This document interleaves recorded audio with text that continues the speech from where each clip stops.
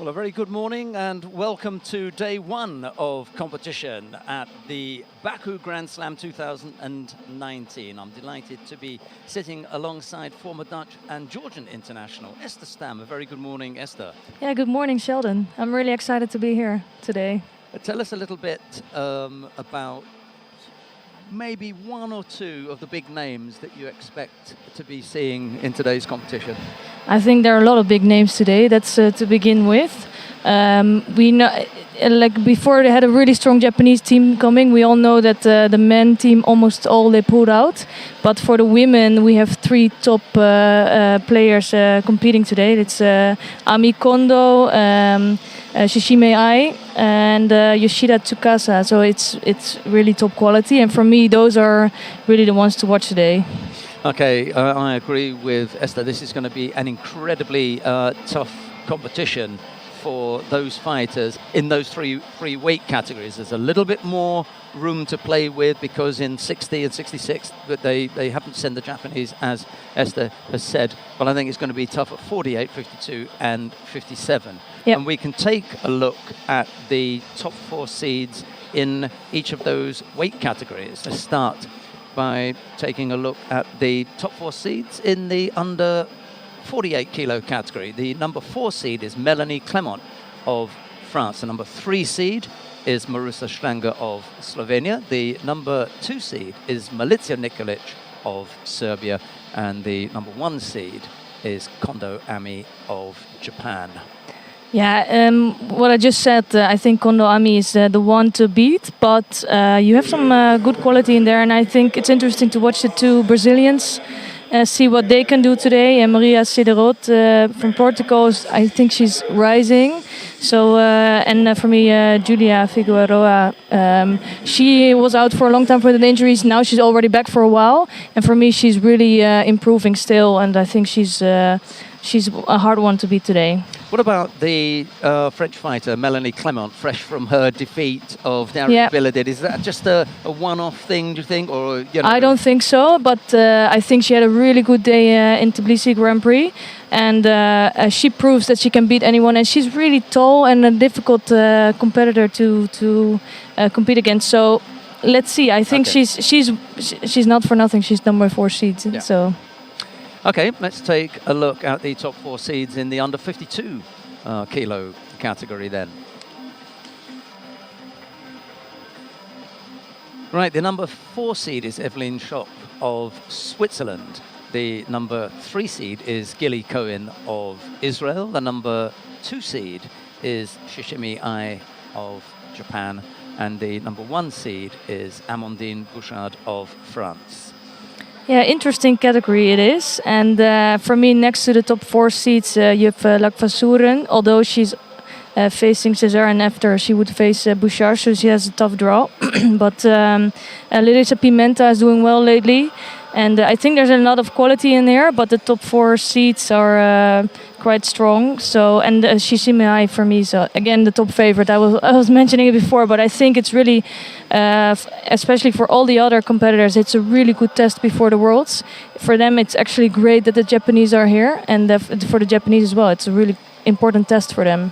You picked out Tatiana Cesar and Lakvasuren, and that's the first contest on mat number 3 for those of you that want to watch that. That's in the under 52 kilo category.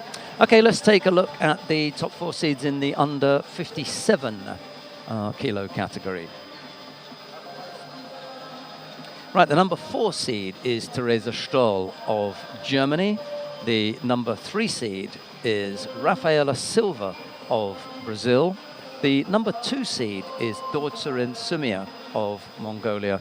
And the number 1 seed is the current world champion, Yoshida Tsukasa of Japan. What a lineup. Exactly. Like, this is one of the strongest categories today. It's a really interesting category to watch. world champion in there, Olympic champion in there. 4 times Masters champion. Exactly, and including world champion, she's silver medalist of the games. But there is also some other people that are interesting to watch. Nelson Levy is doing a good job lately. Borowska is, for me, she's nice to watch, good quality. I'm not sure if she has enough strength to make it today, but for me, it's nice to watch her. And Receveux is in there. There's so much quality in here. I think every fight is going to be a really good one. That's a good one that you mentioned with Borowska, because she's got 2 battles going on, one on the international circuit and another one at home with her teammate Julia Kowalczyk. Yeah. And they're reasonably good friends. You see them together and everything, which is always nice when you've got this rivalry, but they can still manage to be teammates. It's a tricky thing to manage. Yeah, and they have a lot of quality. I think for Poland in the lighter categories, they're really doing a good job, and it's a good preparation for the next years actually, because they're still can go for another few years. Okay, that is the 3 categories for women. Let's take a look at the 2 weight categories for men, beginning with the under 60 kilo category. Take a look at the top 4 seeds there. The number 4 seed is Felipe Pelem of Brazil. The number 3 seed is Islam Yashuev of Russia. The number 2 seed is former junior world champion Francisco Garrigos of Spain. And the number 1 seed is Dashtava Amatufshin of Mongolia. Yeah, again, it's a strong category. No Japanese here, but I'm interested to see how Safarov, for example, is doing. He's switching quite sometimes between 60 and 66, and I think this is his best category. And let's see what he can do today. Garrigos was injured for a while with his elbow. He's just back and he's feeling well, so I'm looking forward to see him in fit again.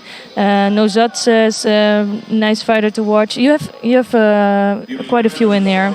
Kiar, there's a lot to mention, but I think we'll just see how it will go. I think this is a really open category. Also interested to see what happens with the Azeri fighters at lightweight, because they normally turn out some good ones. And I think in Pool B there is Tofik Mamadov. I like the look of him. We'll see how he goes. Okay, let's take a look at the top 4 seeds then in the under 66 kilo category. Right, the number 4 seed is Denis Vieru of Moldova. The number 3 seed is Daniel Kagnin of Brazil. The number 2 seed is Tal Flicker of Israel. And I believe his teammate is the number 1 seed, Baruch Shmailov. Yeah, always I check beforehand which competitors I like also outside the top 4. And now I think this category is outstanding. It's really strong. You have, of course, the 2 Israeli in there, but at home fighting Shikalizada is nice. Garnin, for me, I'm interested to see what he's gonna do. You have Kilian Leblouch. There's really a lot of quality in here. And I think for me, this is this one of the strongest categories today. Yeah, and we're going to begin by taking a look at the opening contest in the under 66 kilo category. That's Bogdan Iadov of the Ukraine. He faces Manuel Scheibel of Germany. That's down on mat number 1. You've got the choice of whichever mat you want to choose, but we're going to go down to mat number 1. It'll be Iadov in the white judogi, Scheibel in blue. Sit back and enjoy the action. Yeah, for 66, I think for these athletes, it's a really good test before the Worlds coming up. It's not there yet, you have a lot of more competitions coming. But I think this might be one of the strongest to watch. We just got handed some contest sheets. That's really nice, isn't it? That's really nice. You normally have to run around looking for our own. Right, Bogdan Iadov of Ukraine, Manuel Scheibel of Germany. We're underway with the opening contest in the under 66 kilo category.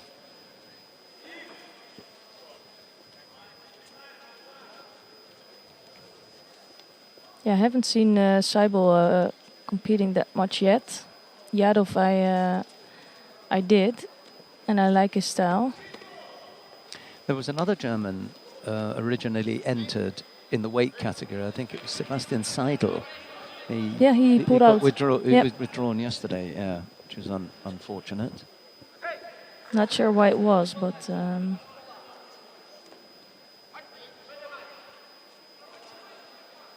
It was a tricky one because during the draw, when the German coach Daniel Gershner told the organisers that, well, he was reconfirming what he had said earlier on. He told someone that Sebastian Seidel wouldn't be competing, and then when he said that, but he was still on the list.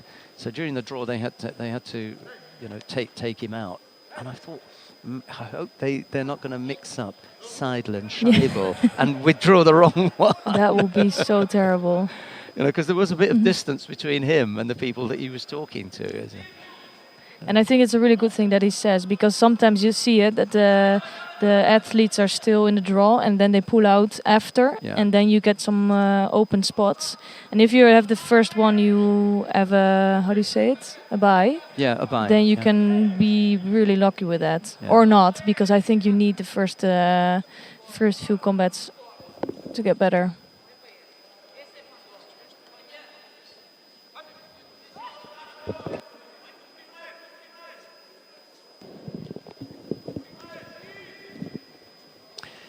Single Shido picked up by Scheibel.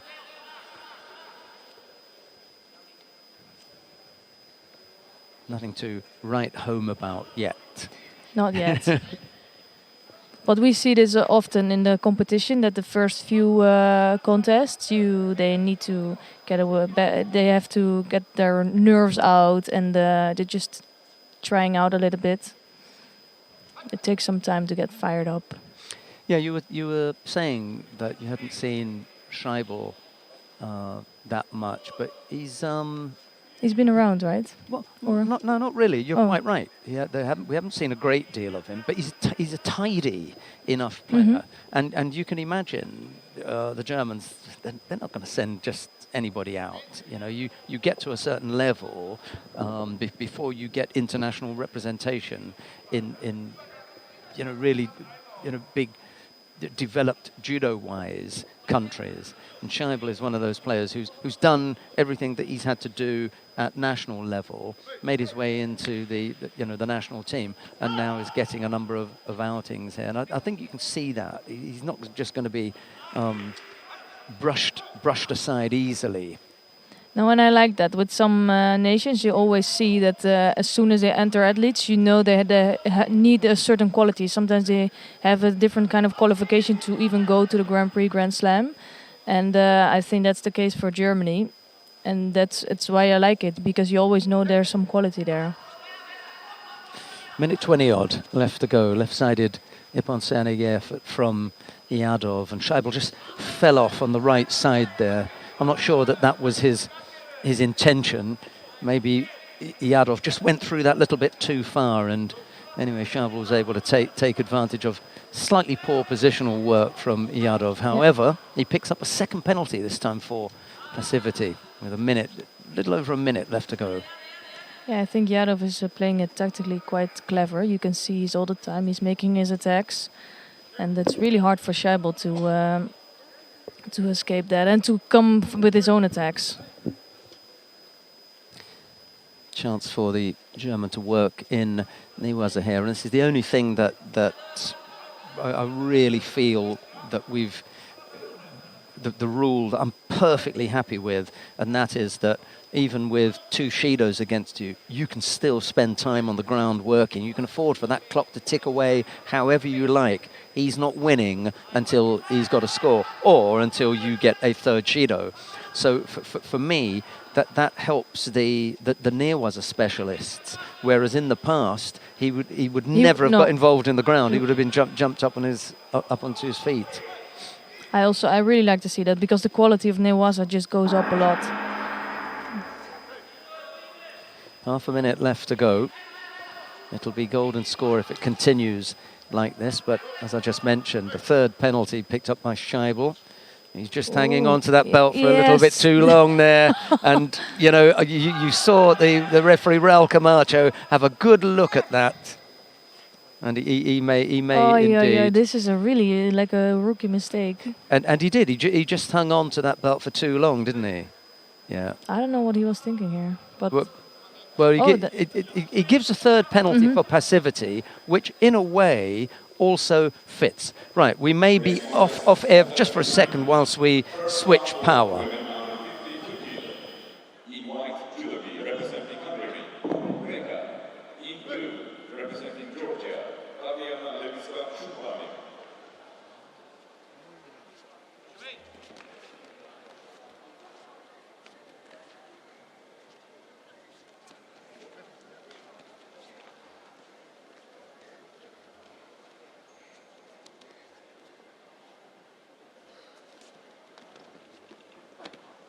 Category 1, first round for the men under 66 kilo. In white, Judo representing Azerbaijan. Right, let's have another go at that now. Yep, sounds okay? Right, okay, we're on. Yeah, let's Nejat see. Shikhalizadeh of Yeah. Azerbaijan faces Muhammad Kosekov of Turkmenistan. Shikhalizadeh in the white judogi, Kosekov in blue. And we'll just check to see if we've got Esther Stam alongside us. Ah, okay. So let's hear if we can hear you, though. Yeah, can you hear me? Oh, I can't, but maybe the people at home can. Freddie, how's Esther sounding? You can hear Esther? So it's always exciting to watch Shikhalizadeh compete.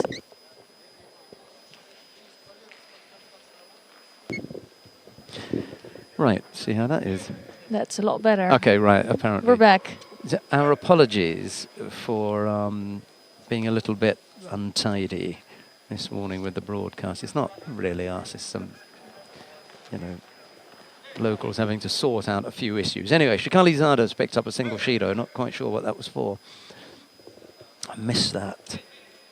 Well, but let's pick up at with still 3 minutes to go, so not so much has happened yet. And for me, it's like Shikhalizadeh, he can do amazing things, but you just don't know how his day is going to be. No, you're absolutely right. He can defeat anyone. Yeah. He's not quite the sort of person who can be defeated by anyone. You've got that difference sometimes. Not with Shikhalizadeh. It's got to be someone who's reasonable quality to get past him. Yeah, but there's enough in there. Yeah. We say, I don't know if you've ever heard this saying, or maybe you've got one in Dutch about someone who's long in the tooth. Long in the tooth means they're a little bit older now. They've been around Really? for a little bit. They've been around for a while, and Shikhalizadeh has been around for quite a while. He's been around for a long time. And I don't think he's the same threat as he was a few years ago. Nah. Because then, when he entered a competition, he was there for a medal. And now he's also, but if you look at the quality there in the 66 kilo category, it's really hard to get to the top 4. Yeah, I would describe him as someone who has become very difficult to get past. Yeah, exactly. He's a very difficult fighter to get past. At some stage this morning, we're going to be mentioning a very special competition that's taking place. Not just the one that you've got in front of you. A nice effort there from Shikhalizadeh. Looked like a modified Kataguruma almost. But I'll tell you, in between fights, there he goes again with that little sit down. He can't quite get it going. Ooh, that was beautiful. Wee. Yoko Tomoenagi. That was nicely set up. The two little drops just had Kosekov looking for that side, and then he went on the other. That was really good work by Shikhalizadeh. For me, if you do a good Yoko Tomoenagi, that's so beautiful. If you can do it quickly, and it's really hard to defend if you're already in the posture of going forward. And with some athletes, you can really see it coming, so then it's a lot easier to defend. But I think this one was what you said. It was really nice setup. Yeah, he just picked up a single Shido, has Shikhalizadeh, and with that... Oh wow. That looks like there was also some strength involved here. That's a big Kosotogaki, a big outer hook from Shikalizada. And the nice thing there as well was that the hook was really deep, and he had the top half as well to bring him down. You could see Kosekov trying to get off it, but there was no way out. That was the little Yoko Tomoinagi that brought Kosekov down onto his side for the first score. Yeah, this I really liked a lot.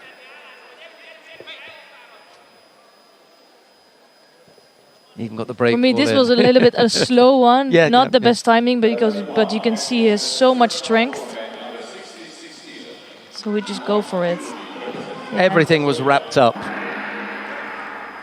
Did that really well. Right, we'll stay with the under 66 kilo category. Yondan Perenli Bashko of Mongolia faces Bozidar Temelkov of Bulgaria. Yondan Perenli in the white judogi, Temelkov in blue. And that competition. Mistake there from Temelkov, and he's in really big trouble. I hope we can see some replay of that, because I really think he just made a mistake there.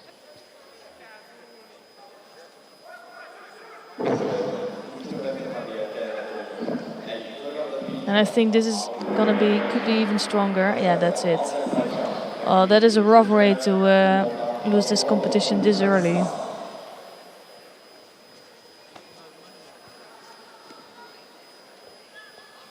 Yeah, as you say, a single slip. This is actually your worst nightmare, you know. And within 1 minute, you make a slip and you're out. Traveling all the way to Baku. Well, it's not that far from Bulgaria, though, is it? Sorry to say. But still, you know. Yeah. No, I don't think it matters so much. Of course, it can be worse if you were flying for 20 hours and then you lose in a minute. But it's always, I think, the worst thing that can happen. Yeah, I was a little bit flippant there, and it is, irrespective of how far you've had to come, really. You know, you get yourself into that position and you then miss out. So that's a bit of a shame for Temelkov. Right, now there is another round of the under 66 kilo category taking place on mat number 2. Do you want to move to that, given that that's the category that we're talking about? Yeah, let's do that. Okay, let's go to mat number 2 then, Freddie. We're going to pick up the... Oh, that's finished now. Oh, okay. Andras Yereb has just left the tatami. So we can have a look at for the first time at Hakbedi Jumayev of Turkmenistan. He's going to be up against Oroj Vilizada of Azerbaijan. Jumayev in the white judogi, Valizada in blue. And I'll leave you with commentary on this one. Here is Esther Stam.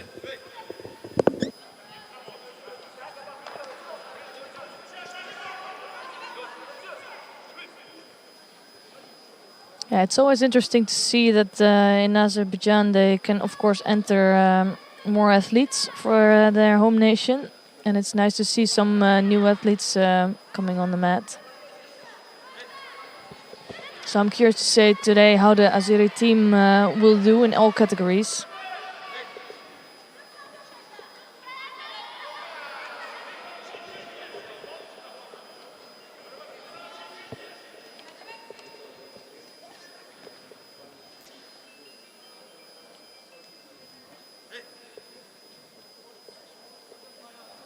Still the first minute of the contest.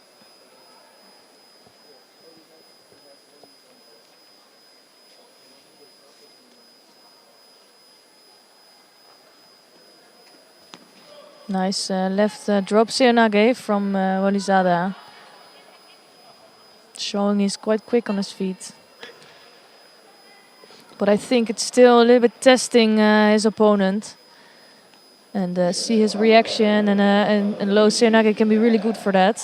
There's not so much risk in it.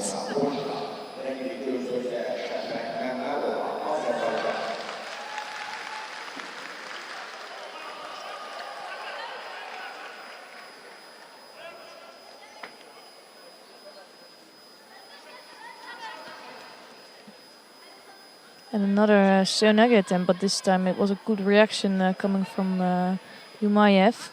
He has to watch out a bit with that, and especially keep his grip.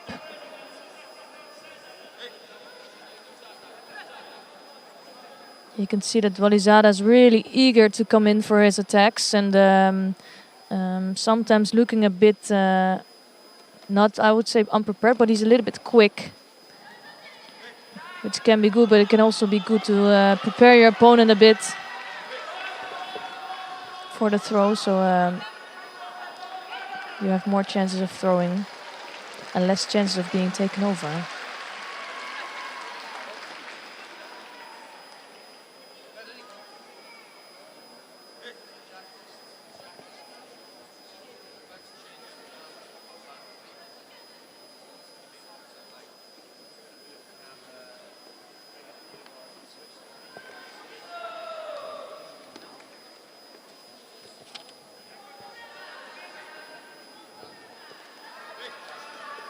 So Walizada doesn't give any chance to Yumaev. And let's see if he can keep this pace.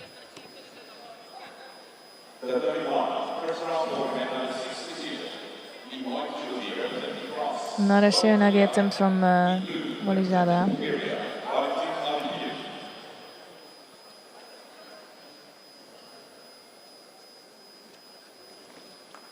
There's a better Serenagi attempt here.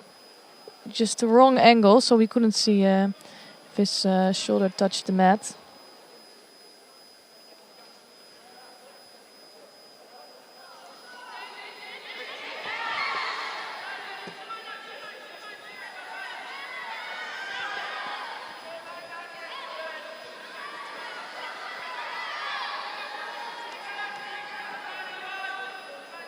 So 1 minute and 14 seconds left on the clock. And it's Yumaev that picked up a single Shido. And for me it's interesting to see if Walizada can keep up this pace, because he was starting really, really hard. a lot of attacks came from him. And again, and this is what is dangerous. If he just does it unprepared and too quickly, he's in big risk of being taken over.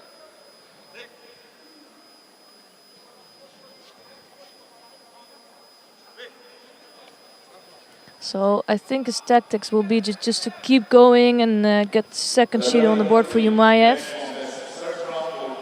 But with that tactic, he has to watch out a bit to not do it too unprepared. This time a good attack from Yumaev.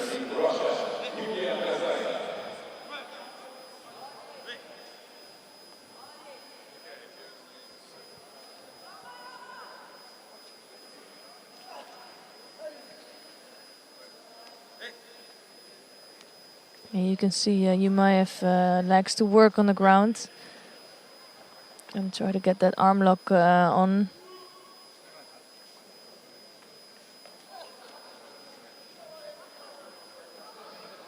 And you can see what Walizada is opening up a bit more, so it gives some more chances for Yumaev.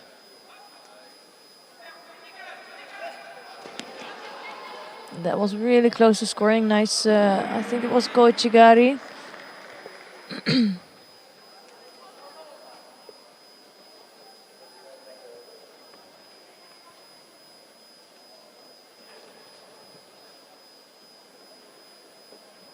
So regular time is over now, and we're going to continue to go to the golden score.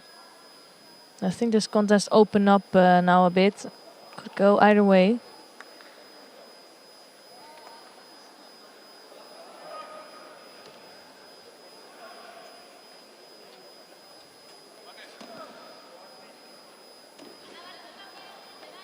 And I think they might be checking the score, and it was a score.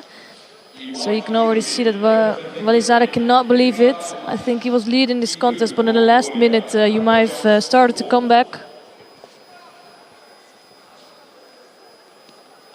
And I think Walizada just needs to learn how to pace himself a bit better. But rough loss for him at home.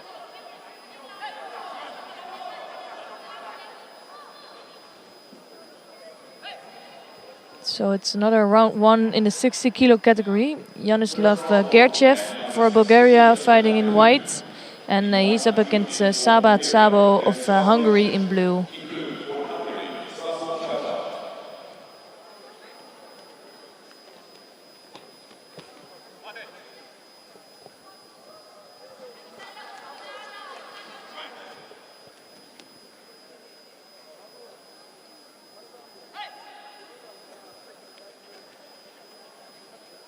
First Seoinage attempt from Sabo there. Not so risky yet.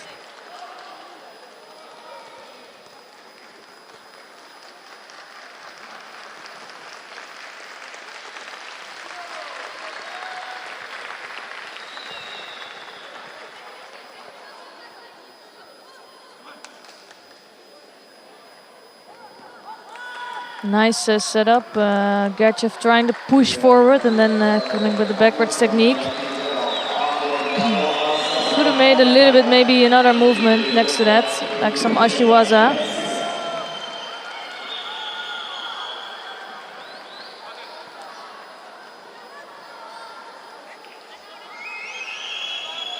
Interesting thing there Sabo did with the belt of Gerchev. We might see that again in this contest.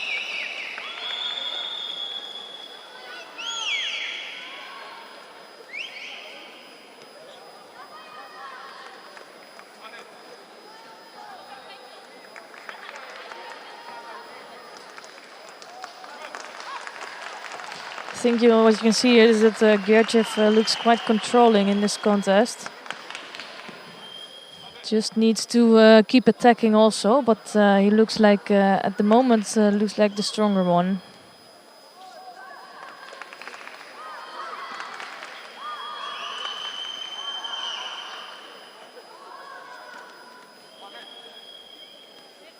And now Sabo's doing a good job working on the sleeves.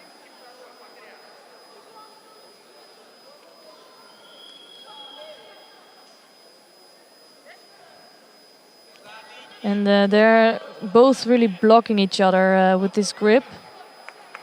That's why they both will pick up a Shido now. And referee decides that it's Sabo that was really blocking Gerchev. He was working on that sleeve but not really doing anything with it. So it's Sabo that picked up the first Shido for that. For me, this is always the danger of working on the sleeves. There are only a few athletes out there who can really do that and who can really fight in this way. But many times if you work on the sleeves, you also are blocking yourself a bit from doing good attacks. So in that way, you always have the risk of picking up a Shido.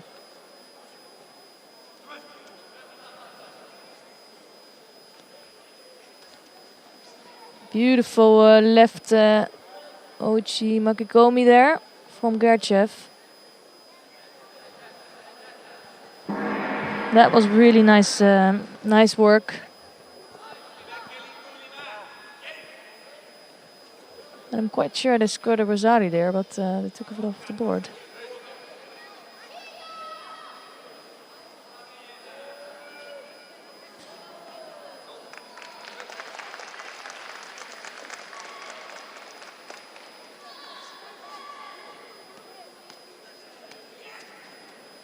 It's better effort there from Sabo. Just not enough strength or force to really get Gerchev over. But the timing was nice.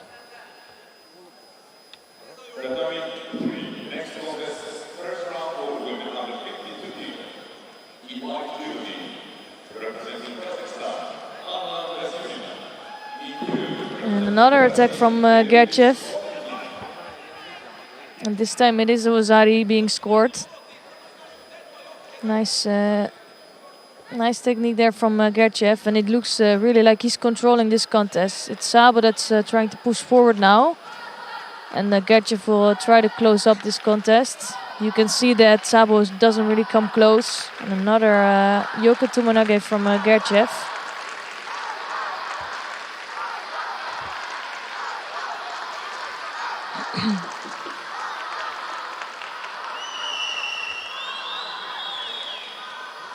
So another 30 seconds left on the board for Sabo to try to come back from his 2 Shidos and a Wazari. And this time there was a poor attack from Gerchev. Really defensive, and he will pick up his first Shido because of that. And I wouldn't be surprised if he tried to do that again.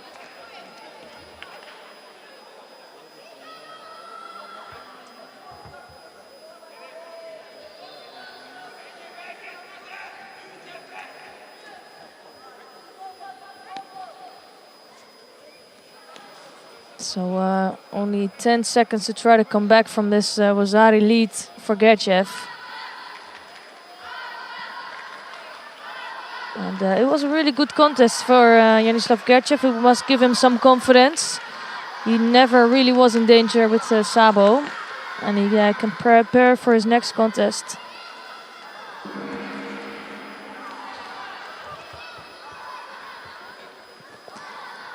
So with this contest finished, it might be nice to switch to mat number 1, where we have Orkan Safarov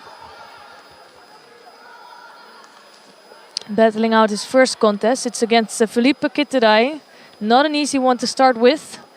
And you can see that with the regular time almost being over, and it's Kitteray who picked up 1 Shido. And it's Safarov in a white judo gi and Kitteray in blue.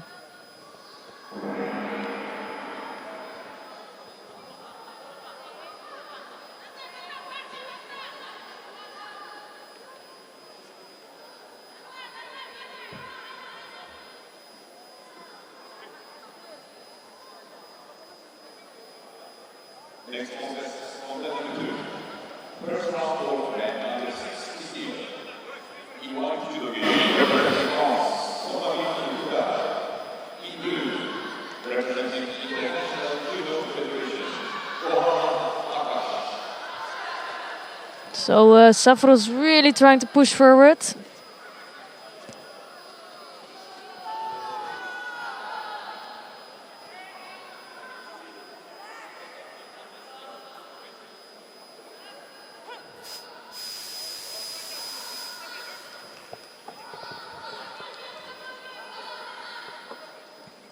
Not an easy contest for Safarov. And we know with him switching to 66 many times, the 60 is always taking some effort to get in that weight category. And then your first fight is always a rough one.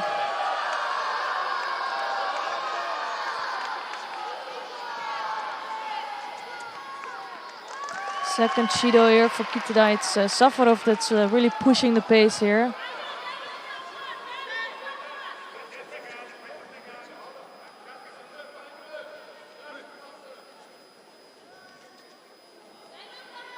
And you can see Kitteray is trying to work. And he will stay dangerous all the contest. This time it's Safarov that's looking controlling with his grip.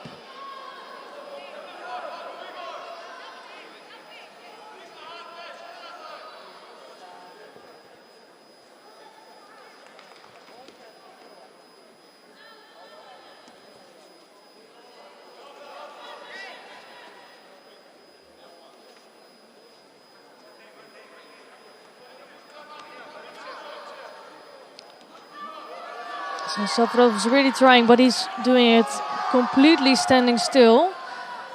So if he would try to get Kitteray moving a bit more, get him out of balance. But on the other hand, it's another attack for Safarov. Well, Kitteray tries to attack, but he doesn't really come close. And the attacks from Safarov are looking a bit more dangerous. So just walked out the mat area here.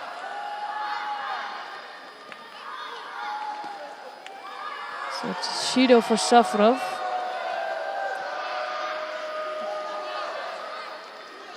It was a tiny mistake, but in the end it's 1 Shido on the board. And here Safarov trying to make use of the moving of Kitarai.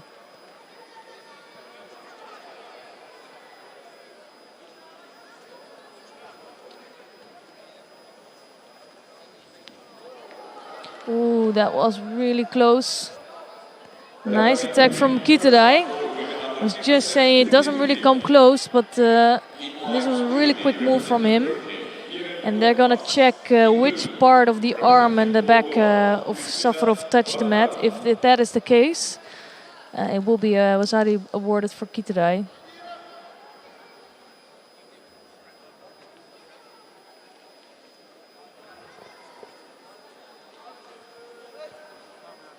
And it is a Wasari being scored.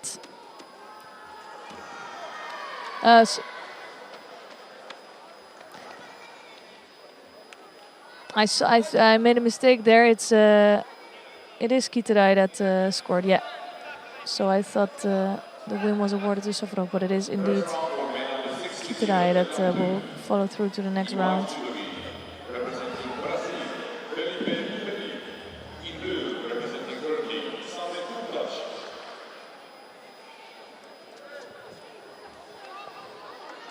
So next one up, we will see Artem Lesyuk of Ukraine.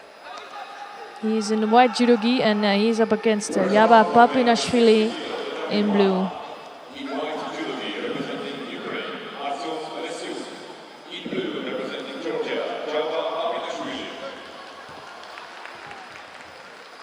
Quick start from Artem Lesyuk here.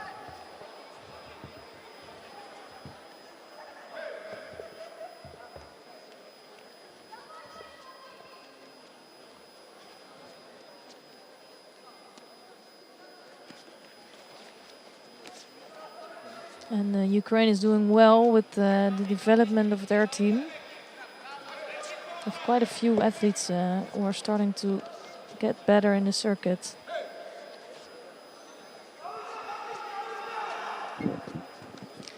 Thought Safarov was slightly unlucky there, wasn't he? He was really unlucky, I think. He was quite controlling the contest. It was just really good, but it was a good move from Kitarai. Oh yeah, I mean he did catch him.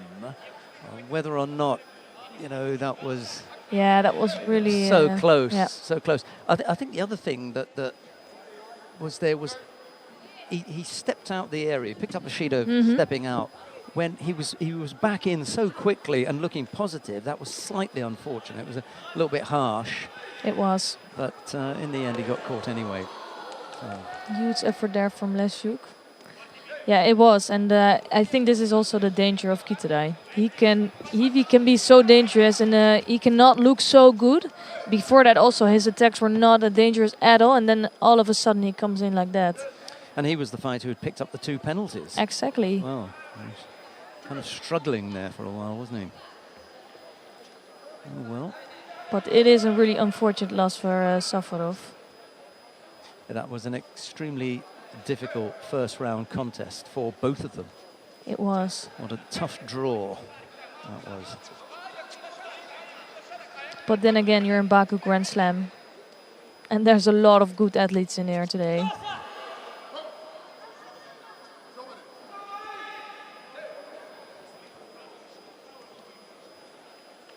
Interesting contest it is, with both their kind of big throwers. Lesyuk is really going for it. Good with moving backwards with Uranage. And the Georgians are always big throwers, so...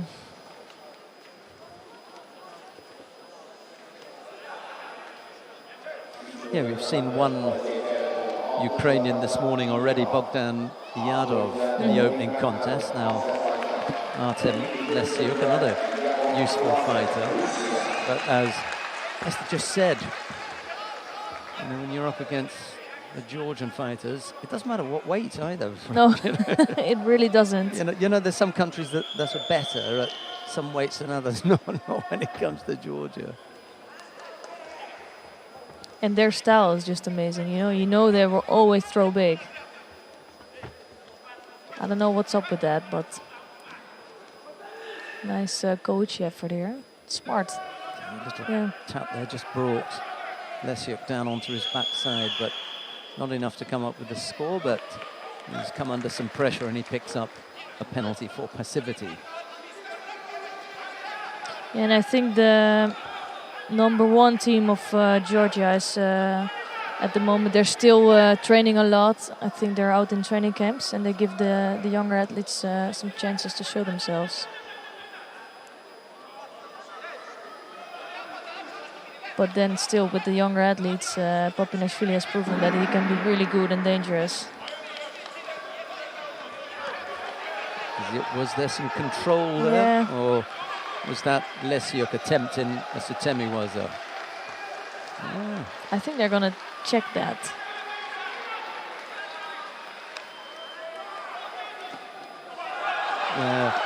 There was the suspicion that Papinashvili was able to take that action over and come up with the score. He didn't initiate it, but it looked as though he was in control of it on the way down.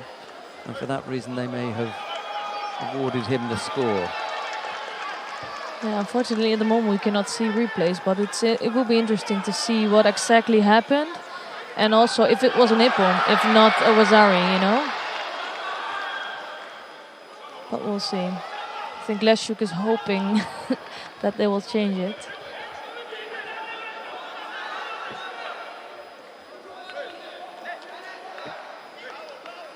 It's always a tricky one when it comes to just how much you give to the fighter who didn't initiate the action. And I really like that they're doing that, because in the past you could sometimes see that the judoka had absolutely no control but just landed on top, and then he would be awarded an Ippon. And I think the rules changed really to improve the judo, because you really need some control when you go down. And they're taking some time to check it, so for sure it's up for discussion. In instances where it's up for discussion, better not to give one then. Yeah. That's my feeling. If you're not sure, then don't give it. And I remember, if you're having this, if you're standing here as a judoka and you have to wait for this decision, and you know Papinashvili, you think, oh, let's just get it over with, let this Ippon go, but they're not going to award it. But they really took some time, and I think it was Papinashvili who looked in control, but he didn't initiate, he didn't do anything with the action going down. So it's what you said, if they really cannot figure it out, then just don't give it. That was a warning for Lesiuk there. Yes, big warning. Gonna have to come back strong here.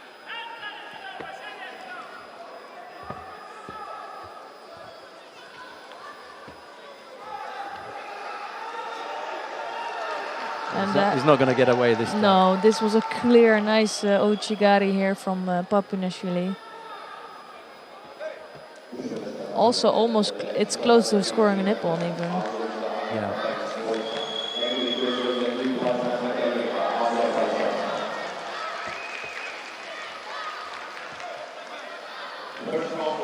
Yeah, now it's only 27 seconds left on the clock, and you're going to see Papinashvili, I think, just defending that Wazari here.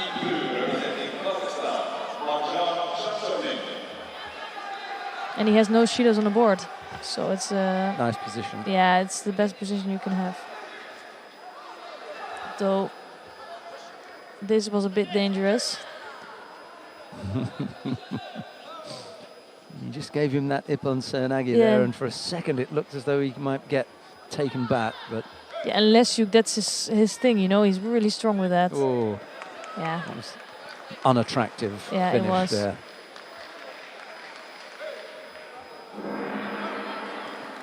Look at that. Yeah, we were talking about the Throw to Tokyo competition earlier on, and chance to tell you now, log on to tokyo.ijf.org and get all the information about that Throw to Tokyo competition, or at Throw to Tokyo, or at T to T. T to T. Yeah, T to T, nice. whichever one you want to go and upload your own Ippon. I would put both. Yeah, upload your own Ippon video and win a trip to Tokyo World Championships. I think it's a trip for two, isn't it? It is a trip for two, and the flights, accommodation, everything is paid, and entrance to the World Championships. So it really is an amazing prize to give away. And I think they're going to give away 5 of those prizes. Yeah, for those of you who enjoy your judo, you could not want for a better prize. Stay tuned and we'll tell you more about that, because I think we're going to have the IJF media director, Mark Pickering, come up here a little bit later on, and Esther Stam will quiz him about how to enter and how you go about. How long the video should be, everything, all the details he will know. Yeah, okay, he can do that. Yeah. And I'm really curious to see, we can even see some already if you go to the hashtag. And see some examples. Yeah, and it's nice to see what people come up with. And there's different categories, but let's not tell too much now. Okay, we're looking at Baryezhan Nabayev of Kazakhstan. He's up against Ali Khushrov of Yemen. It's Nabayev in the white judogi, Khushrov in blue.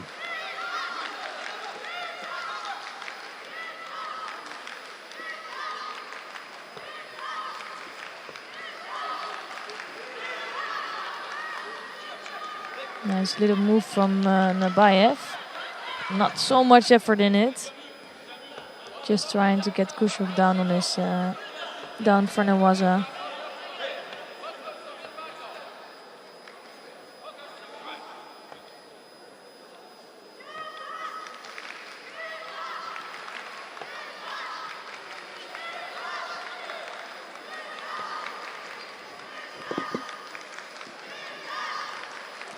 Another low technique from Narbayev.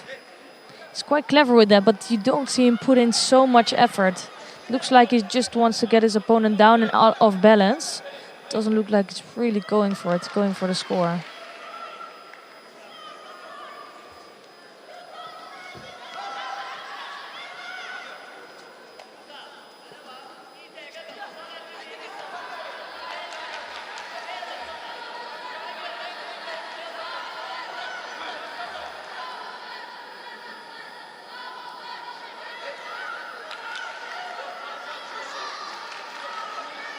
So, not a good attempt from Narbayev. Wrong timing and didn't really put Khushrov out of balance at all. So really needs to try to put in more effort in his attacks.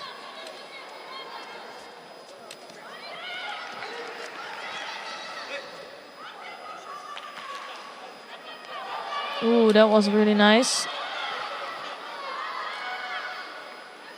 Still being in Tachiwaza, so Wazari scored for Narbayev.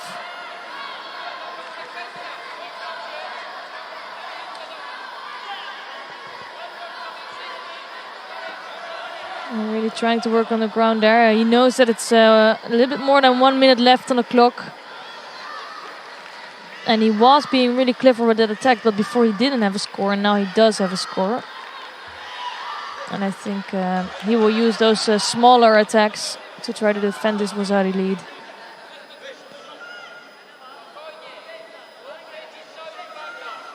So it's Khushrov that really needs to start coming.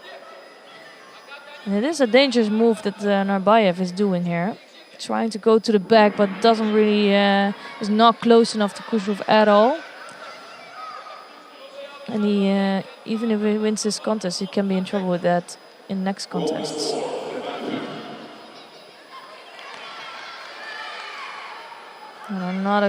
Not the strongest attack. I think he's really trying just to defend this Wazari score, and that the referee picks up on that, so he gives the first Judo to Narbayev.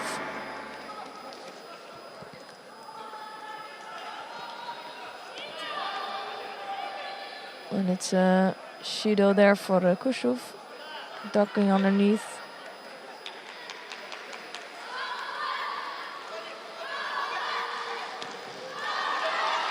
And Khrushchev walked right onto that. You can see he just didn't have the power or creativity to really come close to Narbayev. So good win for Narbayev here, but he is warned, and he made some small mistakes in this contest. And he cannot do that against a big thrower like Papinashvili, who is facing him next.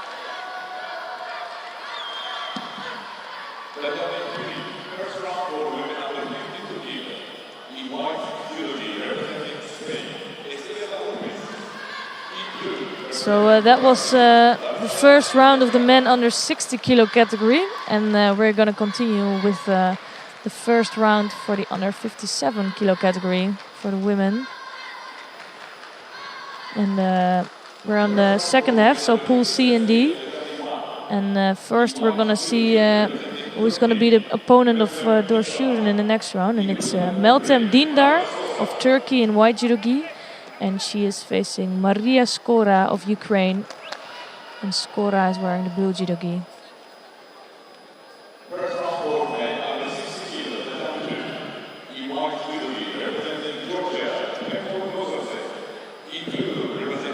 So as we spoke about before, 57 is quite a full category, and 29 athletes competing today.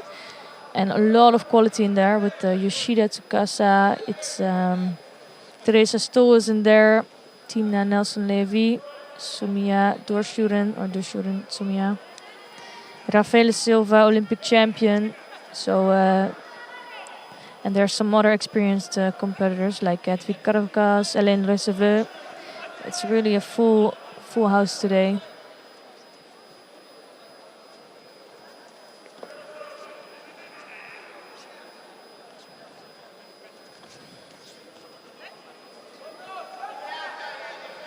And for these two athletes, they actually are kind of lucky to get each other in the first round with so much quality in here. It's really easy to get one of the number 8 seeds or another really high quality athlete. And these two are a little bit less experienced.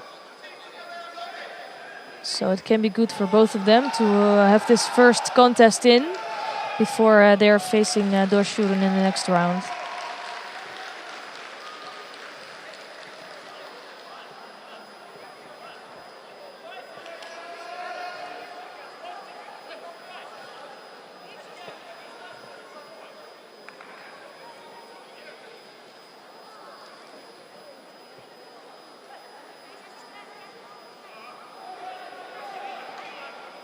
So they're taking their time to get to the grips. But as soon as they grab, they are really trying to go for it and moving in one direction.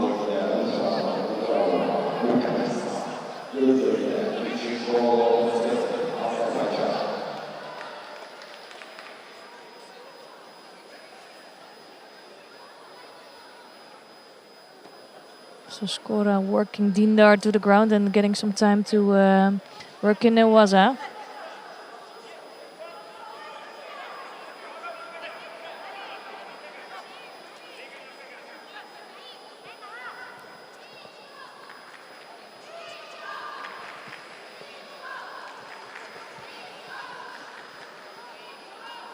I think it's Skora that's looking a little bit more dangerous, and good technique here. Nice Ashiwaza move and really desperately trying to push Dindar on her back. Getting quite close to a score, but not enough there. So a good saving from Dindar. But she will be picking up her second Judo here. So it's Skora that's leading this contest.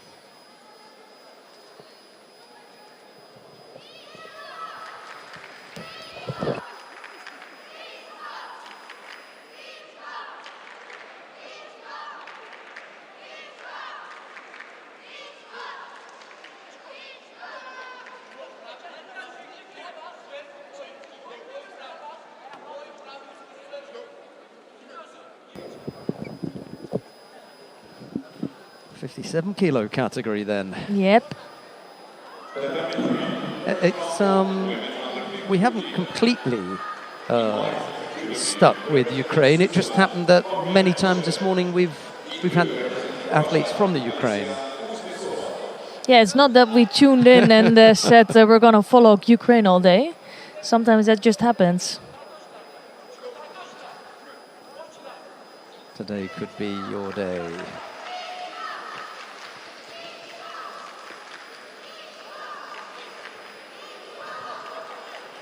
And they're doing well, the Ukraine, so...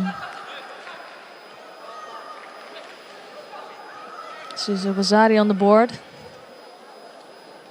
And I think she's doing a good job here.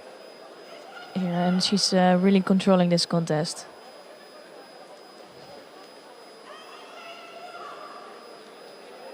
And a better Seonage effort from Dindar.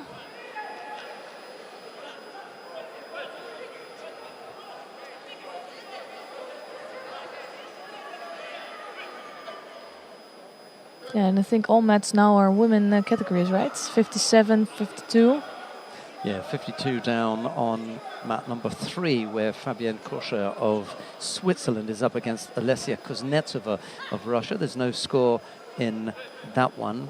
And then on the adjoining mat, well, I'll let Esther tell you on mat 2, yeah?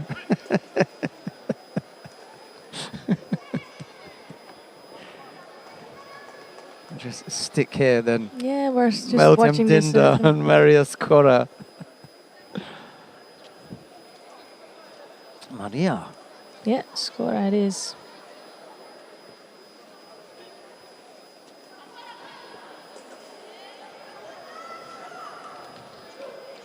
Yeah, and I was just telling before that it's good for her to have this contest in before facing Dorshuren in the next round. Wow, toughie. Yeah, it is really tough.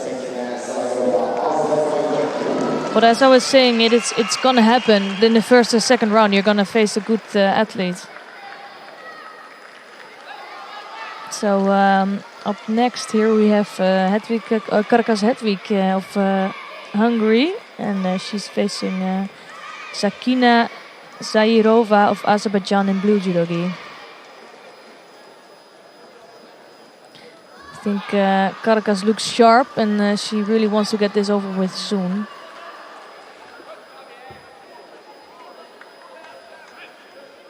She's also one of the athletes that's been around for a long time. Yes, was a bronze medalist at the World Championships in Rotterdam in 2009. So 10 years ago at the top. Yeah, but back then she was really young still also. But still, if you're at the top for so long, you got so much experience in, and you're gonna be one of the hard athletes to come past.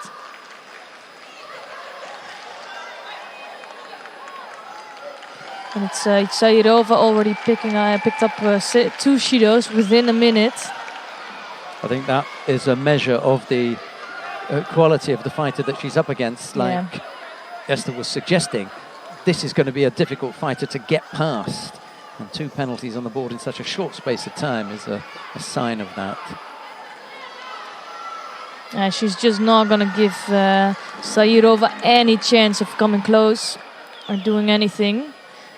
As I said, she really wants to just finish this one quickly, and she does. Yeah. Well, quite a long time ago, it was recognized that Karakas Hedvig was one of the Neerwaza specialists.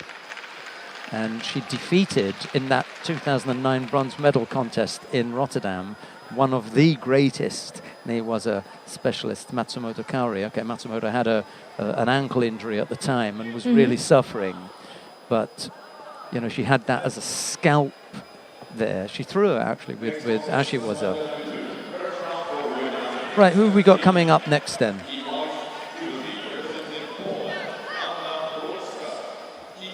Okay, we could go to mat number 2 if you like, and have a look at Anna Borowska of Poland. She's up against Loredana Ohi of Romania. Borowska in the white judogi, Ohi in blue.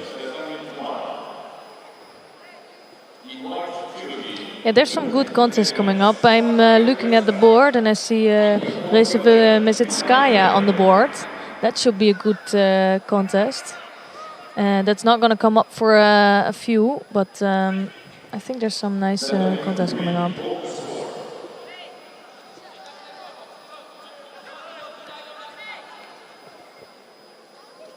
Always hard to pick in the morning.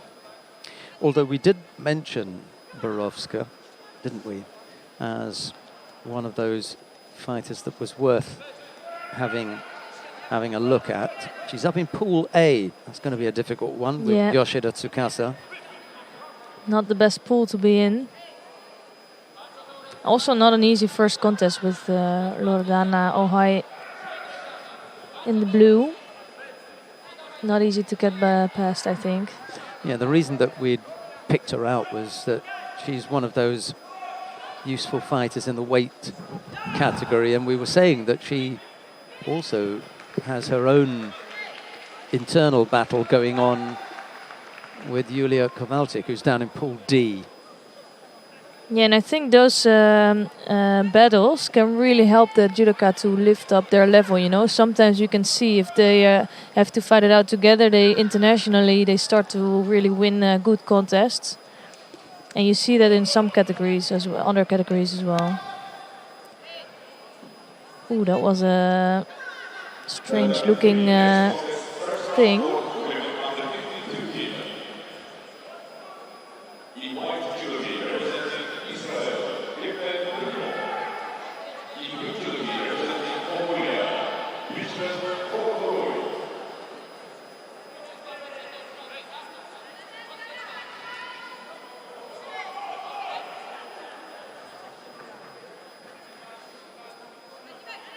So first Shido on the board for Ohai.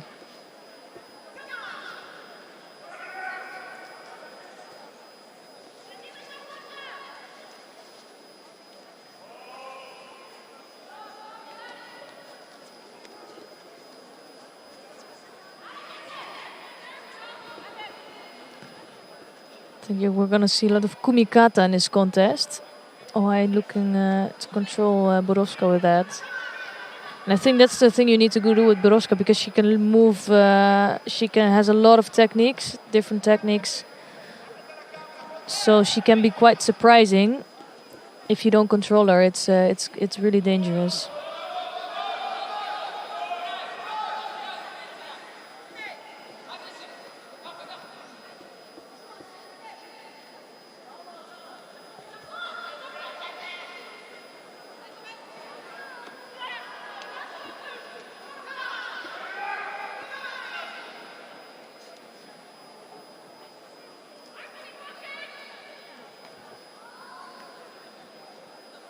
So 1 minute 15 seconds on the clock, and still not so much has happened. Yeah, it's a lot about the kumikata in this contest. It doesn't make the judo too attractive, I think. And I'm really hoping to see some more action in the last minute. Both fighters pick up penalties there. Yeah. I think that's just a result of they are blocking each other out a bit.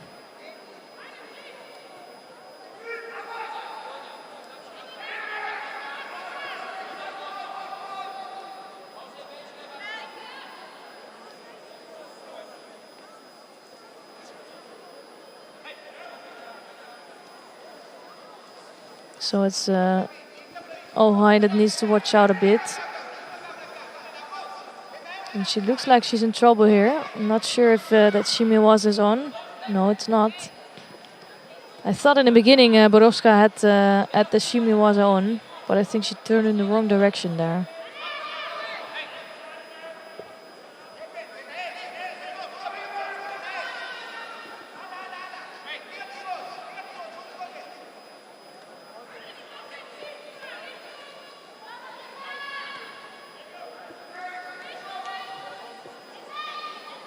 Last few seconds of normal time here. Looks as though we'll need a period of golden score to sort this one out. Yeah, we will.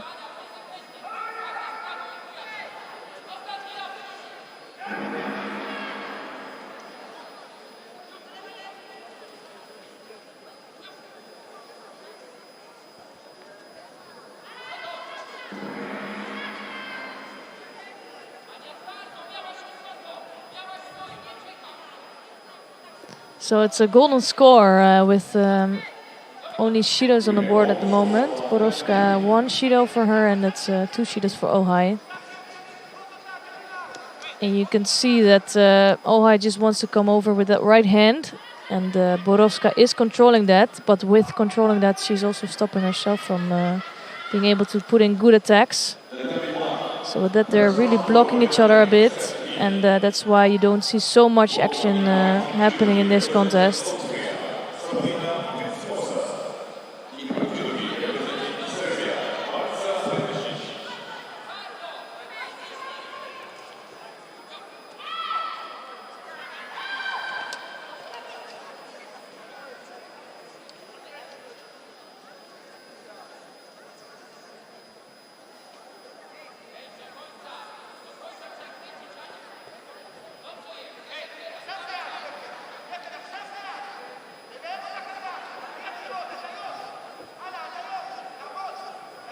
So it's another Shido for Ohai there, and it's Borowska that goes through to the next round. Not the most attractive contest I've seen today, but it does a job for Borowska.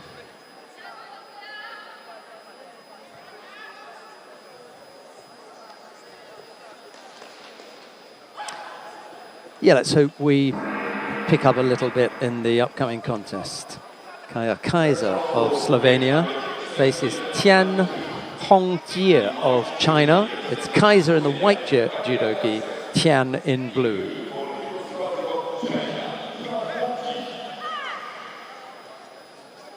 So this is an interesting clash of styles, and I haven't seen too much of Tian yet. So I'm interested to see how she will do today.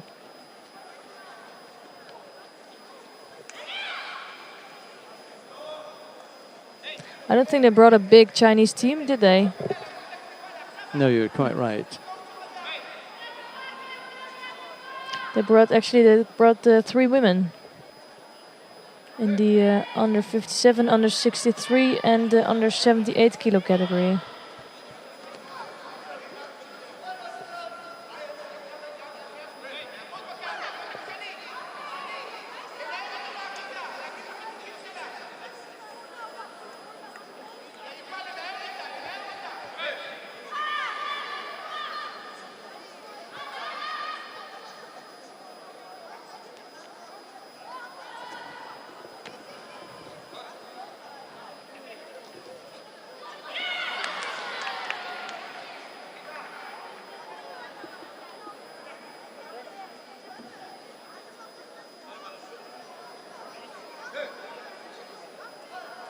Giffen Primo of Israel has just defeated Bishrelt of Mongolia down on mat number 3. Yeah, that was a tough battle there. It finished in golden score. And it is an interesting pool D there with Primo and Cohen also from Israel. They're both in the last pool. And they are battling out a qualifying place for World Championships and later tournaments. So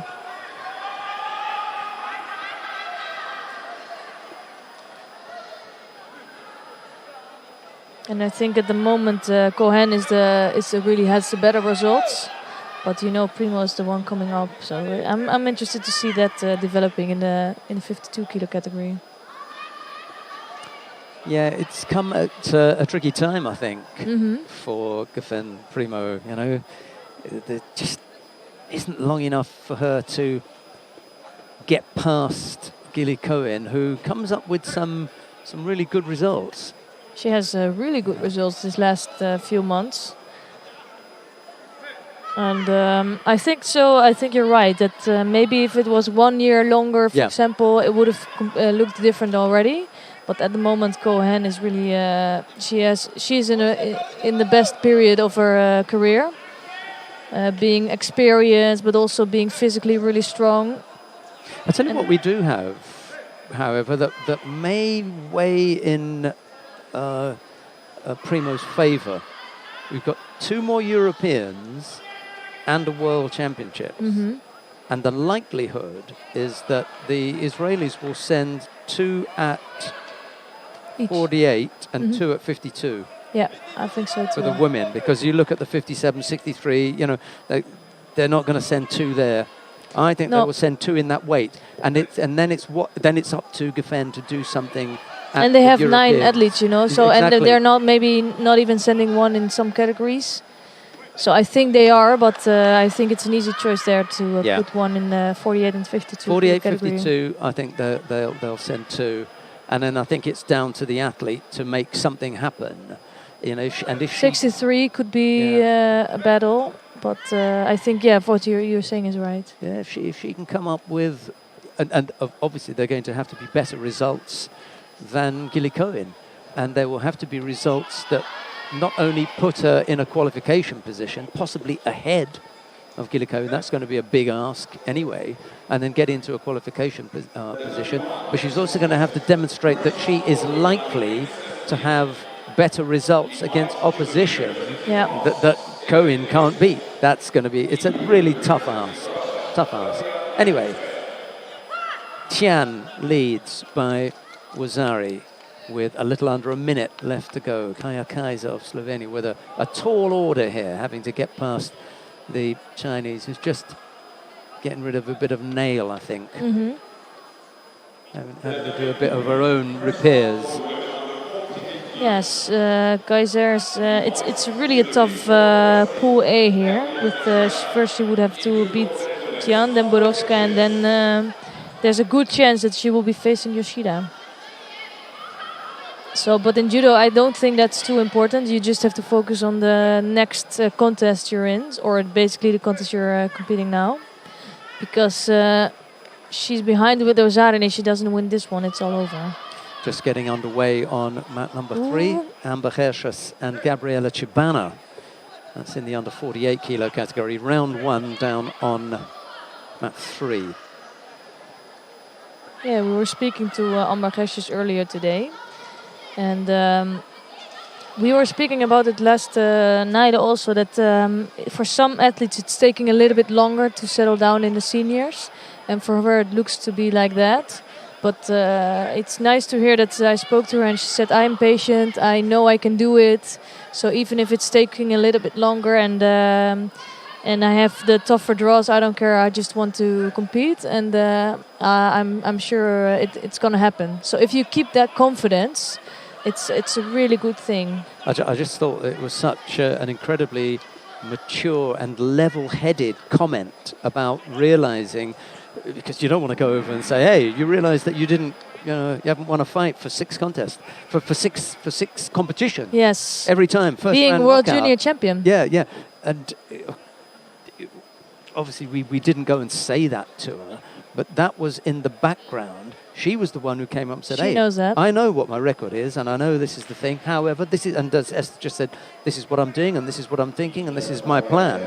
You know, it kind of took the steam out of the conversation because she was the one who was saying, hey, I know I'm in deep mess here, you know, but this is how I'm going to get out of it.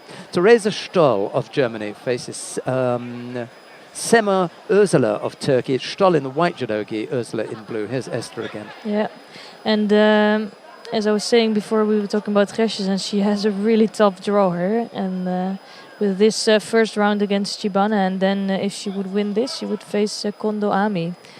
So it's also not too easy.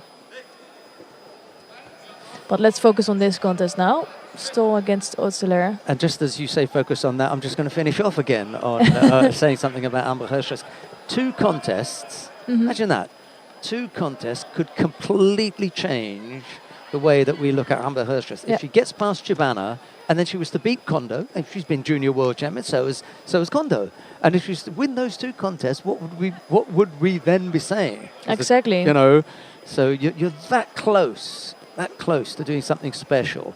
Big ask for Amber Hershus. She's down on mat 3 anyway, and there's no score in that contest as yet. So, right, let's concentrate on Stoll and Ursula. And it really sometimes only takes 1 or 2 contests to change also your confidence, to change your career a bit. Still looking completely in control here. Holding Otsura down for Saikumi.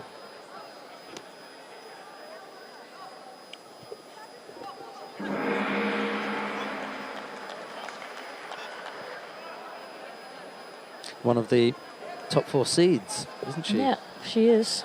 Job done. Nicely in control there, Theresa Stoll, into round 2 now. Yeah, I think she's a really good quality competitor and a good fighting spirit also.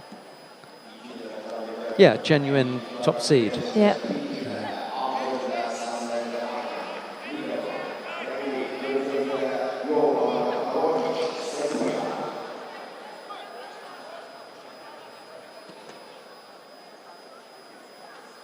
So we're gonna watch another round in the 57 kilo category. It's Sanne Verhagen in white for the Netherlands, and it's Jovana Rogic of Serbia in blue. Verhagen, for me, one of the most dangerous throwers in the under 57 kilo category. If she can get things going, in particular with her counters, Urunagi in particular. Yeah, and I think she's one of the ones that's really difficult to compete with because she's quite small, and it's really hard to get her under control. But Rogic is also a very experienced athlete.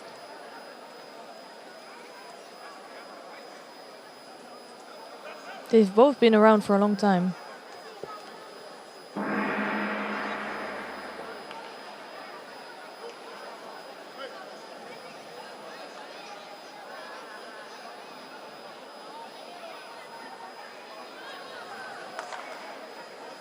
Amber Hirsch has got caught with Ojigari with 26 seconds left to go.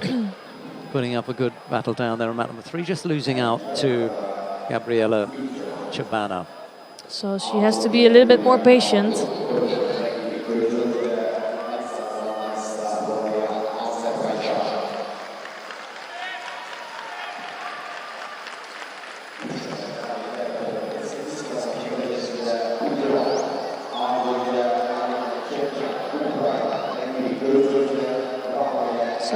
Rogic has 2 Judos on the board already. Just a little bit more than 1 minute into this contest.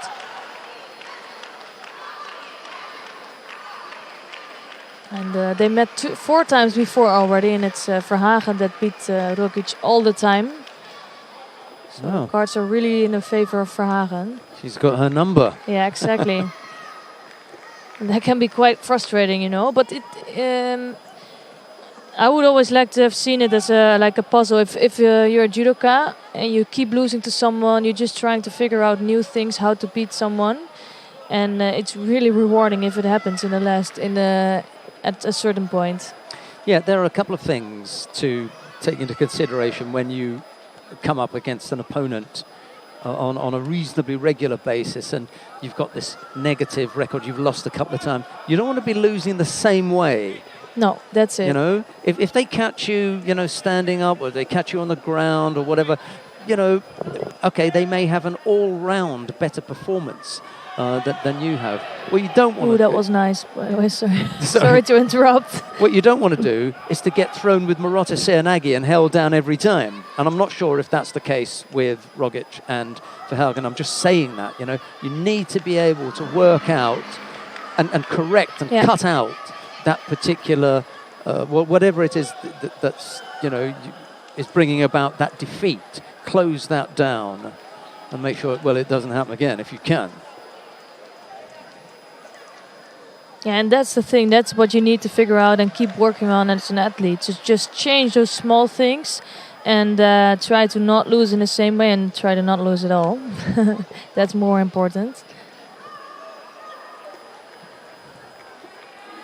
And you could have seen that in many times that maybe judokas, they met each other for 5-6 times, and then on the moment that it matters, it's the other way around. So, and that's the only thing that counts in the World Championships or even Olympic Games. That's what it doesn't matter what is the history. What we've got coming up now, Timna Nelson-Levy of Israel. She faces Evelina Ilieva of Bulgaria. It's Nelson Levy in the white judogi, Ilieva in blue. This is a really tough contest. Yeah. Very, very evenly matched.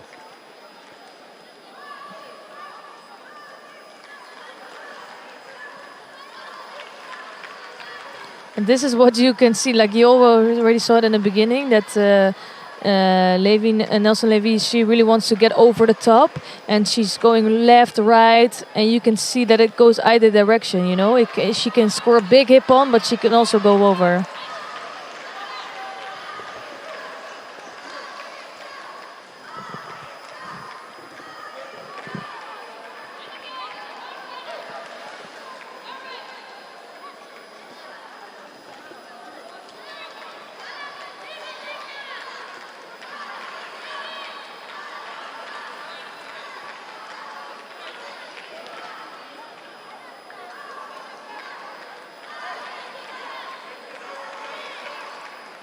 Nice timing there, and it was Nelson Levy full on the leg, I think, of Ilieva. Not sure what they're gonna do with that. Couldn't get past the legs to secure the osaikomi. Yeah.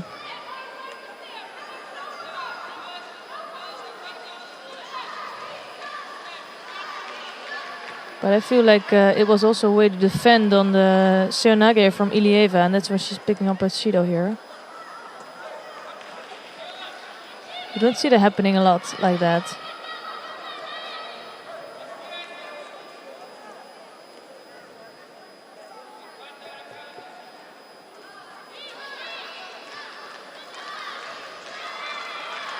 Now really pushing down Ilieva, scoring Wasari.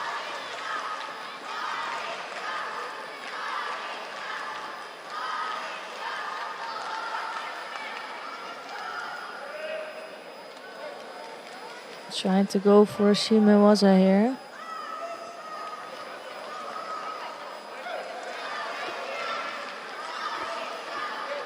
I think it's really hard if you are competing against someone like Nelson Levy. She just keeps coming and she's so strong to try to escape that all the time. Even if I think it must be almost scary if you're one Wasari leading, then she's gonna be a big risk. So she will just keep coming.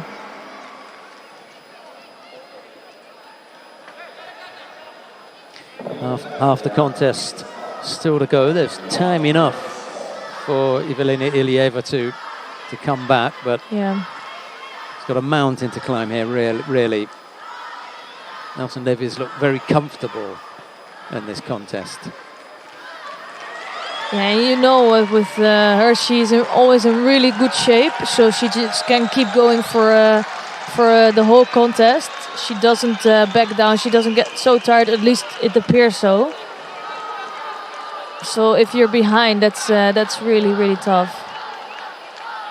Alexandra Larissa Florian, who represents Azerbaijan now, has just thrown Yulia Kowalczyk of Poland for Ippon down on mat number 1. A huge makikomi in the golden score period, much to the delight of the Azeri fans.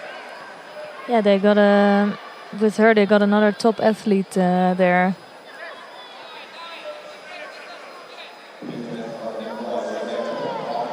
And we all know the quality of Florian, but that's one of my question, like how she will do in the next period.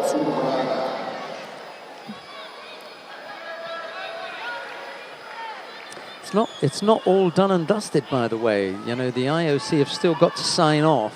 Yeah, exactly. On those changes that happen within that Olympic cycle. Yeah. So although they're representing the countries now and both countries have said, yeah, we're okay with it, there's still the technical underwriting, if you like, of the whole exercise.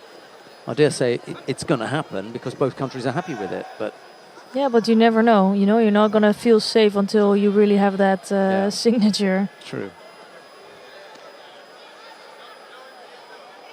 Half a minute left to go. Yeah, and it's things are looking good for Nelson Levy here. Again, just she keeps working on Newaza. And the referee's giving a good amount of time here. So it's now only 16 seconds left on the clock.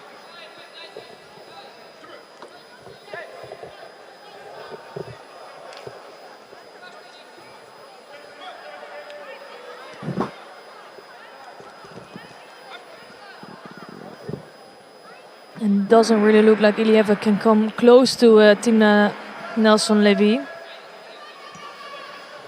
There's a comfortable win Really in comfortable the win. end. She looked in complete control there, the Israeli. Into round 2, Timna Nelson-Levy. Yeah, and I think I already know her for some years now, and I think back in 2016 she came up with a really surprising bronze medal at the Europeans, and I think after these years now she's really a top contender. And well, then she was still a surprise talent, and now she changed that role into one of the favorites, and that's nice to see. I think it was one of our other colleagues, Annette Berm, who was telling me quite a number of years ago that Ilieva had something about her. And I remember looking at her on a few occasions thinking, well, you know, there is something there, but never quite hit the big heights until, as you say, you know, that medal at the Europeans there. Natalia Golomidova of Russia is on the mat now against Telma Monteiro of Portugal. It's Golomidova in the white judogi, Monteiro in blue. And Montero is I think she's having a hard time lately. Doesn't have the best results. Trying to find a way to come back in this category. And let's see if she found that shape today. Well, it's not going to help that she's up against one of the fastest improving youngsters on the Russian team, Natalia Golomidova. This is a young fighter who, if Montero doesn't finish her off early, this is only going to get harder and harder and harder. Exactly. Golomidova is learning as she's in the contest. That's how quickly she's picking up. She's got some stuff about her. Almost caught her with a now she's. I think it was on the chin here, so good for Montero that the referee picked on that really early.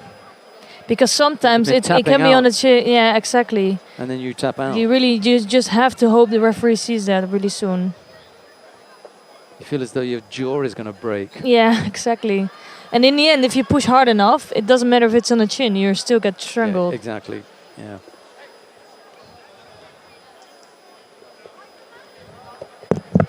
Single Shido picked up by Montero, who has plenty of time. Looking for that Uchimata, that's a favorite technique of Golomidova. Just falling away a little bit, and she had the left hand in the wrong place. Ideal build for that really weight category. Yeah. Just tall and leggy for 57 kilos. It's nice to see that there's another Russian coming up in the 57 kilo category. Yeah, there's a few in there. Mezhetskaya was down on mat 1 earlier. And then Anastasia Konkina. There's a few in there.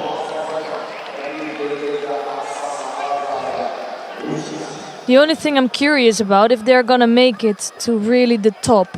You know, they can do good in Grand Prix, Grand Slams, but are they going to win world medals? Yeah, I think it's early days for Yeah. Golomidova. I think Konkina and Mezhetskaya have got those kind of designs. They are hoping for that kind of result. Golomidova is making her way in the weight category.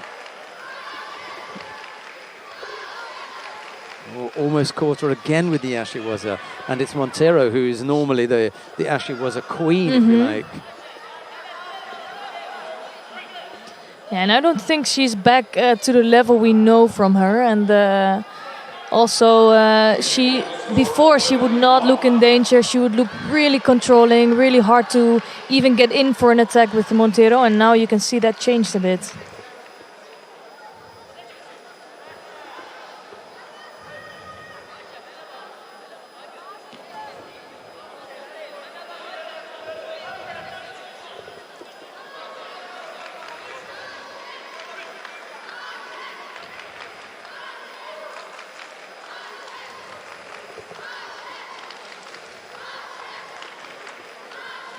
So this Golomidova, who picked up one Shido as well.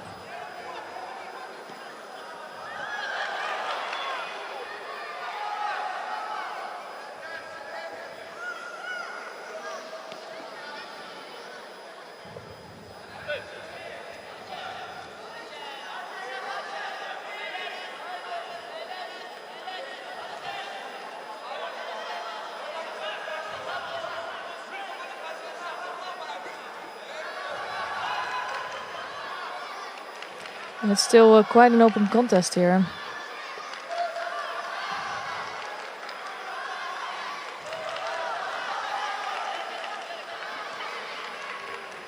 And this could have gone either direction.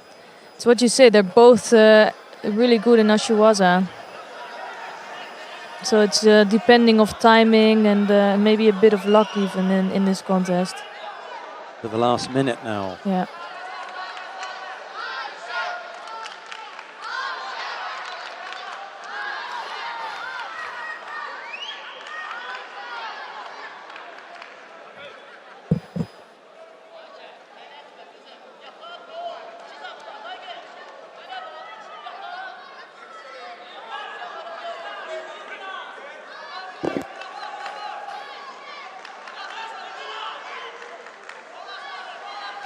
So it's a second Judo on the board, and this is what Montero is good with.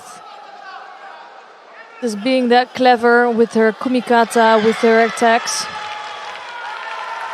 So it's only 20 seconds left on the clock. And this time it was Golomidova that had a really good kumikata there, but it was good defending of Montero, trying to get out of that.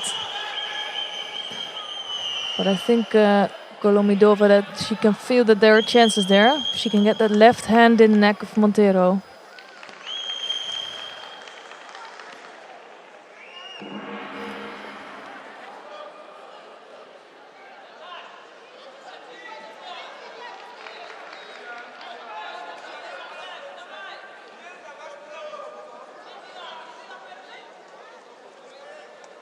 So it's a golden score for these two athletes in the 57 kilo category. And with Nelson Levy waiting for them, I think they really want to try to finish this off quickly and not burn too much energy in this round. I think Golomidova has to watch out to not pick up her third Judo. She needs to stay active. This is the game Montero is really good at.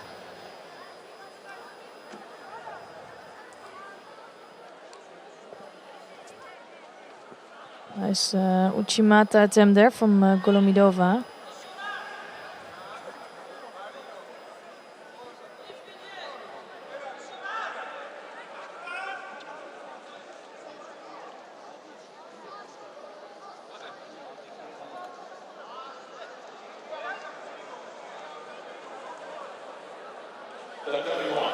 So now almost 1 minute into golden score.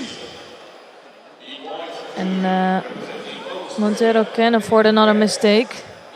Nice Ashiwaza attempt from her.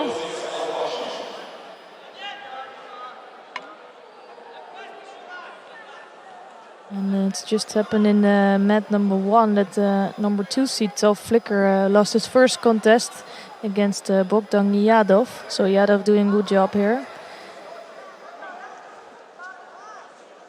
And must be frustrating for Flicker to lose out this early in the contest, and also knowing that Baruch Smailov, being the number 1 seed,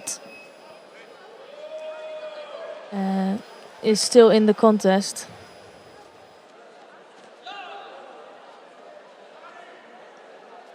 Well, that was really close. A nice reaction there from Golomidova, but just didn't have enough for the arm lock to succeed.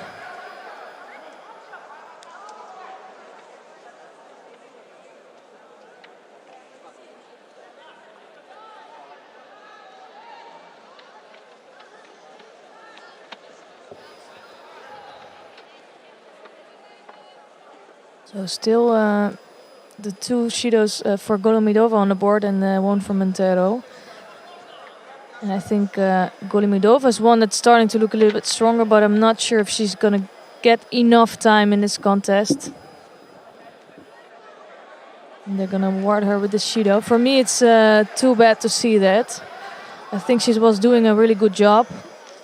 And I wish they would have given her a bit more time to show if she could come up with the score, or even Montero coming up with a score. So it's Montero who goes through to the next round. And we're ready to watch the number 1 seed of the under 66 kilo category. It's Baruch Smailov for Israel in white judogi, and he's facing João Crisostomo of Portugal. And Smailov in white judogi and Crisostomo in blue.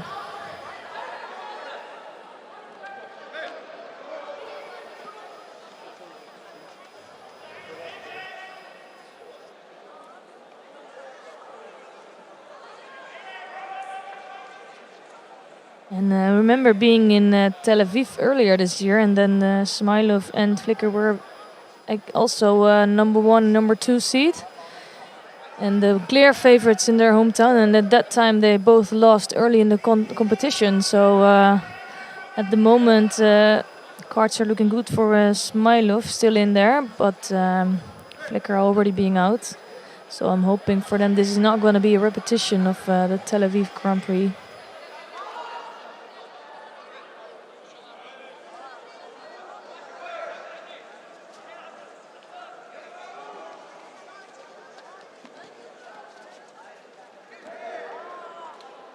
Nice effort to take over Crisostomo. Just overspinned there, so no score on the board.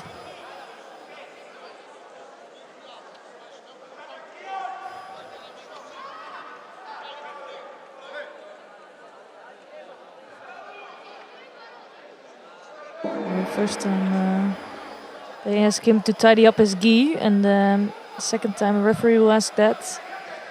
He will get a shido for that, so he has to watch out and make sure his gi and everything is tidy between the mate and Ajime.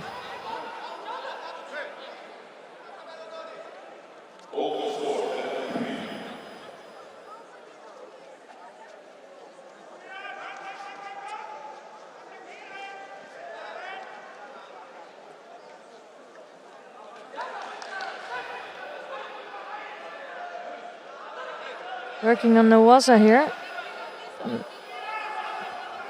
Just doesn't have the shime waza. But now almost having a Gigi Gatame. Just didn't have enough grip, but looking close to scoring twice in this waza.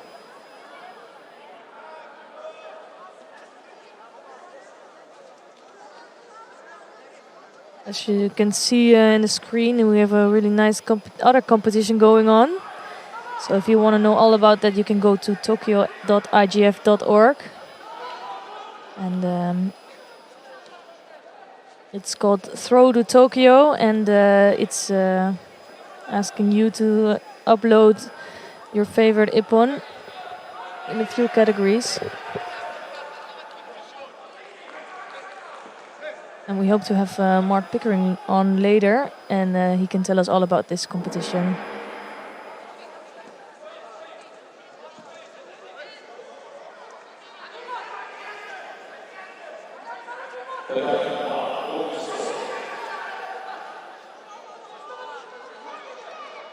So it's 1 minute and 26 seconds left in this contest, and one sheet on the board for either of these athletes.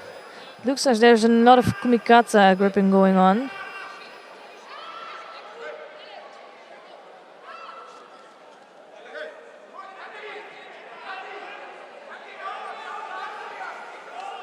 And that's why they're both awarded a shido. They just, if he thinks it takes too long to get to the kumikata, to their grips. All the time trying to get their own kumikata. And you can see here a little bit why that is, because as soon as Smailov has his kumikata, he immediately comes in for the attack. And he's straight away, he's really dangerous. So I think Crisostomo knows that and tries to avoid that. And with 50 seconds left on the clock, he's going to get a little bit tidied up there. And it gives Smailov time to think about his tactics. And with 2 Shidos on the board, he is not allowed a mistake. So no room for trying something out. And I think he knows that. And it's proven to be a really difficult contest. I think on paper Smilov would be the clear favorite, but as you can see in Judo, it's got 50 seconds left on the clock, no scores. It's proven to be a really tough contest. And it's only the first contest in, so a long way to go there still.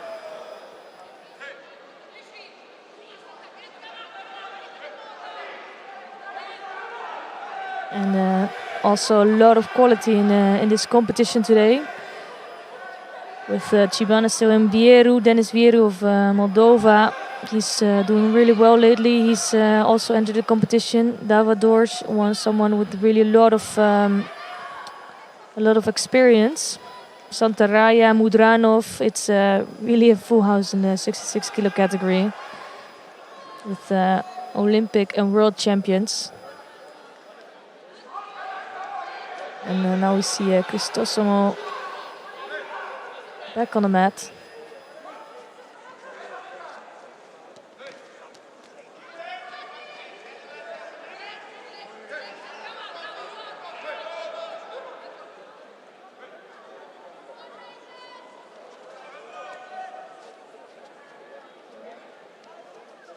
And again, you can see that Crisostomo is doing a good job with the grips.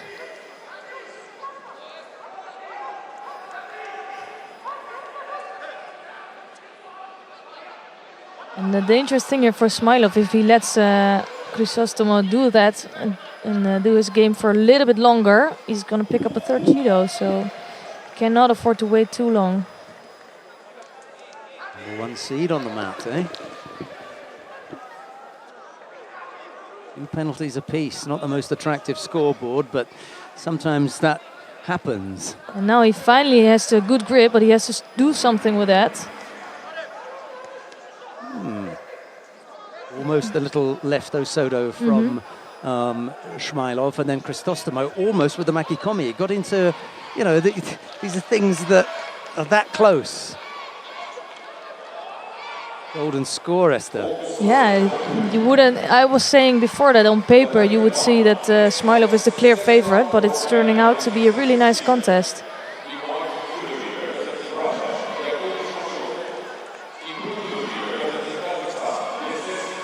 And I think Crisostomo is doing a good job with his kumikata, especially bringing Smilov into trouble. And if he keeps doing these things and it's just keep attacking, keeps getting Smilov off balance.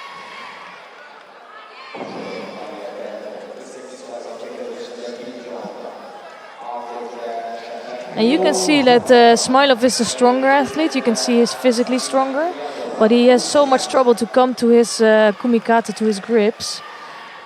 That is, and the longer he's waiting, the more he's in danger of picking up a third Shido. And I think he's starting to realize that.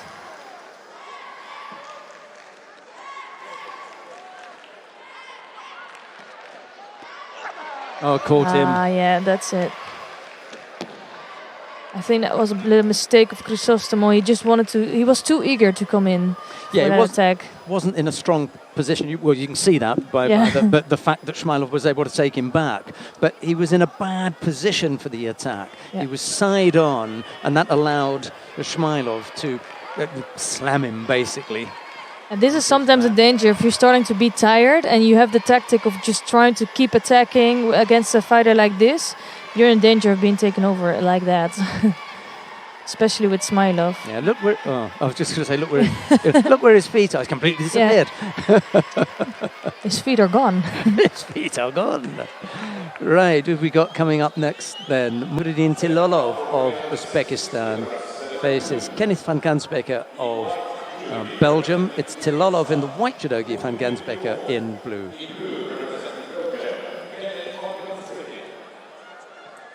Yeah, and it's I think for Smilov before it was this is like a wake up. It's the first contest. It's always a hard one. It can really help you to get the nerves out of the way. And also just the first contest. I had that as an athlete a lot of times, that the first contest would be really bad, and then after I would start to feel good, and after I would have a completely different feeling. So at least from my perspective, my first contest, I didn't care how I would win. I wanted to get that out of the way. It's something that I've heard quite a lot from high quality athletes. A very, very, very good friend of mine said the same thing. He hated his first contest. Yeah. Such an awful thing. Once that had finished, he was flying. Yeah, and then sometimes it also looks terrible. You can see some of the top athletes, and you're always excited to see them and think, okay, let's see what's coming.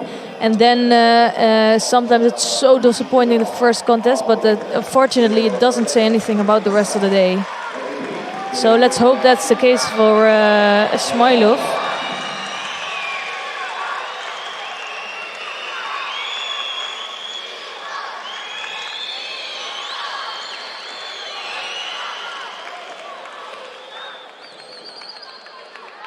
And some cheering from the crowd as Shikalizada enters his second contest in mat number 1. We're going to stick here for now with Tilovov of Uzbekistan with Van Gansbeke from Belgium.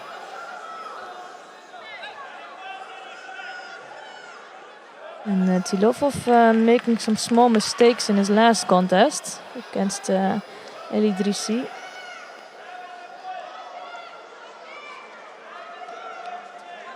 He looks sharp now.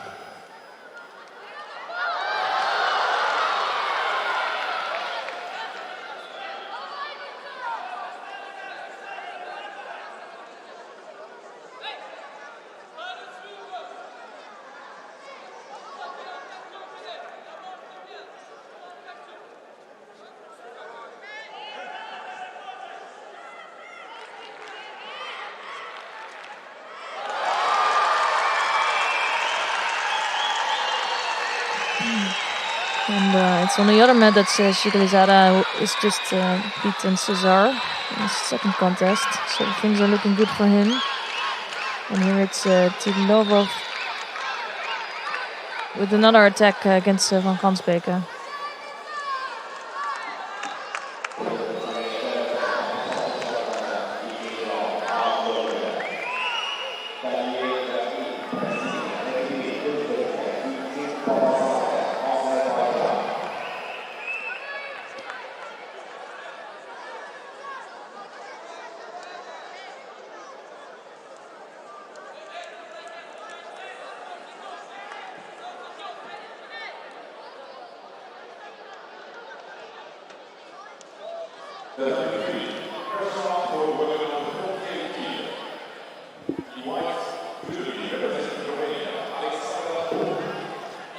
So no scores yet, and it seems like also in this contest they're really working on their kumikata. Still in round 1 on mat 3. Yeah, it's a lot of athletes today that entered the contest. I think the total number is about 400, isn't Yeah. it? I think that's how many athletes we've got. 431 over a 3-day period. 256 men and 175 women. There you go. And the biggest weight category is the under 81 kilo category. There are 48 in this. That's a nice big group. It is, and it's also it's not the highest numbers ever that enter the contest, but it's if you can see the people that are here, that's just a lot of quality here. We have a number of Olympic champions, world champions. A lot of people are competing today, and I think they take this as a really good test for the World Championships later this year, and maybe even for Europeans, for some European athletes. Yeah, and coming up. I don't think it's going to be long before we get underway with the 100% qualification. When does that start? It's 50%. So the 100% qualification starts with the Hooghout Grand Prix in May. Yeah, that's the next one up. Yep. So this is it. This is the last of the 50% then. This is it. Can you believe Oh. that? That went pretty quickly. Yeah. After this, it's 100% action.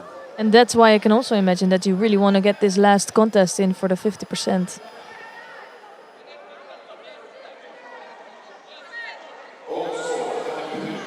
And if you can put a really good result here, it just helps you that much more on the way to qualify. Few penalties picked up by Gansbecker. Just the one by Tilolov. We're already 15, 20 seconds into golden score here.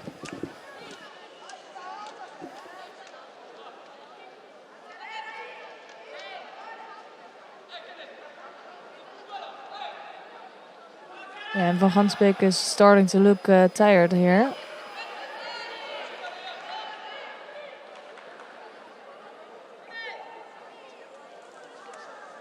Well, it's still a long way to go for him because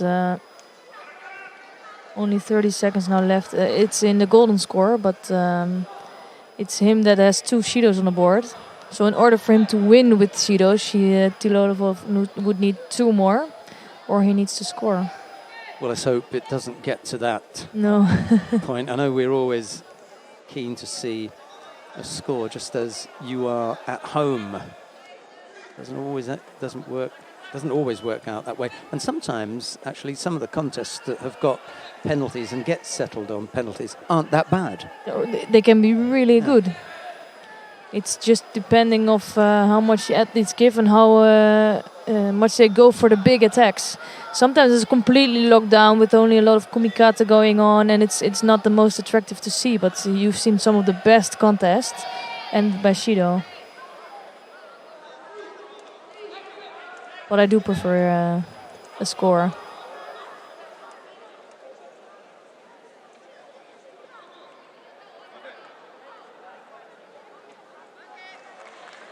And the last sheet is awarded here for Van Gansbeek. As you said, it was getting that way, wasn't it? Yeah, he was. I think he was starting to look tired. So.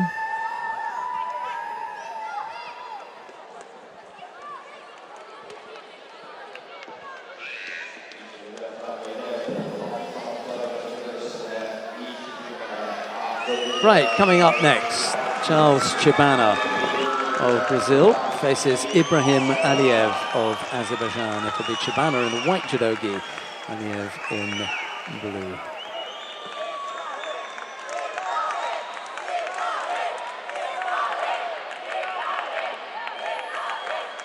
Tough contest for both these fighters. Chibana on paper more favoured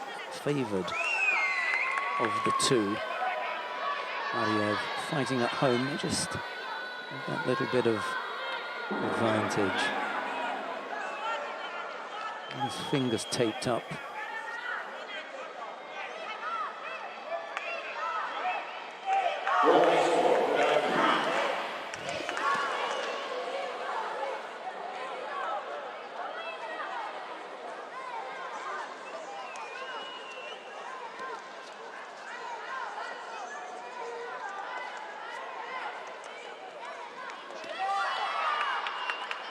Just missed out there with that little sit-down Kataguruma effort.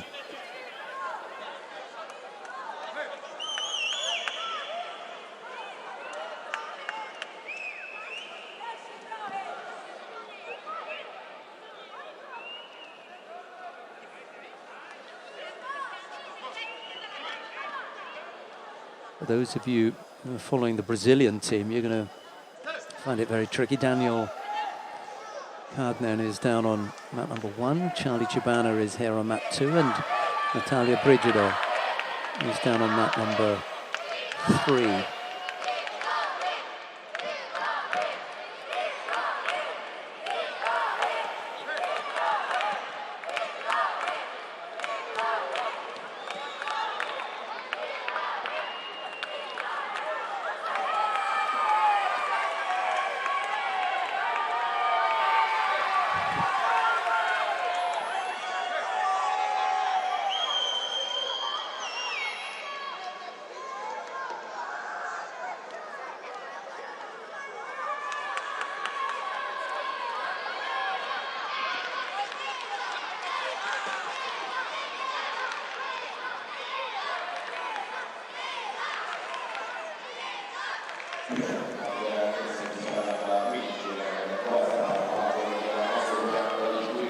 Both fighters have picked up a penalty apiece. We've got a little over, well, sorry, a little less than 2.5 minutes left to go. 2:24 on the clock. No score between Chibana and Aliev.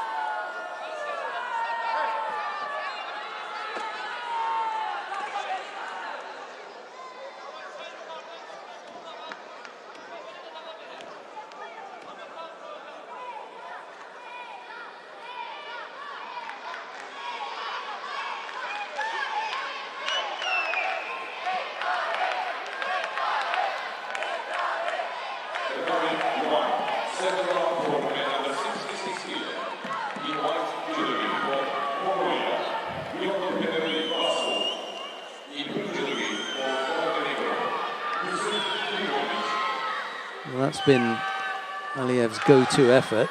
He had a little stab after that with the Osodogari left-sided, but if he's not careful, he's going to pick up a penalty for a false attack there.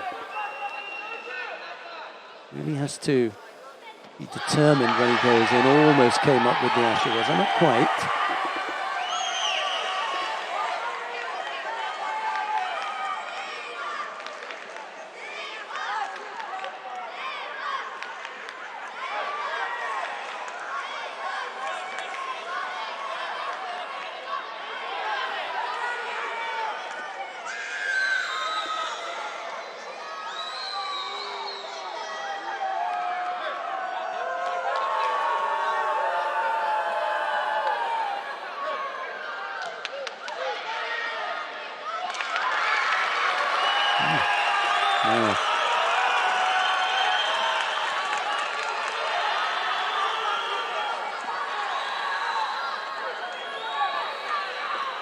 A bit generous with the score.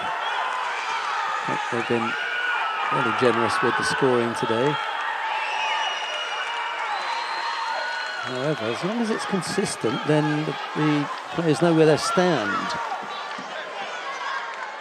Both those scores that come to mind today, that one and a previous one, look a little bit generous. He's going to get called for a false attack here. Aliev has to either stay on his feet, avoid getting caught, obviously, or put in stronger efforts when he comes up with that little Kataguruma effort. He's going to have another go because there's 20-odd seconds left. He'll definitely have another go.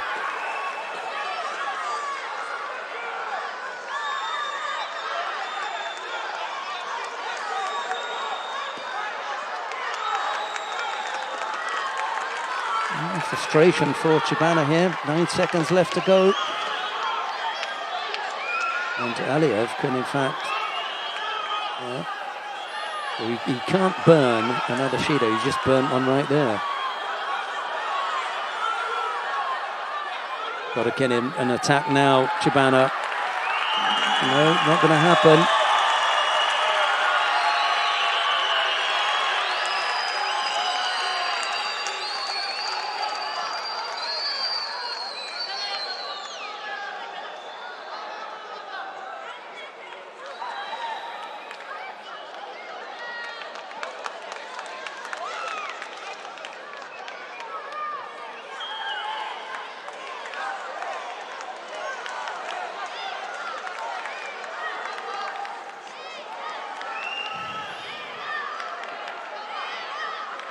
Let's have a look and see what's coming up next.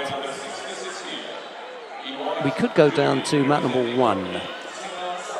Yeah, let's have a look at what's happening in the under 66 kilo category down on mat number 1. We've got Yondan Perenli Bashku of Mongolia.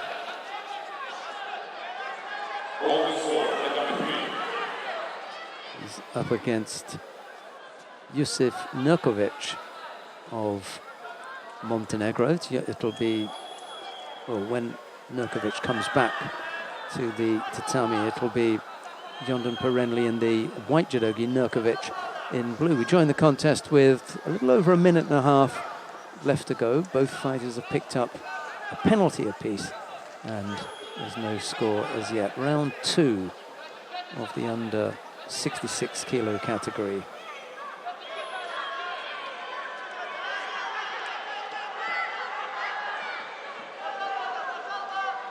Not quite sure how long the injury is going to take, so maybe we'll go back to mat number 2. Freddie, sorry about that.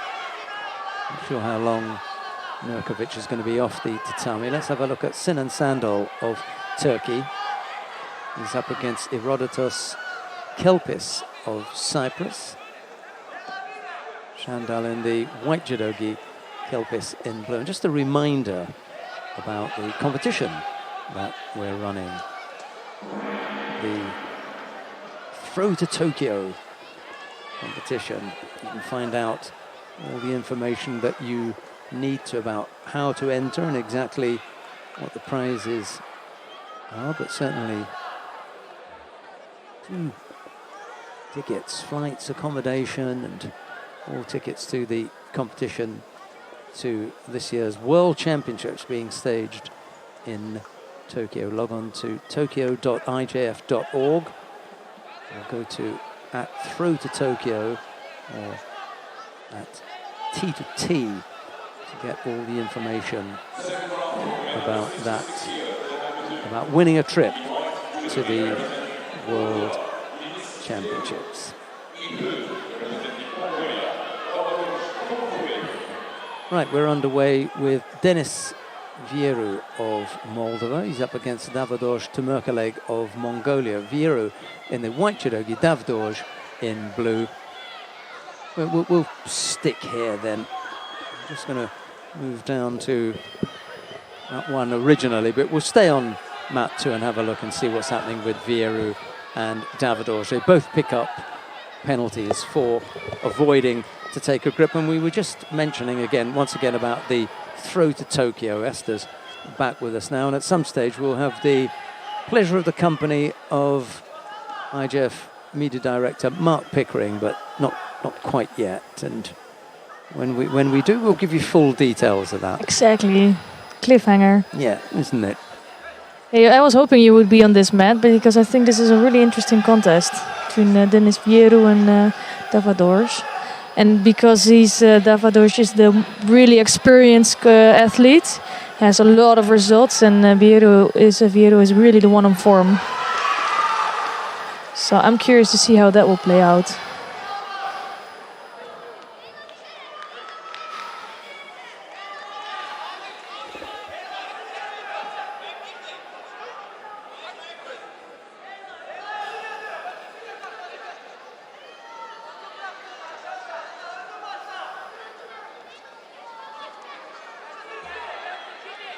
So 2 Shidos already on the board for Vieru.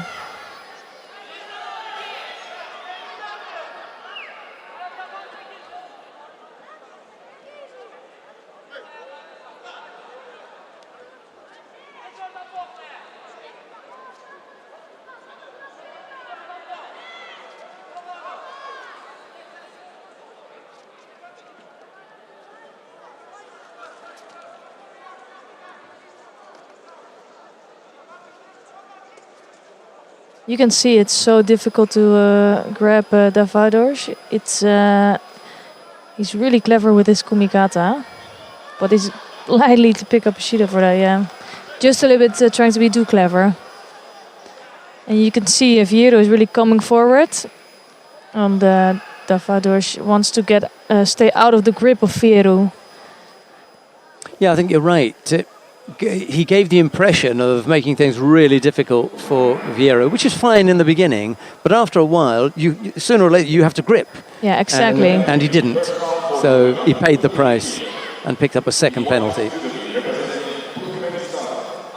And because that can be a little bit his style, he has to watch out to not even get a third Shido.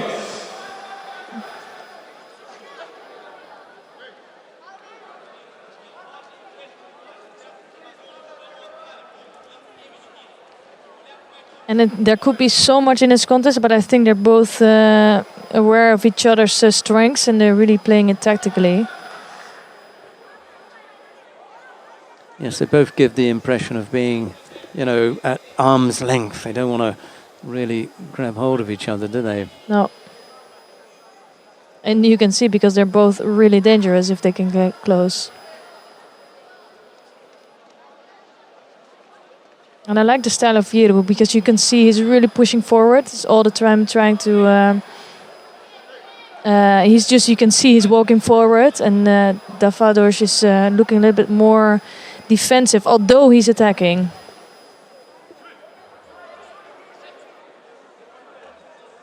That's going to be his third Judo. And I think he felt the threat of Viru all the time. And this is why he's making attacks, but he's just that's escaping the pressure of Viru.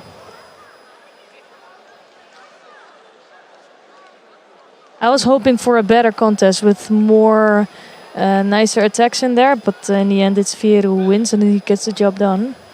Yeah, we certainly didn't get to see the best of Davados to Merkeleg there, did we? No, we didn't.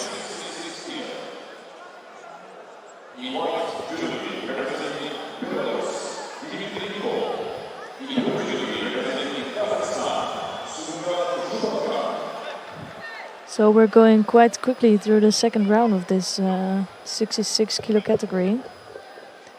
And it's Dmitry Minkov of Belarus in white judogi, and he's up against Sungat Subatkan of Kazakhstan. Subatkan in blue judogi.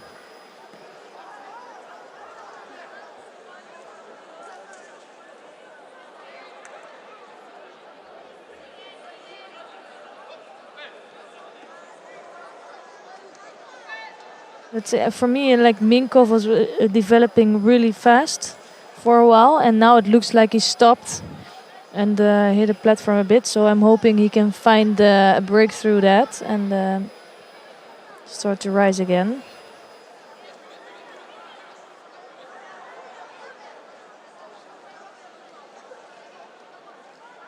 So picking up his opponent completely, but nowhere to go.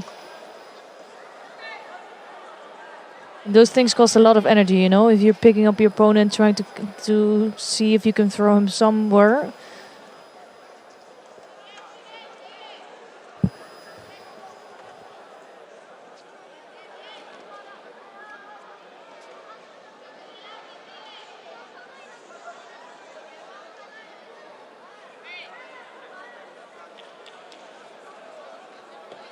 You know what I like to see, that there's already quite some crowd here, but only because the stadium is so big, it looks like there's not so many people. But if you look in the how do you say that? In the seats down, you can see there's a lot of people already watching. Yeah, it is actually a good number because we've got them on both sides as well. So exactly, the side that we're on, and behind us there's a big group of people. I'm sure that will fill up even more over the weekend when we get some of the bigger Azeri names in as well. You know.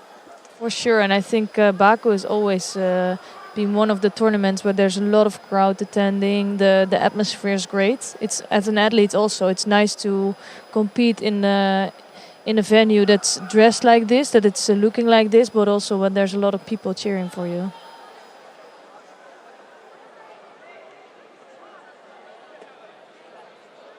The single Shido against Shubatkan at the moment. 2 minutes left to go.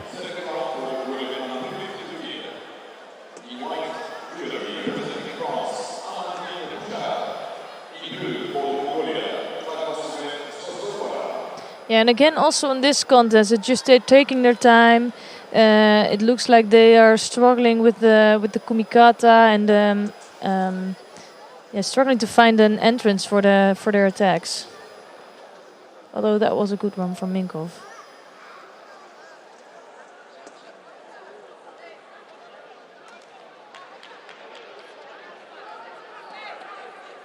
And I really hope to see a contest soon where they're really like on the edge of your seat. And I don't think that's happening yet in this contest.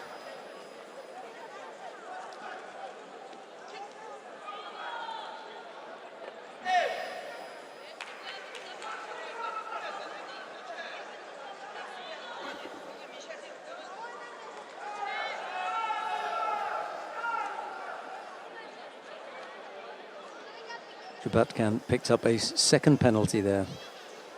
Yeah, things are not looking so good for him. And I do think it's also Minkov that's controlling this contest. He's coming up with the better attacks.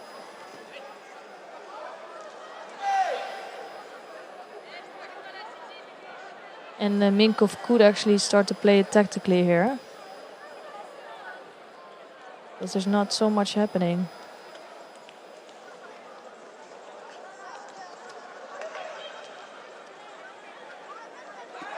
Oh, that was beautiful. That was so smart. And here's what you can see here, that not many judokas know the use of the tachi newaza situation. But Jubatkan was really...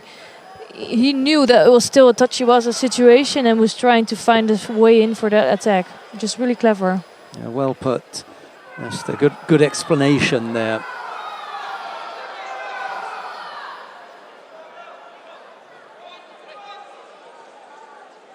And also, it was just not a strong effort from Minkov. And we were just talking about that he was starting to try to maybe play it tactically. And I think that was an example of playing it tactically and then making that mistake.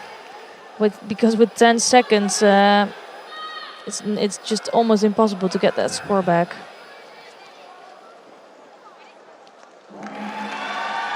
Yeah.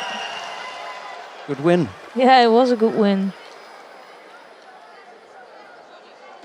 Especially if you look at the contest, because he was not looking like he was feeling comfortable in this contest. And I think he was struggling a lot with the strength and kumikata of Minkov. But just a really quality throw there from Jubatkan. Yeah, you get that one opening, and Jubatkan was able to take advantage of it. As Esther was pointing out, there is a point at which you transition from tachiwaza to newaza. That had not yet happened. It was still a tachiwaza situation, and Jubatkan realized that, and he came up with the effort, which resulted in that Wazzari score.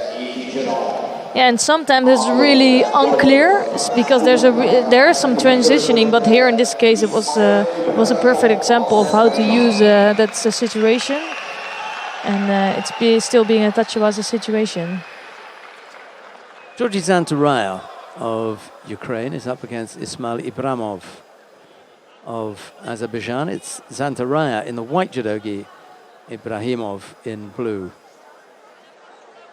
Yeah, talent against experience here. Or talent against talent and experience, I must say. Zantaraya, for me, one of the most talented judoka, and has really developed his own style. So I think almost everybody really likes to see him compete.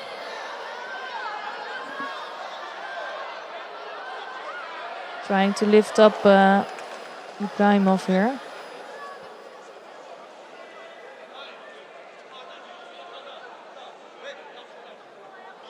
And I really, I have, how do you say that? I have a lot of respect for the way Zantaraya is still competing. And been around for so long, but it still has that much quality in his contest. Well, we spoke about Karakash Hedvig, who in 2009 was the world bronze medalist in the under 57 kilo category in Rotterdam at those world championships. At the same world championships, Georgi Zantaraya became the first ever Ukrainian world champion, winning the under 60 kilo category there. I had the pleasure of interviewing him then. That must have been great. It was a little clip that I won't forget, because he was saying, I don't speak English, I don't speak English. But he managed to stumble out, but I first Ukrainian world champion, I'm very happy. That was the interview. That was my impression, yeah, of Georgi Zantaraya, top man. I think now his English improved during the years. Yeah. Also, his medals on World Championships improved. I think he has 5 or 6 medals now. And that's just an amazing record. He also, an interesting thing to look at what he's done as far as the IGF World Tour is concerned. He's got to be up there as one of the biggest medal winners of all time. He must have won so many. I'm just saying that off the top of my head because he's been around for that length of time. And he did a lot of competitions. And he always seems to be there or thereabouts. So, yeah.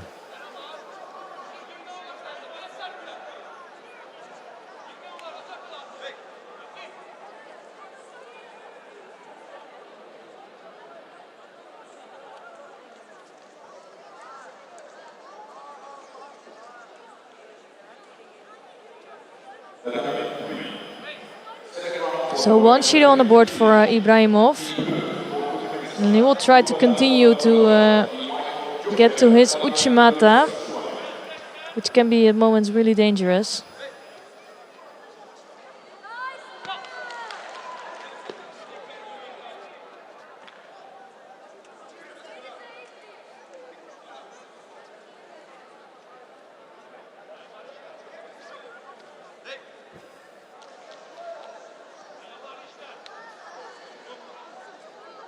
So second sheet on the board for Ibrahimov. Just I think the experience of Santraya is starting to count here.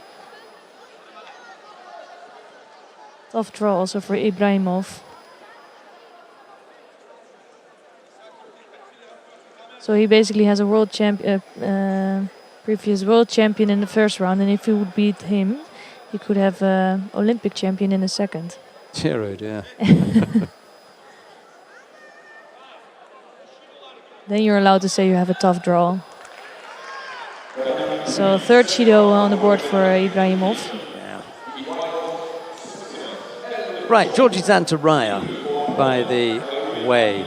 6 gold medals, 6 silver medals and 8 bronze medals on the IJF World Tour. So 20, a total of 20 medals on the IJF World Tour. That puts him at number 12 on the list as far as the men are concerned. Surprising number 1, by the way. I didn't know that he would be will have won the most medals. Amiran Papianashvili is at number 1 with 28. And seeing as we're here, I'll just tell you quickly, Daniel Perez of Spain is up now against Beslan Mudranov of Russia. It's Perez in the white judogi, Mudranov in blue.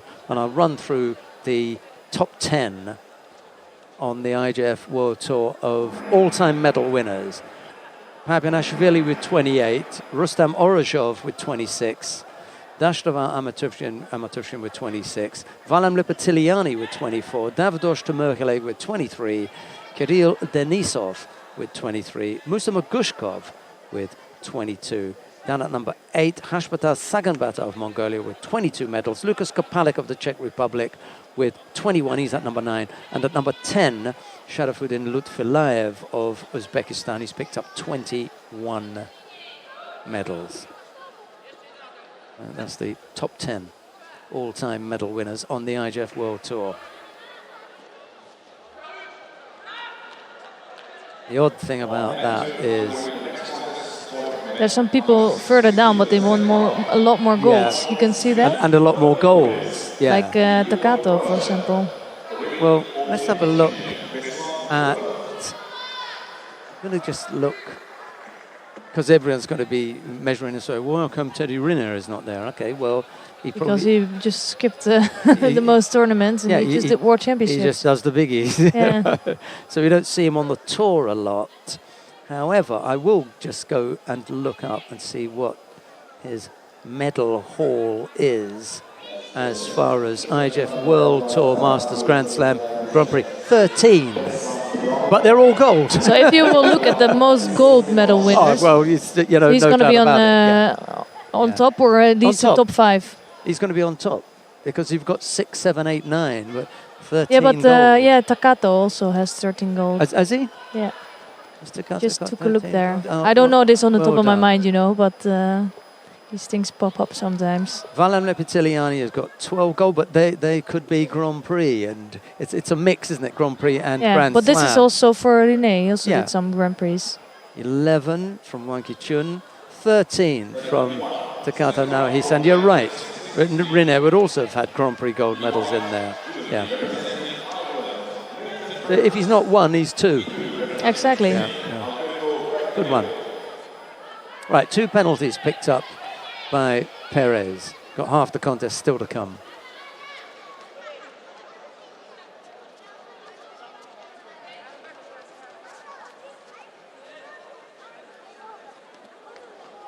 Little Tomoenagi effort there from Mudranov. Just has Perez spinning around but can't turn him onto his side or his back. Yeah, but I do think Perez Roman is struggling with Mudranov a lot. Not really able to get to his judo.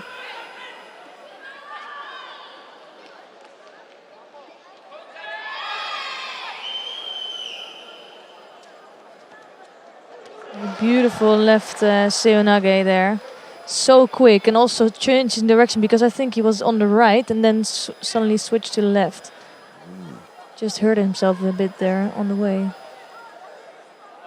What is it that he's hurt? Did he hit his head on the way down, or is it his knee? Not sure what happened.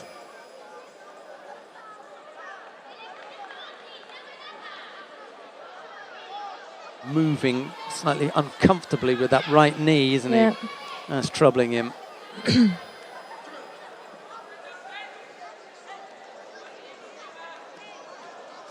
I feel like he just wants to finish it Yeah, off yeah. really quickly to get off the mat and see how he can recover.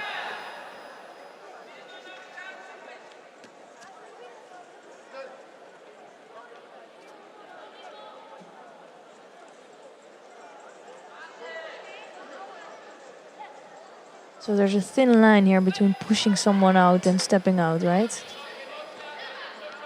Yeah, and unfortunately for Mudranov, he crossed it. Yeah.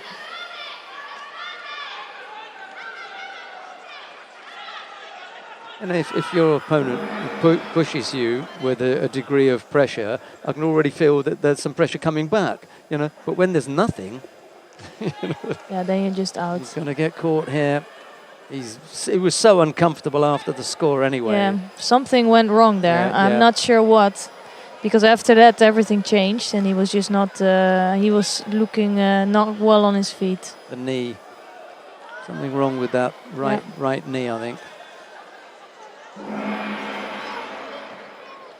Yeah, it's really unfortunate to see that because I was looking forward between a contest between Mudranov and Santaraya, and we're not going to see that. But it's Perez Roman. It's going to continue to the next round. Yeah, something is wrong. You can see that. So in this case, lucky for Perez Roman. The Olympic champion at under 60 kilos, Beslan Mudranov, now competing at 66 kilos, coming into the contest already, you know, with an injury, but it was just that little bit too much. I think he came into the contest with an injury. Yeah, and he aggravated it with that the Marotti Seonagi. As soon as he'd thrown him with that, you saw him. Yeah, you could see. Uncomfortable. Yeah. You could tell that he could not move well anymore. Right, coming up next, we've got the number 1 seed, haven't we? Dashtava Amatufshin of Mongolia faces Hakberdi Jumayev of Turkmenistan. It'll be Dashtava in the white judogi, Jumayev in blue, and I'll find out now what it is that is ailing Mudranov.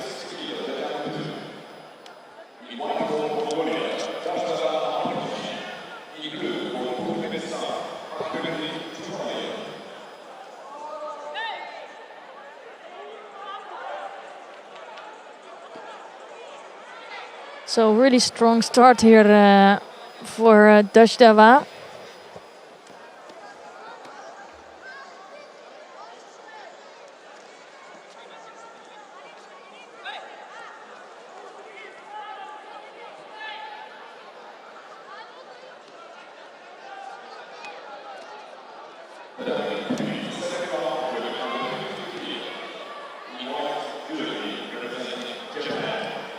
And we have the first of the Japanese entering the contest as well, in event number 3. But we're going to stick here with the number 1 seed, Dash Dewa. If you want to look at Shishime Ai, the number 2 seed in the 52 kilo category, you can switch to mat number 3. Nice Ouchigari and nice push through. Just too much stopping in that. There was a stop, and that's why he doesn't get the Wazari.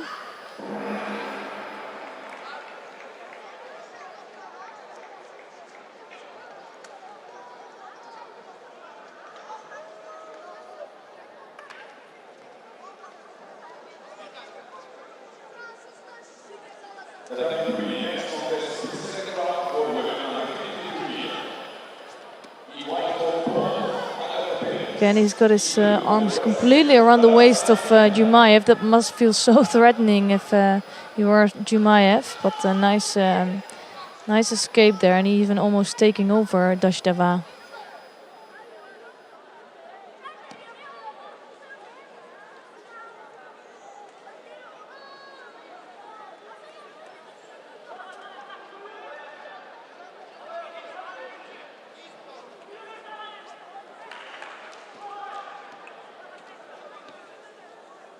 Now Dashdeva, you can see here the physical strength of him. Getting Jumaev to the ground without any technique.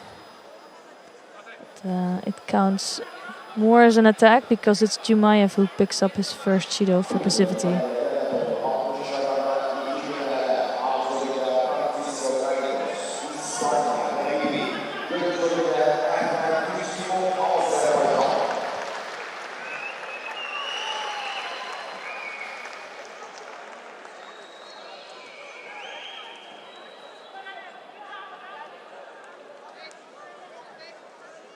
And it looks like Jumaev is in trouble here a little bit. Also something with the leg.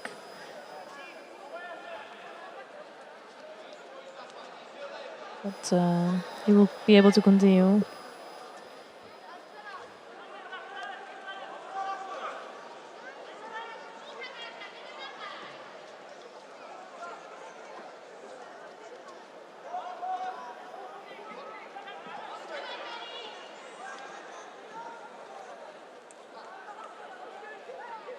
So it's 1 minute and 16 seconds left on the clock, and it's Dashdeva that's trying to really enter and get his grips on, but it's Jumaev that's defending well, but with that he's also looking passive and trying to avoid this grip, so second Shido on the board for him.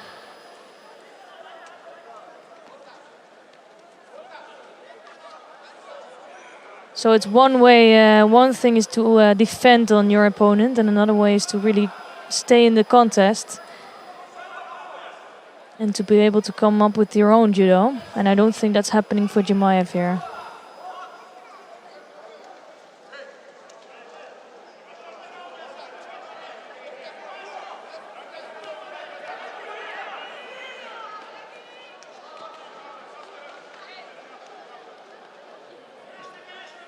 So that's going to be it for Jumaev probably. And another Shido, and it's just not happening for him. He was struggling too much. I'm not sure what's better, if you are losing out like this with 3 Shidos or you lose out with the score, because you will be able to do your own Judo. But it's Dashdeva who goes through to the next round.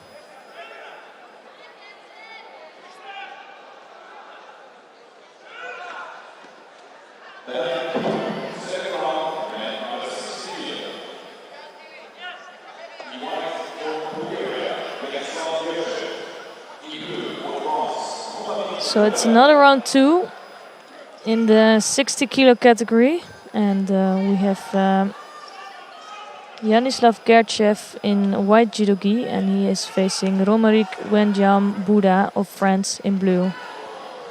And Buddha immediately going over that Tumonage from Gerchev. Just enough for a score for Gerchev, but it's a really good position now for him. Although it's a long way to defend that Ozari, still with almost all the contests left. And the only thing he cannot do is already pick up Shido's early in this contest, because then it's really going to be a long way to defend that.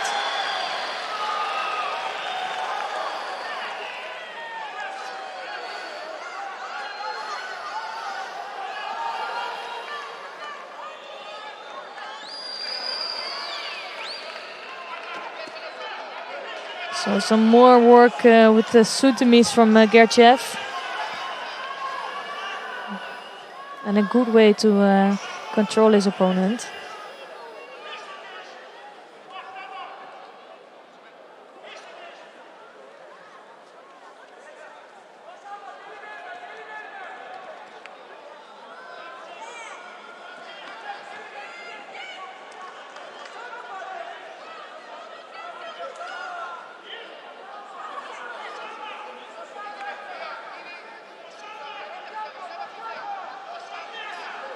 So it's the first Judo on the board, and it's still 3 minutes to go. So I'm really hoping for Gerchev that he just keeps playing his game, keeps attacking, and he's not trying to defend that Ozari, because that's going to be a tough job against the French.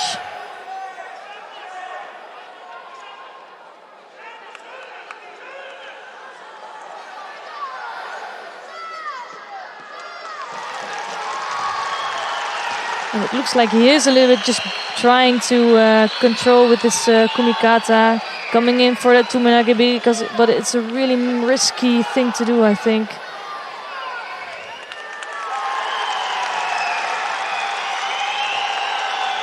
And that's a really long way to go. 2 minutes 25 seconds left. And I think Buddha knows the game now of Gerchev.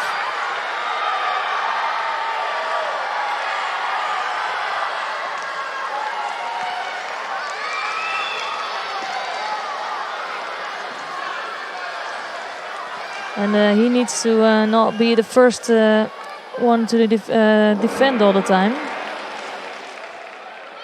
And really try to get in his own attacks.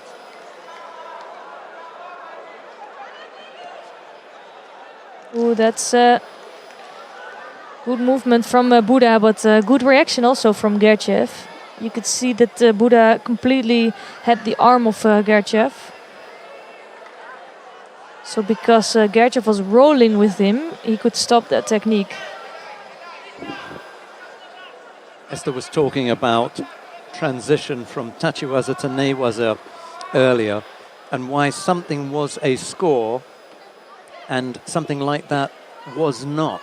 It's a little bit tricky when you haven't got the same kind of experience, or the rules are slightly new to you as to why one is and why another was not. So that was seen as a takedown, but not for scoring purposes. No. You could continue into Newaza without any trouble, but not for scoring purposes. It may have looked spectacular in a way, maybe it was, but not for scoring purposes anyway. Gerchev leads with a little over a minute left to go. And even it's interesting with that technique, it can be really dangerous, because the way to defend that is to roll with your opponent. If you're gonna try to stay in your stomach and you give the arm away, because then you cannot stop that, and you're in big trouble. But as soon as you roll really quickly, you have the other one doesn't have control. So I liked the way Gerchev defended on that.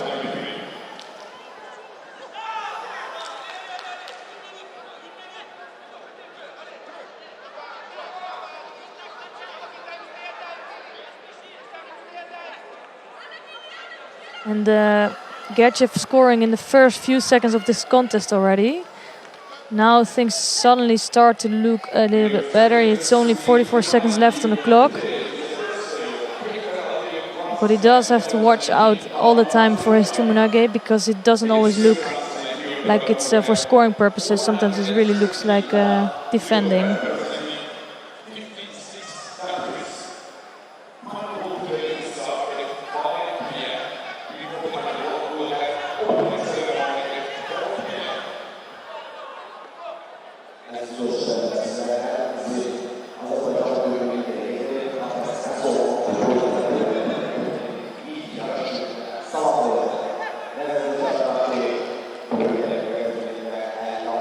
So it was a smile there from Buddha even.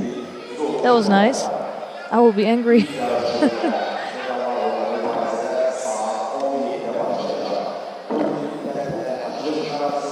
It's probably a friendlier person than you are. Yeah, for sure.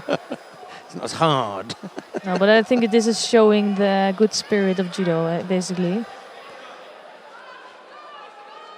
And if you're competing in this way, you can get hurt sometimes, and never on purpose.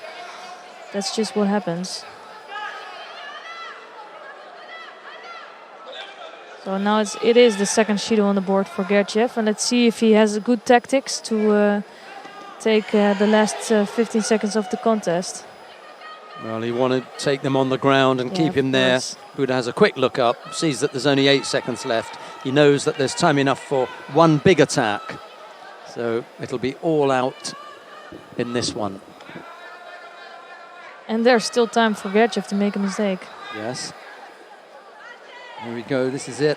Missed out with the Ojigari. Has another stab at it, but it's gone now. That's it.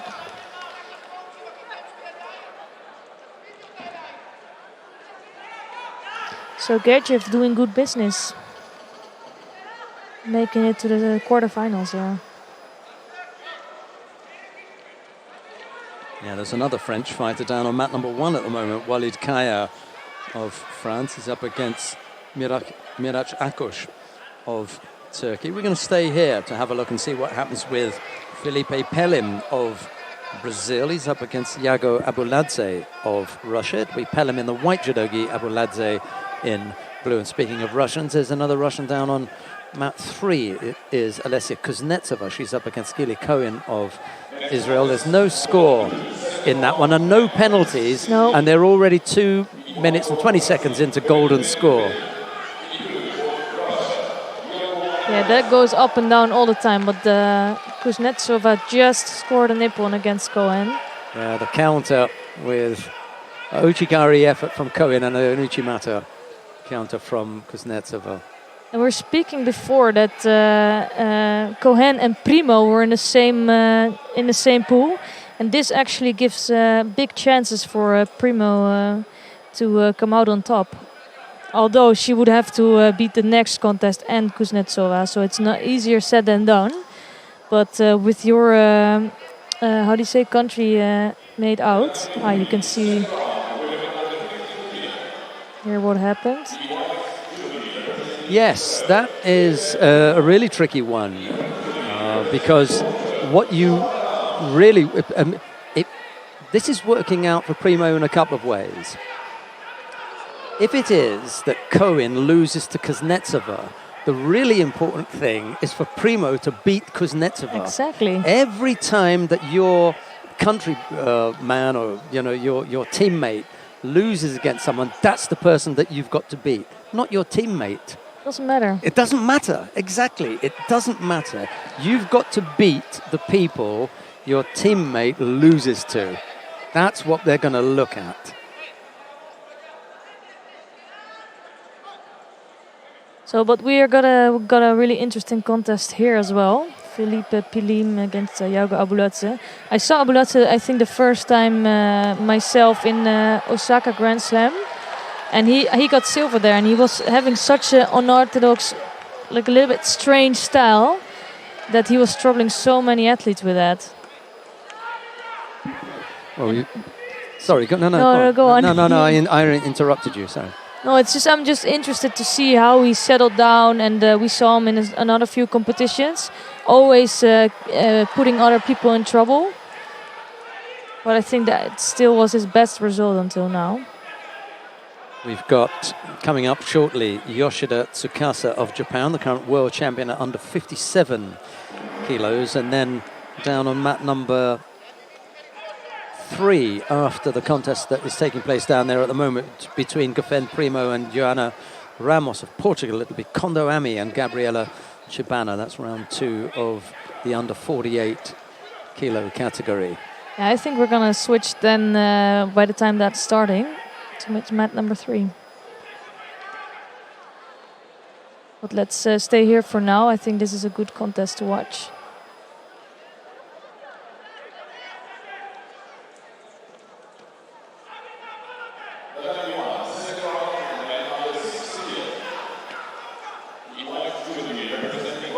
And here you can see that Pelem is trying to pick up Abulatse, but because Abulatse is so tall, it can be so dangerous to do that. You feel like you got somebody for Uranage, and then in the end Abulatse can put his foot down, or he can even get in for a hook and still score. That was also a little bit a technique you don't see so often.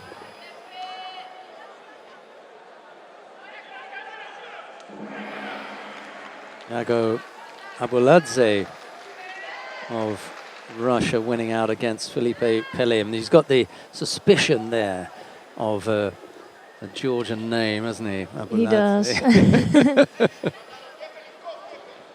But he doesn't really have typical Georgian No, not judo. at all. That's a little bit different, yeah. Right, just to tell you quickly that I did have a chat with the current Olympic champion, Beslan Mudranov, the current Olympic champion at under 60 kilos. He did come into the competition with a heavily strapped right knee, and he aggravated that injury in the contest that we saw after that Morati Seyanagi effort, and it's just on the inside of the knee that's really tender, yeah. So the Russian team doctor was having a look at that, and he wasn't very gentle with him. He was just saying, does that hurt? And pressing hard. But it is, for me, this is the tricky part of being a high-level judoka, because in the end you need the points for the later competition. You need to qualify a spot for your world championship in your team, basically, especially if you're a Russian. Yeah. And but on the other hand, you need to be able to recover your body properly, because as you can see here, it could have been a lot worse. You don't know what's going on now. Absolutely. But you can rip your cross ligament if your knee is not perfectly stable and fine. So for me, it's just a battle between that and thinking what is the line, at what moment you can enter with an injury, with a minor injury, or what should stop you from competing. The funniest thing about the 45 or 50 seconds that I had with him was that he looked at me. He was absolutely pouring with sweat. he looked at me. I had my hand around the back of his head, giving him a little gentle tap, saying, "Oh well." He said, "What do you think? 66, okay?" And I said, "Yeah, but you have to be 100%. Yeah, exactly. For 66. You can't come in at 50%." Because they're bigger and they're stronger, and it's going to be very, very tough. So if you're 100%, yes, you look good in the weight category, but you have to get fit first, get healthy. Yoshida is now one fight away from coming on to mat 2. Kondo one fight away from coming on mat 3. We've got Papinashvili and Nabayev coming up next, and then after that Dortzer and Skora on mat 1. Busy time. So it's just Primo just scored Wazari against Ramos, and I think Ramos was putting Primo in a lot of danger and risk. Yeah, Primo already had 2 Shidos on the board, but came up with the score in the end. After job done then for Primo. But I think the most important contest is yet to come for her. Yeah, she's got Alessia Kuznetsova next in the quarter-final. That'll be a big test.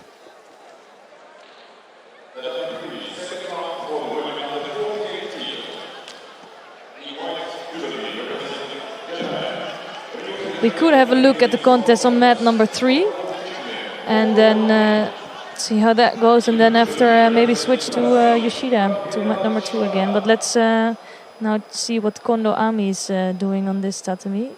She's up against Gabriela Chibana, not the easiest draw.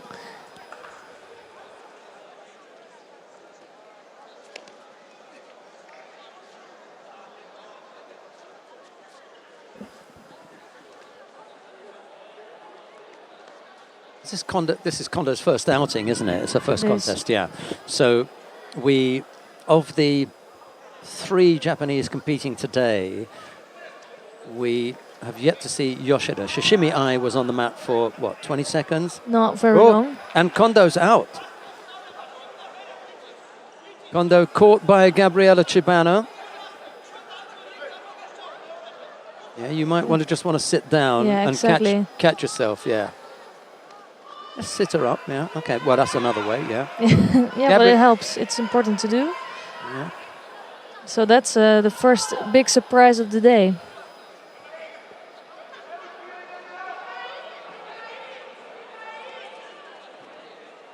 I don't think we have a replay of that, do we? No, we're not going to show it either. No. Not when they go out. No, that's true. I was just curious because I missed out on the. It was Shimiwaza, right? Yeah. Sure? Yeah. Okay. Yeah. So, but you don't see a Japanese get caught in Shimiwaza very often. No. And you don't see them not knowing what day of the week it is either. No. Completely done there. Oh yeah, you can see here the Shimiwaza's on. Clearly. She's still trying to hold out, and at that point, that's it. She's gone. Yeah. So here we have Marina Cherniak in round number 2 in the white judogi for Ukraine. And she's up against Maria Siderot of Portugal in blue. I spoke about her earlier, that she's improving. I think she's starting to get better. She's, I think, a typical 48 category competitor with a lot of sodas, quick on her feet. Just also tactically quite good. Almost a mistake there from Cherniak.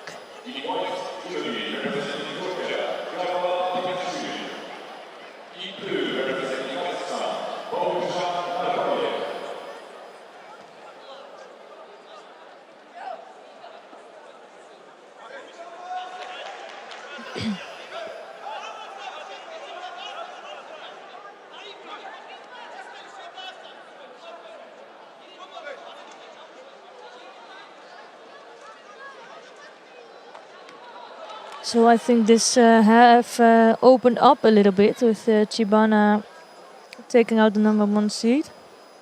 Good for her. It is really good business for her. And I think it is with the 2 Brazilians in there, Chibana and Brigida. I'm curious who will take the spot for them.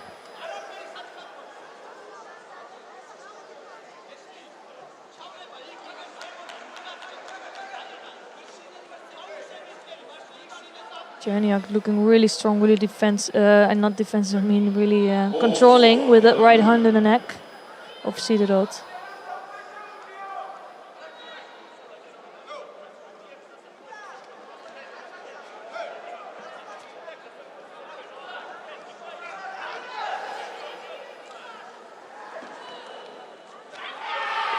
So it's a Shido on the board for Siderot. And good tactics from Cherniak. I think with Siderot, if you give her some space, she can be really dangerous, and it's hard to stop her from attacking.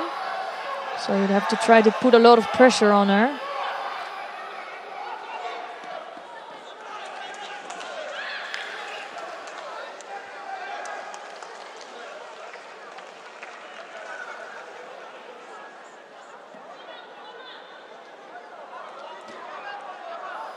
Now, if you want to continue watching the Marina Cherniak, Maria Siderot contest, this is taking place on mat number 3, then just click on mat number 3 and you'll be able to get that. We're going to go to mat number 2. It's round 2 of the under 57 kilo category, because coming up next will be the current world champion at under 57 kilos, Yoshida Tsukasa of Japan. She's up against Munkhtsedev Inchenkolu of Azerbaijan. It'll be Yoshida in the white judogi, Munkhtsedev in blue. And with commentary on this one, here's Esther Stam. Yeah, let's see what Munkhtsedev has to offer against Yoshida.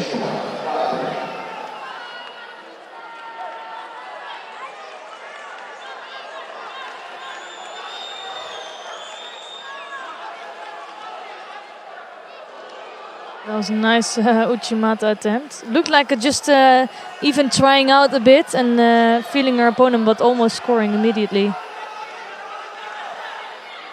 And now working her way in the waza.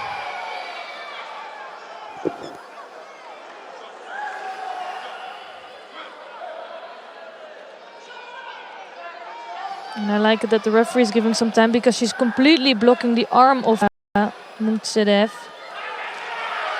So I'm figuring she can still do something with that. And after it's really over, the referee will say Mate.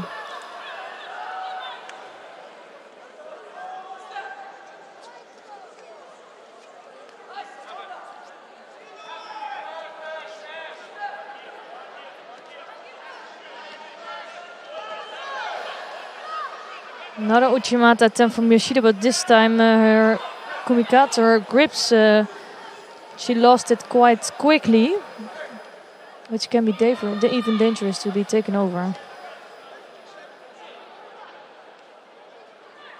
So Munksedev is looking strong in this contest.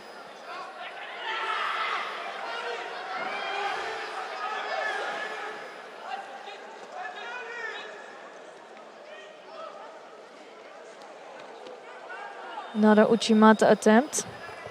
But again, she's going down quickly. Well, normally she has that standing leg a lot stronger in the middle.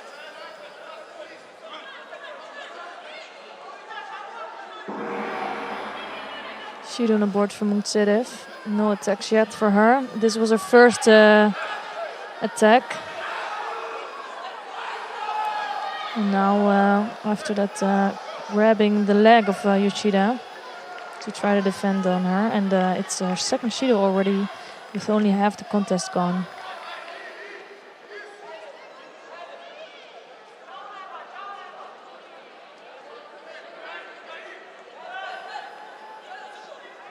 You can see that Yoshida with that left arm, she's completely controlling the grips of Munksedev, and now scoring a Wazari with that Uchimata of hers.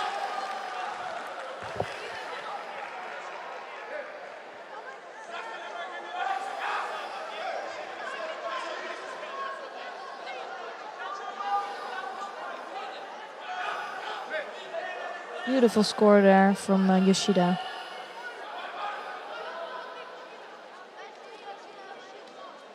And again, that left hand on the lapel of Munksedev, it's bringing Munksedev a lot of trouble.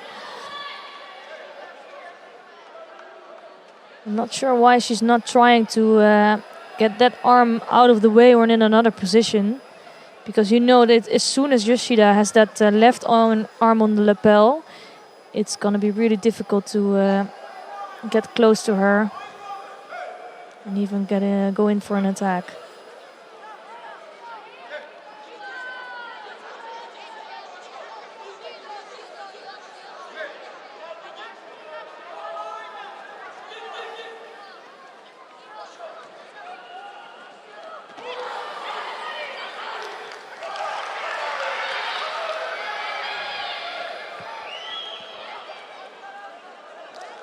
On mat number 3, Sidrot has just thrown Czerniak for Wazari in golden score, which makes her continue through the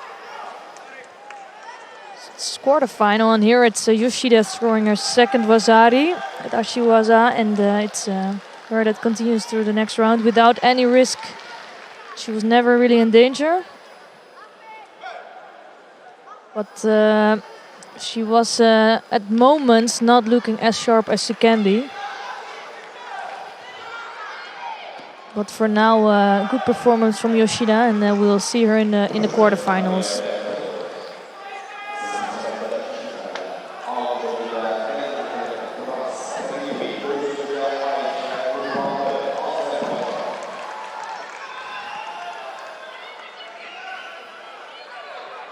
So it's another round number 2 in the under 57 kilo category. We're going to see Anna Borowska of Poland in white judogi, and she's facing Tian Hongjie of China in blue.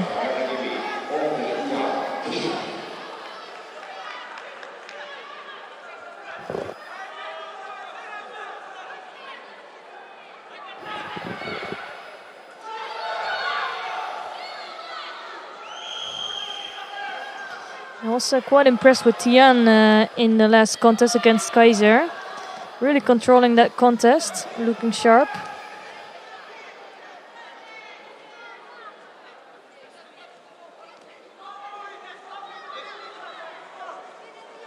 This time Borowska had the Shimiwaza on, but not strong enough. So no scores yet.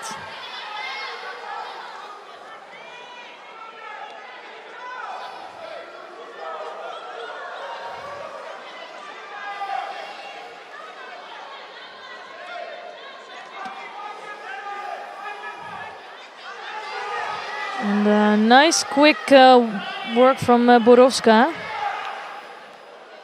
Turning Tian on her back. Just not enough grip to get her in no psychemi, but good reaction from Borowska here.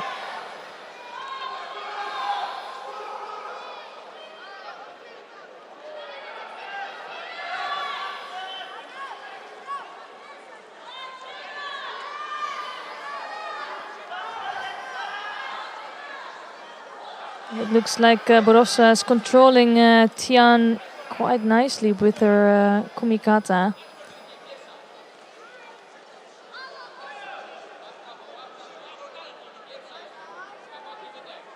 Not sure what's going on here.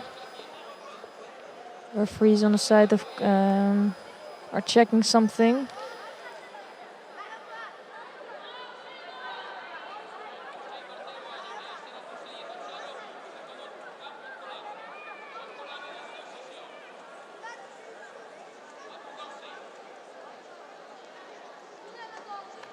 And it's given the athletes some time to just reconsider their tactics. Although it's never nice. If you don't know what's going on as an athlete, you just you want to continue fighting. And it can be quite nerve-wracking to wait these moments until the referees on the side check the images.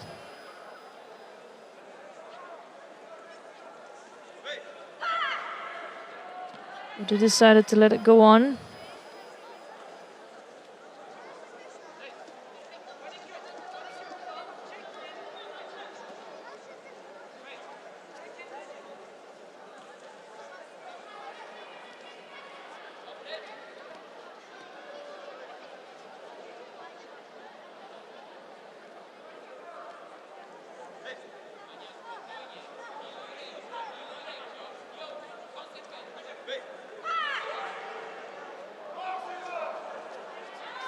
It's half the contest is gone and no Shidos yet on the board and no scores also on the board. Although for me Borowska looked a little bit more dangerous during the contest, or a little bit more controlling. But it's Tian who's starting to look active, more active now.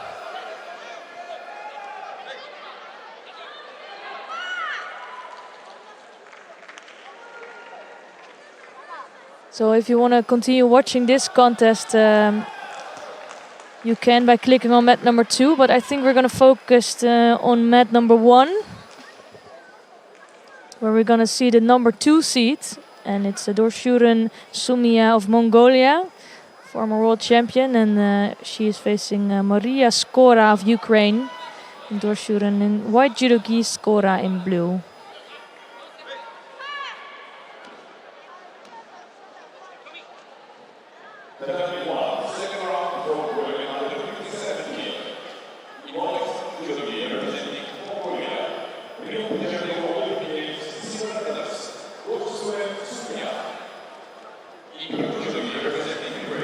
So Dorshuren really the one to beat in this contest, but we've seen before that it doesn't always say anything. Kondo going out earlier with the Shimiwaza. And let's see here how Dorshuren is doing.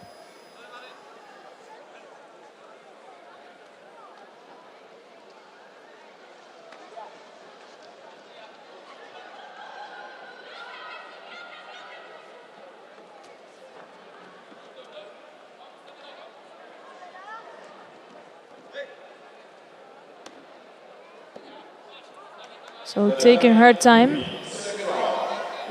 with her kumikata, and I wouldn't be surprised. There's a Shido coming in, it's for Skora, for a gripping error.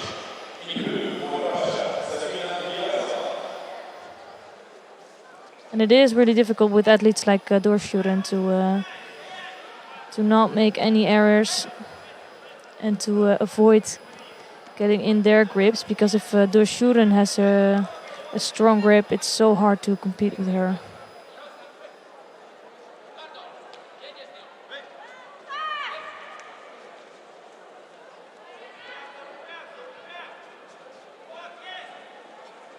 This time it is Skora that's doing nice work. And I think it's for Skora, it will give her some confidence if she has that right arm over on the top of Dorschuren. She is quite dangerous. So that's what she's gonna try to do probably in the next 3 minutes.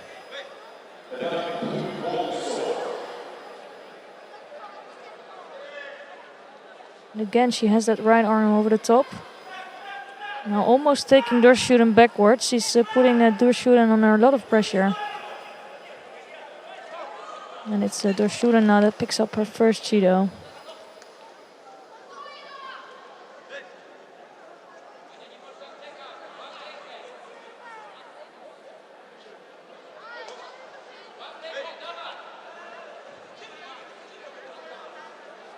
And this time it is Dorschuren that has better kumikata now, both on the sleeves. And she's one of the few judokas who can work with both hands on the sleeves, not blocking the opponent.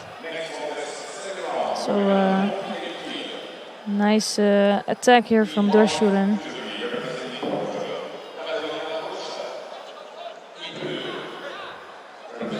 And again, it's Skora who is having that right arm over the top of Dorschuren. And now it's a big error from Dorschuren. I can almost not believe that happened. Barely could get away from that. Just gave away that osaikumi there.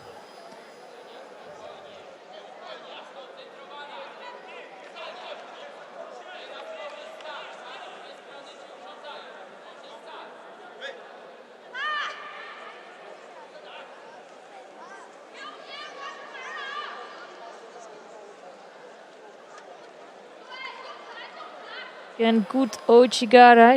She has to watch out with that leg to not make it an illegal move.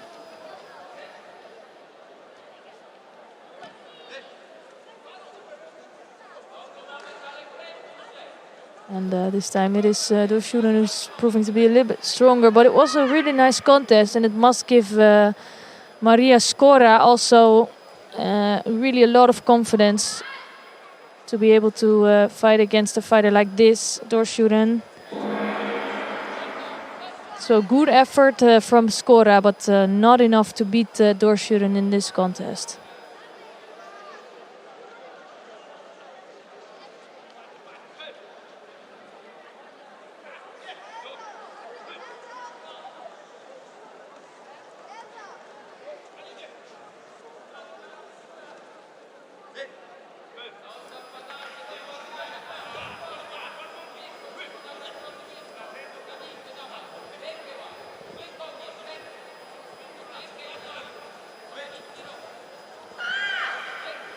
So we're going to have a second look at a really experienced athlete. It's Karakas Hedvig of Hungary, and she's facing Mina Liber from Belgium.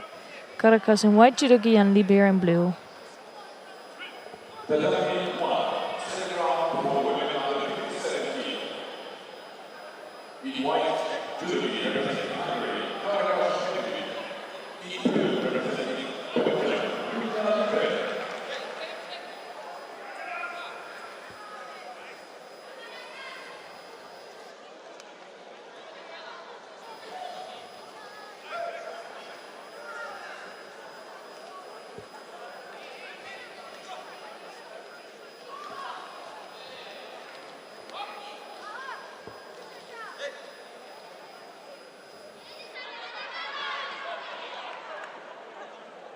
Again, quick work from Karakas.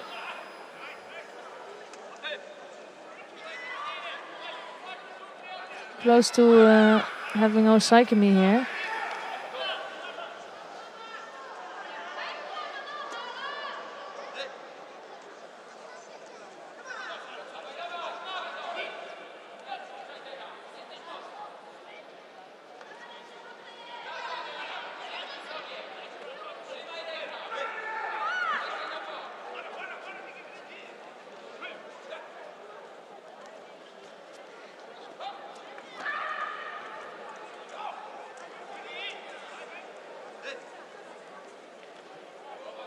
So again, it's Caracas working in the waza, and that's where she feels so comfortable.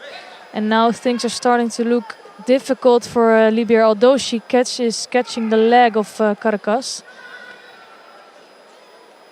But she's in big trouble here, as you can see. Getting close to get that arm overstretched.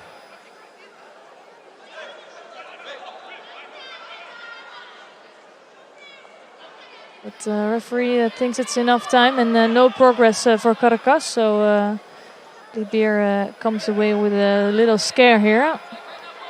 But she knows that this is going to be the biggest threat for her in this contest.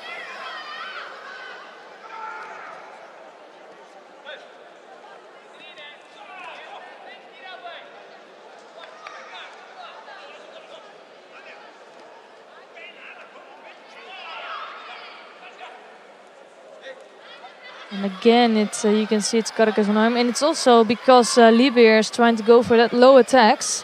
But as soon as she does that, she's in danger of. She's letting Caracas work on the ground.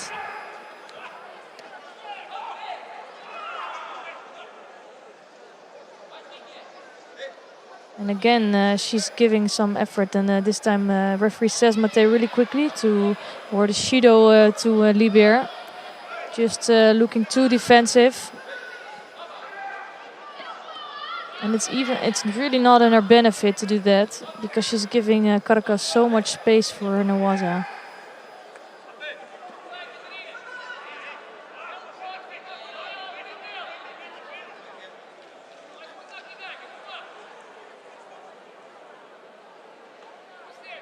Okay, now here she has the arm of Libier. Although Libier is defending really well in this contest, it is a little bit Caracas show.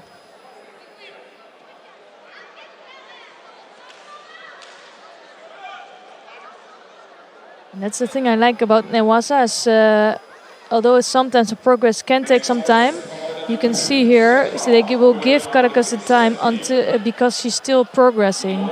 So as long as that happens, it doesn't matter if it's 10 seconds, 20 or 30, she will be allowed to move on. And now you could see that she stopped the progress, and immediately the referee is giving a mate.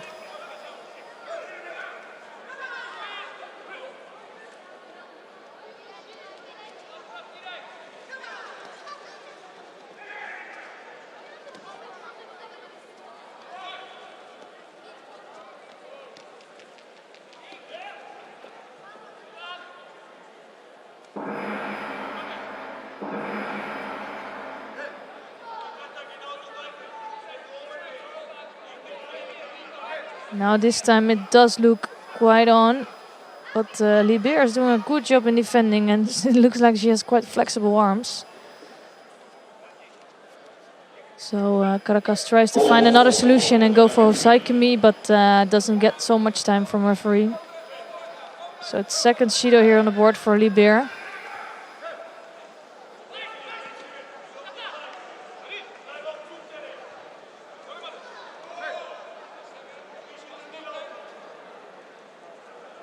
I think most of the time in this contest was in Newaza, and that's nice to see for a change. You don't see that so often.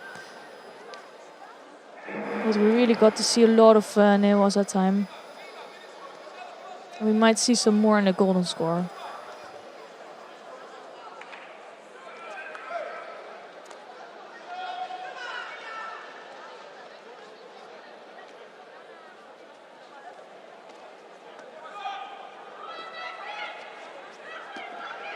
Just, I thought it was a Shima was one, but again she was just working for that Juji Katame.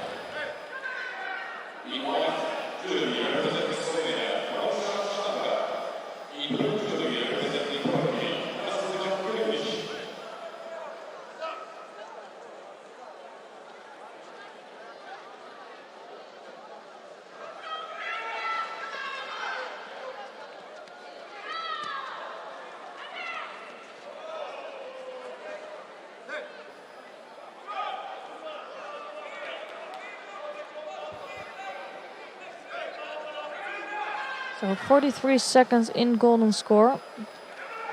And although Liber is really trying to go for it and go for the attack, we haven't seen so much of her yet.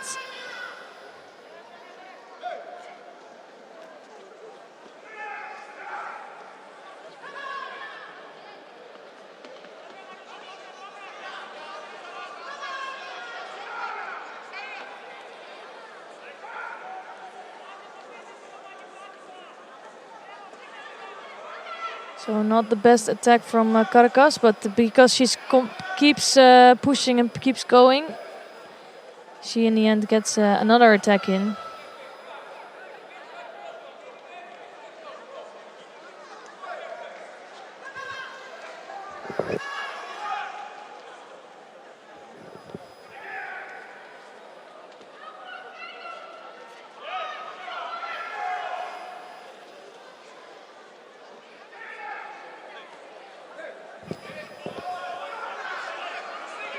So that was a better attack from Caracas, and as long as she stays active, it's Liber that's in trouble, and she's gonna pick up her third Judo here for being passive.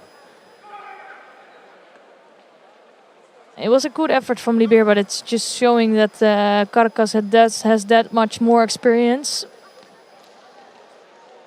And worked really well in Newaza. Couldn't get to no Saikimi or Jujikatame, but it was enough for the win.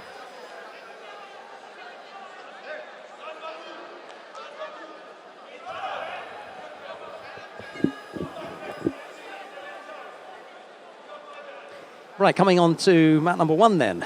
Well, actually coming on to mat number 1 is the referee. Amano Akiko of Japan. She's just awaiting the arrival of the two fighters. Rafaela Silva of Brazil. She's up against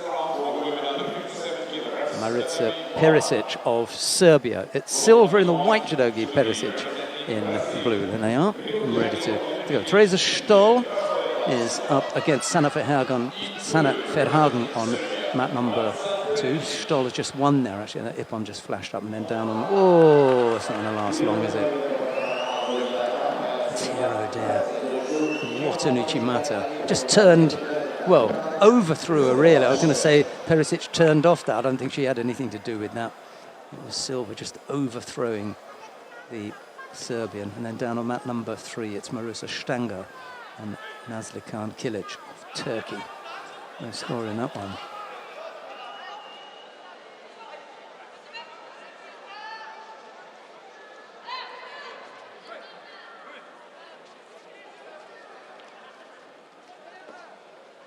Second round for women. Silva looking dangerous, threatening there on the left side. Nice strong grip that she's got.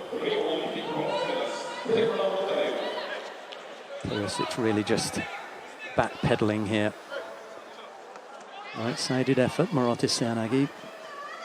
Low down, but didn't have the feet in the right position. There's that.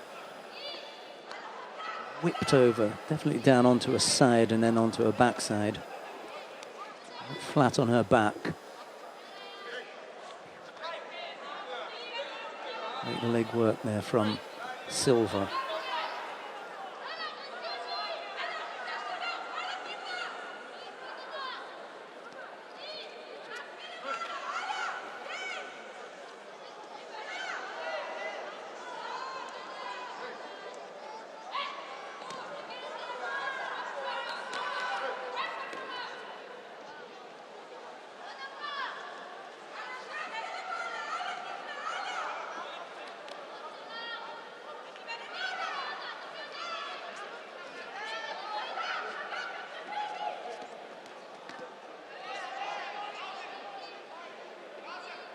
A little over 2.5 minutes left to go.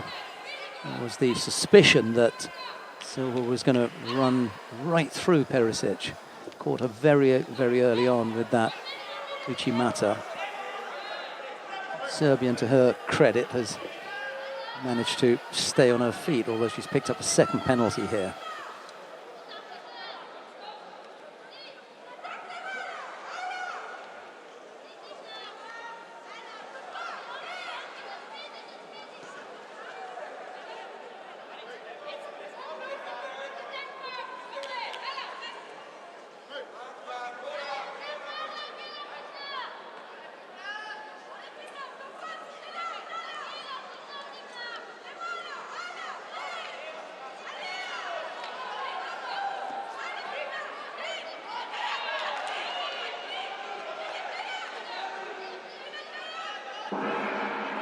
Silva's just stepped off the tatami momentarily to tape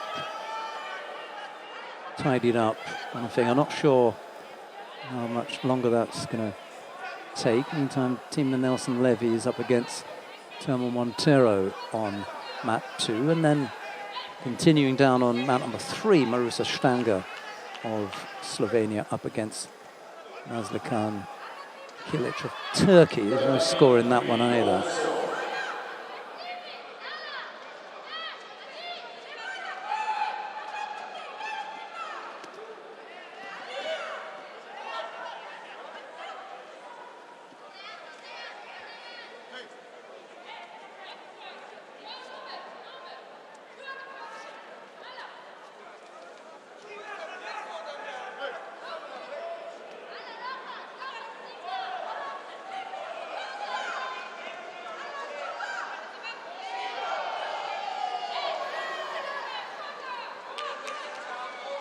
Nice and upright, Rafaela Silva, searching for a grip. Right-sided effort, but the grip from Perisic wasn't there. And now Silva picks up a penalty.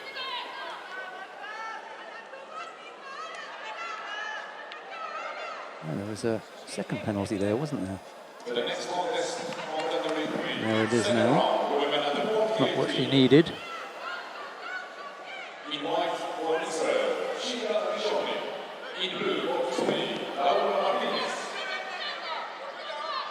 Another right-sided effort from Perisic. What you don't want here is for Perisic all of a sudden to just put in a few big attacks and then put the pressure on Silva. There's another effort this time. Perisic able to ride that one.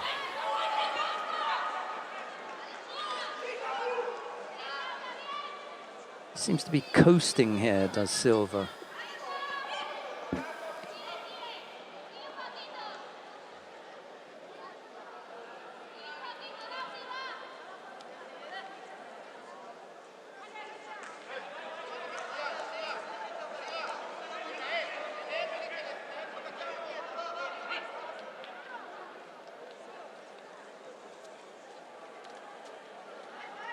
Nice turn, all taken over. Typical Rafaela Silva. And she goes into the quarter-final now.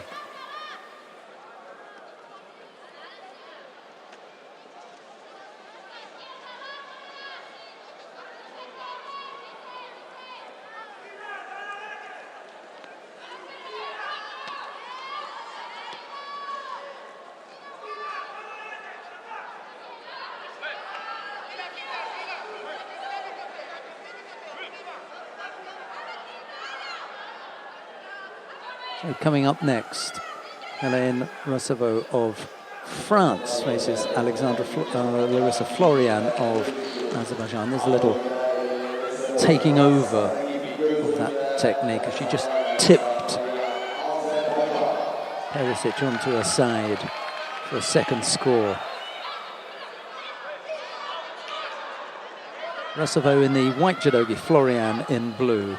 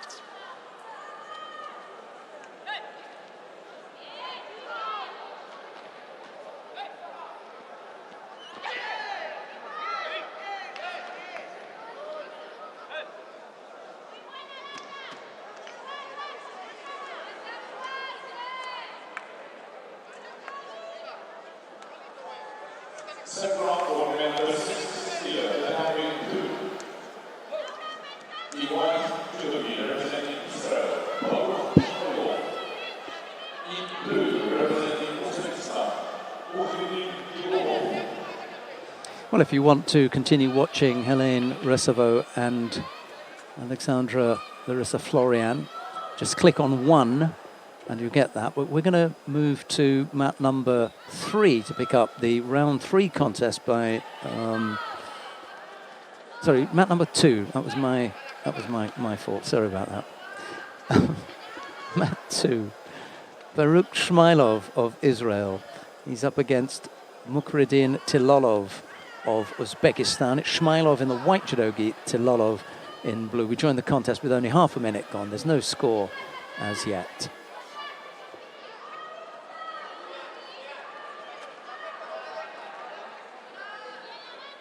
Three rounds, quarter-final, semi-final, final.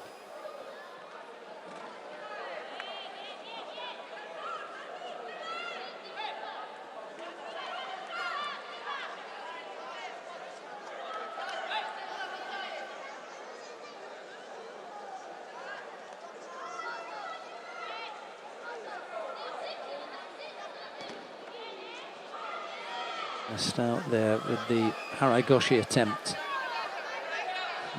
Tilolov strong enough to block that one and force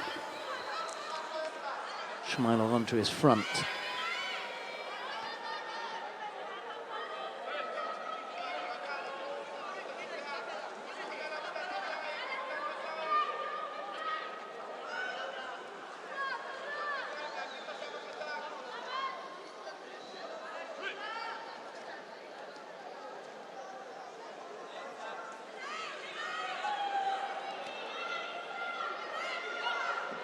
It wasn't the strongest of efforts, was it, from Tilolov? We had a quick look at her colleagues there, and this time he grabbed hold of the leg to block. As a result of that, he picked up the penalty. It's a second penalty. We've got 2 minutes left to go. For the Ashi was first of all Shmailov, and then thought perhaps about an Ichimata effort. Didn't go through with it.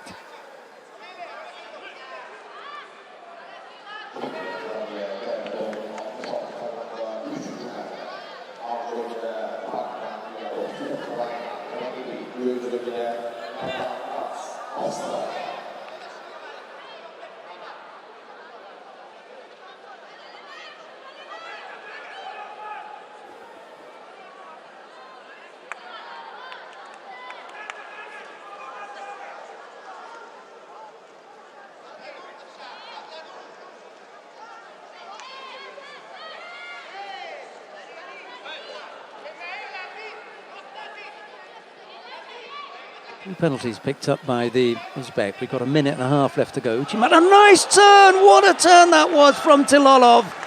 Yes. That was amazing. What an incredible turn that was.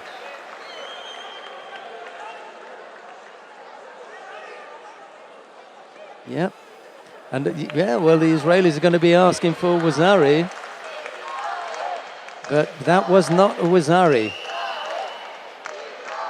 There's the effort from Shmailov. That's not Wazari, I'm afraid. That is Ippon. And at speed, it looked even worse. This is in slow motion. Left-sided effort from Shmailov. He misses out. Here's the Tsukeshi, and there's the turn from Tilolov. Incredible. That happens sometimes, and this is it at speed.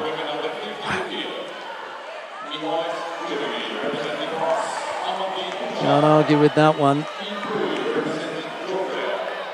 Right, I'm sorry we're going to miss out on Sinan Sandal again. He's up against Ibrahim Aliyev of Azerbaijan. We're going to go down to mat number 3 to watch the quarterfinal between Amandine Bouchard of France. She's the number 1 seeder. She's had to tap out here. The Shimiwaza was a little bit too sharp there from Bouchard. Catching Tatiana Levitska-Shukvani. Bouchard through to the semi-final.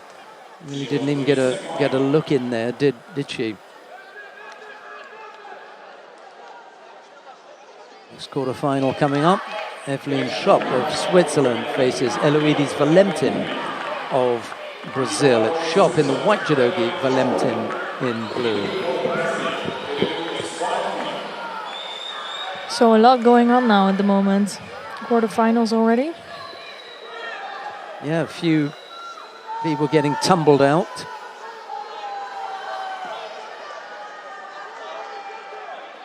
And Bouchard, I saw she's doing what she's supposed to do. Win and be in a controlled way.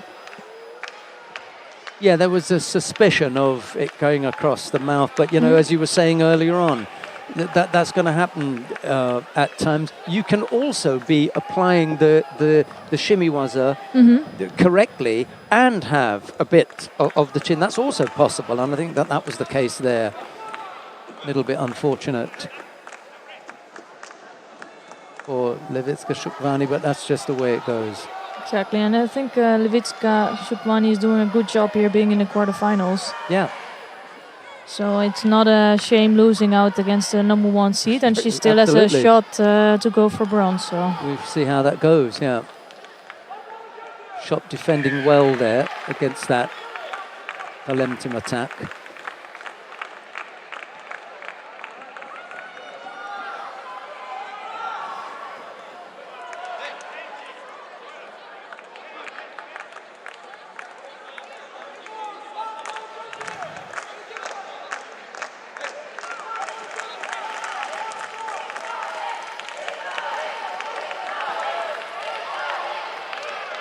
nice Ouchigari effort. The winner of this will face Amandine Bouchard in the first of the semi-finals. Yeah, and I would say Bouchard is the number 1 seed and the favorite to go to the final. But we've seen other things happening today, so you really never know. Schopp looking strong here. Another Ouchigari attempt. She's really controlling with the left arm in the neck. She's looking strong. And I wouldn't suspect that from Brazilians to let that grip come on, you know. They're really good with their gripping and kumikata, and also in avoiding to get a hand in their neck.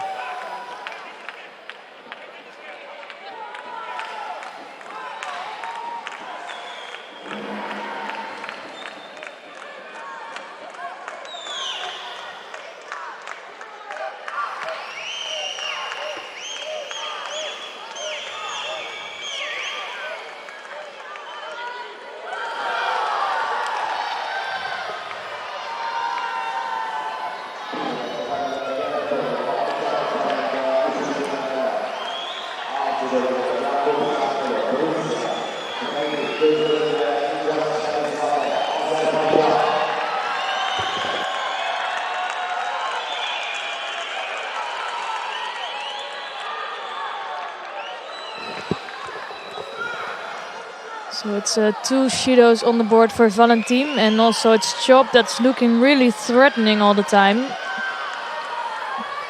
with an Ashiwaza, and combined with that strong grip of hers.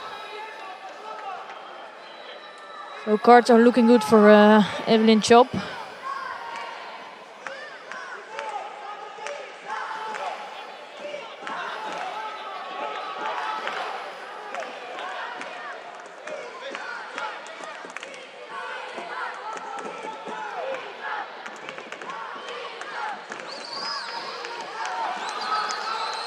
So you can always see that as the day progresses, more and more top athletes are facing each other. One example is on mat number 1 with Shamilov and Shigalizada, and after it's Kargin and Yondon Perenlai of Mongolia. So there's a lot of good contests coming up.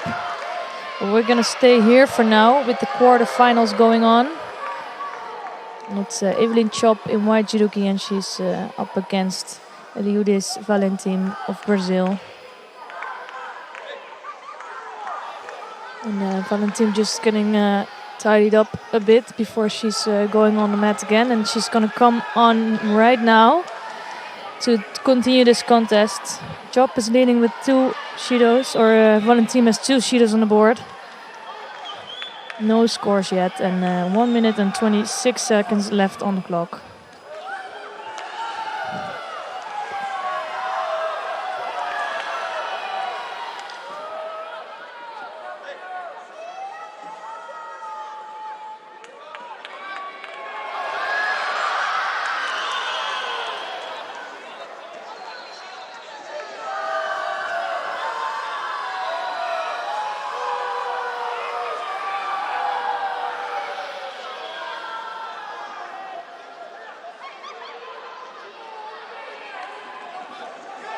So last minute just started.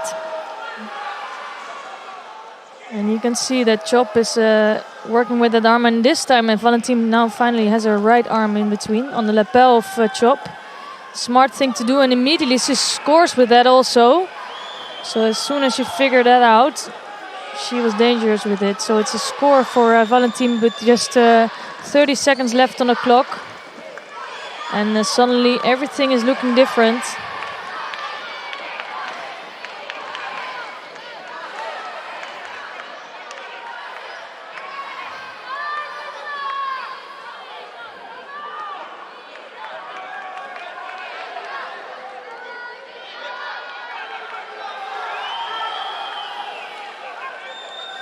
So, but she has 2 Shidos on the board, so it's going to be an interesting end of this contest. Also, with the strong gripping of Chop, it's she needs to stay active and not put her head down like this or keep in that defensive mode.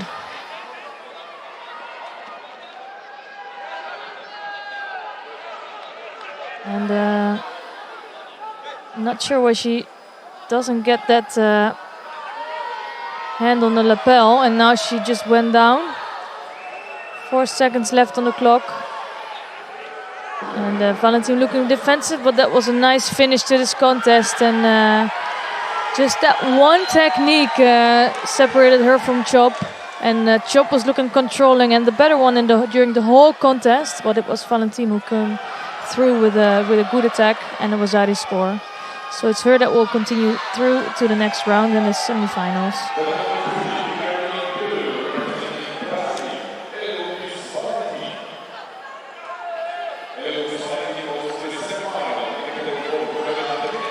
So another quarterfinal coming up. And it's Shishime Ai, number 2 seed, but maybe the favorite of today, of Japan in white judogi, and she is facing Larissa Pimenta of Brazil in blue. Shishima Ai only been on the mat for a few seconds today, finishing her last contest really quickly and already being in the quarterfinal.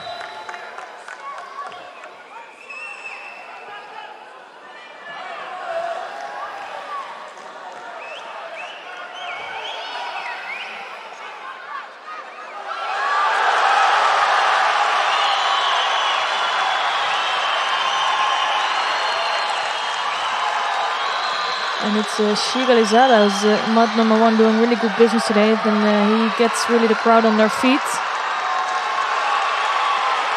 Scoring a Wazari just before the end with 2 Shidos on his board. So he will go through to the next round, to the quarterfinals. And we're going to focus on this contest where Shishimi is doing good work in Newaza. And getting close to Osaikini there. She's just so strong with that. It's almost impossible to stop that. And that looks really tied on. Nowhere to go for Larissa Pimenta.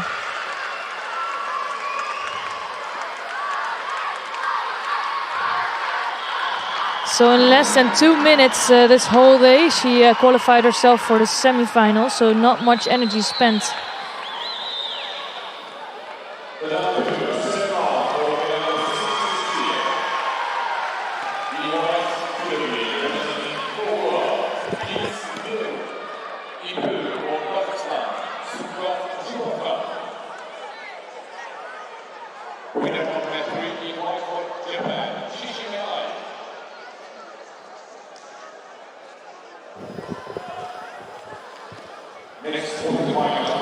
So really important contests coming up, and that's especially the case for Gefren Primo. She's facing Alessia Kuznetsova in white judogi, and I'll explain you why is it important, because Kuznetsova in the last round she beat her teammate Gilly Cohen, Primo's teammate, and as they are both in the running to get a top spot in their team, it can be a really dangerous or a really good thing for Primo to beat Kuznetsova here.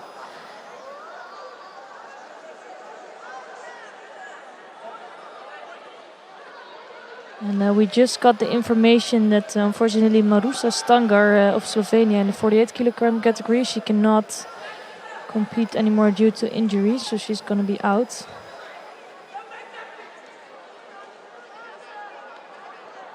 And we see here Kuznetsova doing what she's good at, the newaza.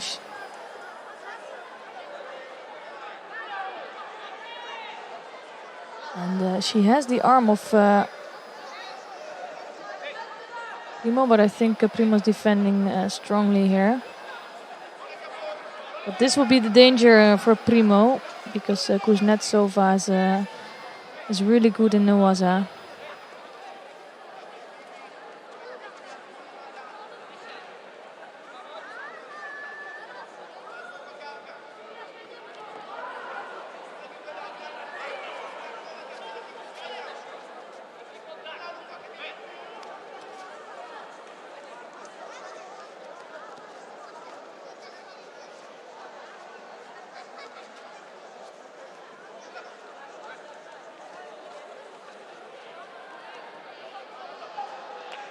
So strong ripping from Primo, although she has to watch a bit to not be too long on one side.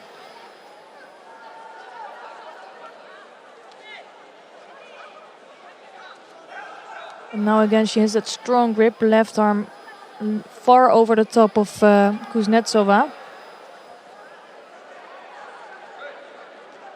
You can see that Kuznetsova doesn't like that at all. So she will try desperately to stay out of that grip.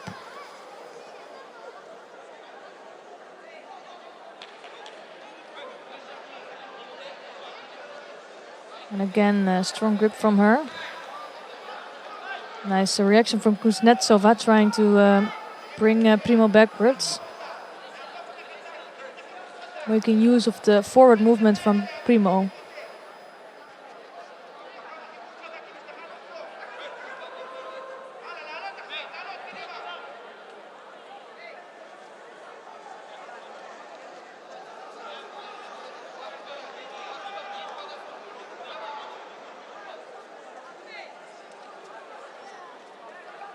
So it's Primo that's looking dangerous, although Kuznetsova, we know that she can react really well.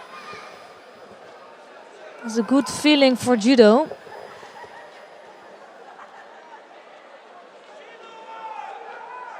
So that will be the danger for Primo as well, just the reaction of Kuznetsova and also her newaza. As you can see here exactly what happened. Good reaction from Kuznetsova, bringing Primo to the back and scoring a Vasari here with 1 minute 20 seconds left on the clock.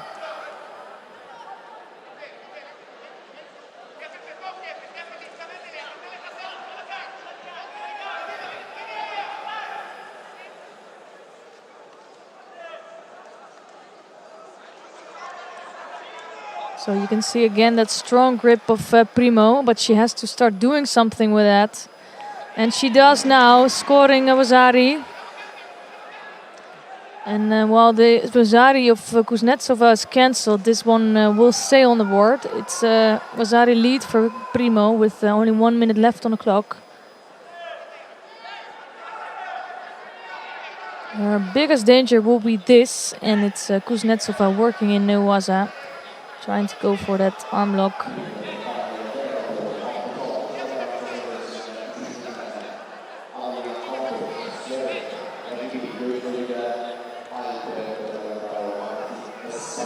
Nice hip movement here from Primo. And no escaping from Kuznetsova, because she just lifted Kuznetsova enough. It was impossible for Kuznetsova to take over Primo.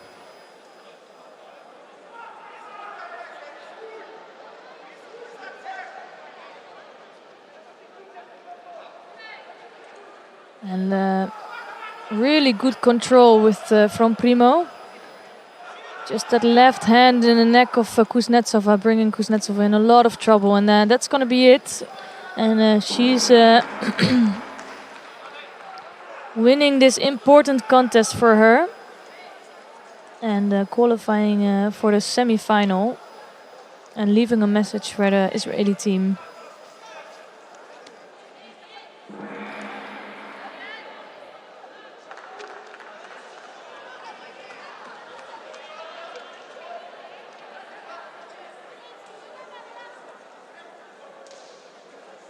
And we're going to continue on this mat with some more quarterfinals.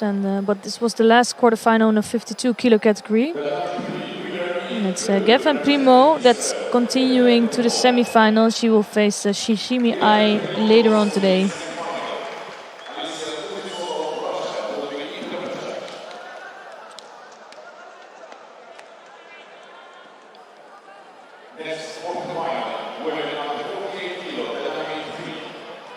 So here we're gonna have the 48 kilo category quarterfinals, and it's Gabriela Chibana who took out number 1 seed Kondo Ami. So Gabriela Chibana will be in the white judogi, and she is facing Maria Siderot of Portugal. Siderot in blue judogi.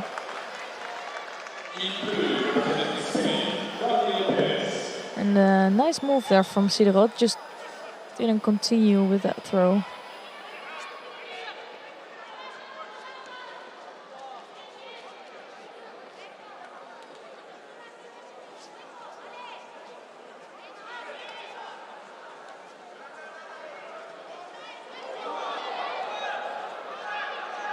Really low attempt there from Chibana. I think it was a Taitoshi attempt. But a good reaction from Siderot.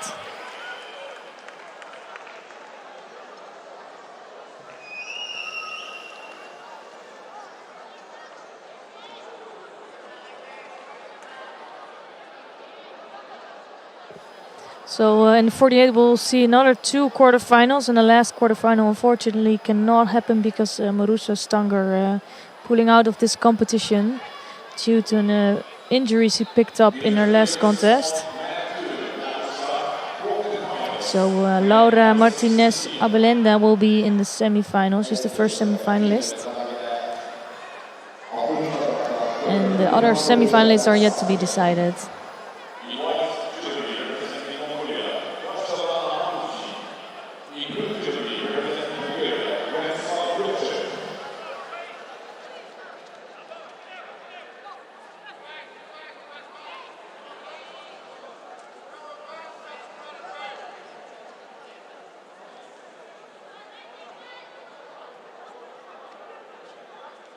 So taking their time to come to their kumikata.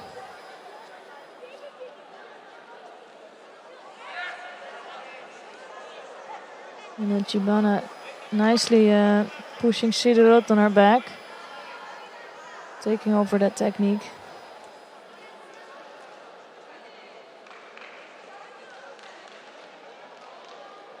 Chibana looking very focused here. And of course, if you're taking out the number 1 seed, you don't want to do that for nothing. So she's on a mission here today.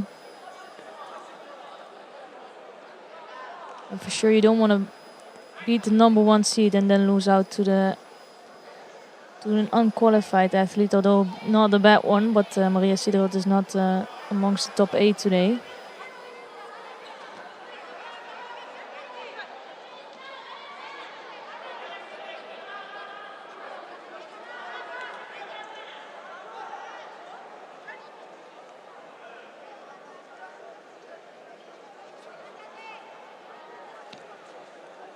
Another Taitoshi from Chibana.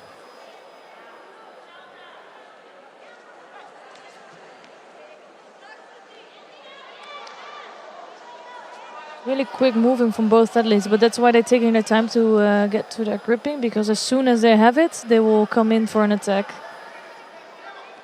It's It's quite typical of the 48 kilo category. It's they're moving really fast.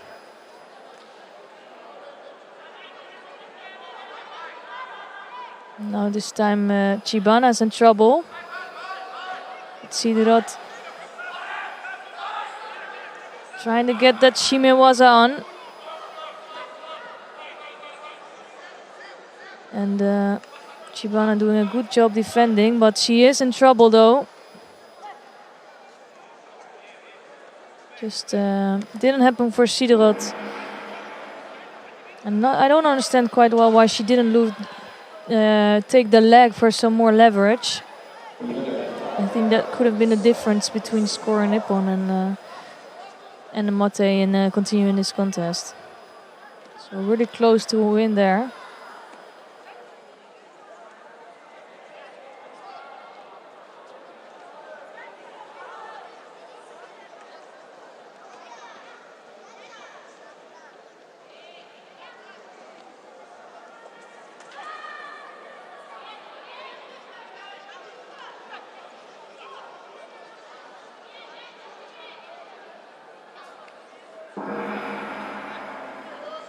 It will be a golden score here in the 48 kilo category between Chibana and Sidorot.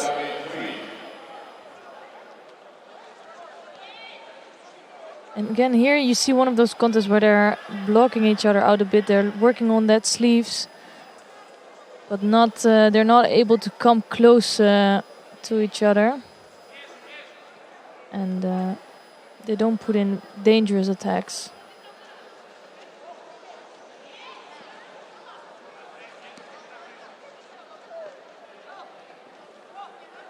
But that's why they both pick up a Shido for basically blocking each other's sleeves. And this is why Sidorot now has 2 Shidos on the board. So just some more risk for her.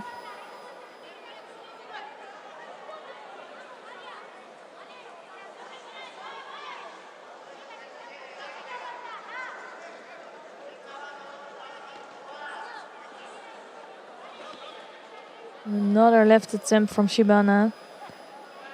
She is quick with that, so it's getting Sidorot also out of balance, but she's never really in danger of falling, of going over.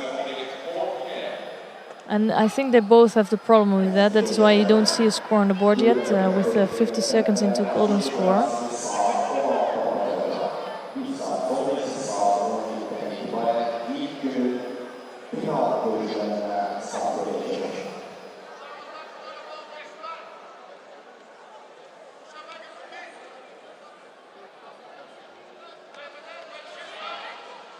And again that left technique, but this time really not getting Sidorot off balance at all. So she has to start watching out with that.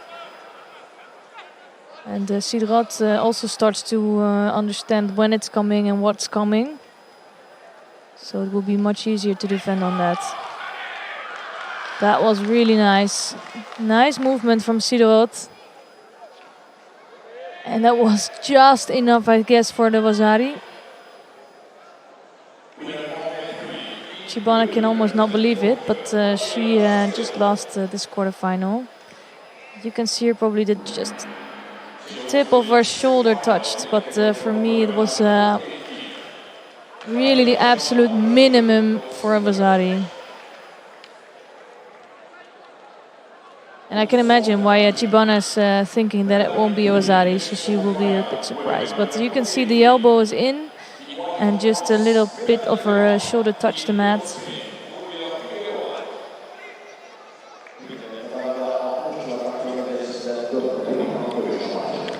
So we're going to take a look at the Tbilisi Grand Prix winner. It's Melanie Clement. And she's in quarterfinal here in the white judogi. And she's facing Julia Figueroa of Spain in blue.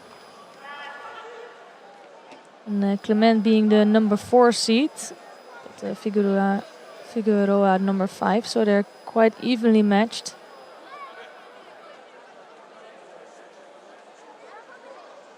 And with her teammate Martinez Abulenda already in the semi-final, it's Figueroa knows she has to do something here.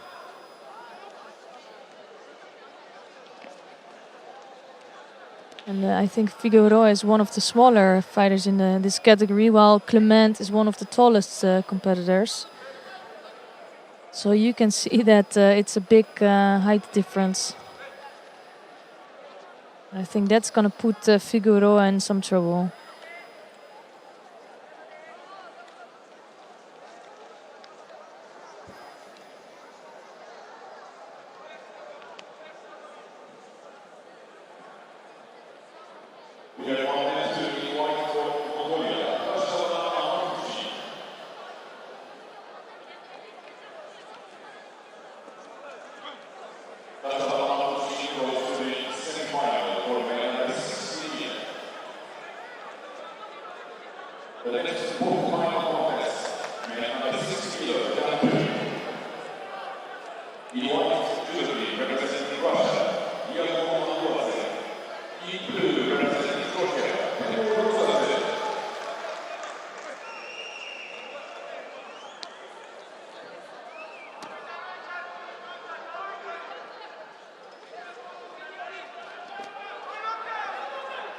So Clement taking her time.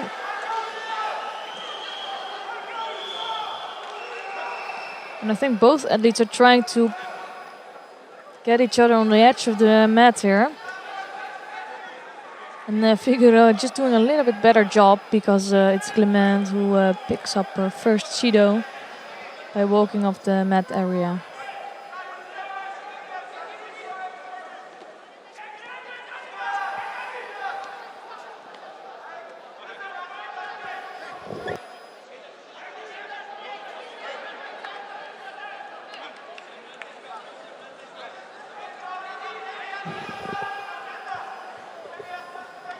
So all mats have quarterfinals going on now. Mat number 1 will have the 60 kilo category quarterfinals, and mat 2 as well. But soon 57 kilo will start there.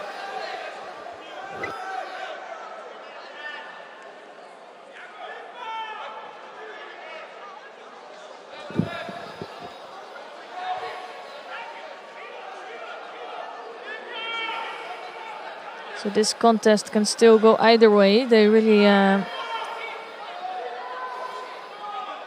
they both look like they have a lot of spirit here in this contest, but also they're struggling with each other's posture and kumikata. So now it's Clement who has a really good grip. Let's see if she can do something with that.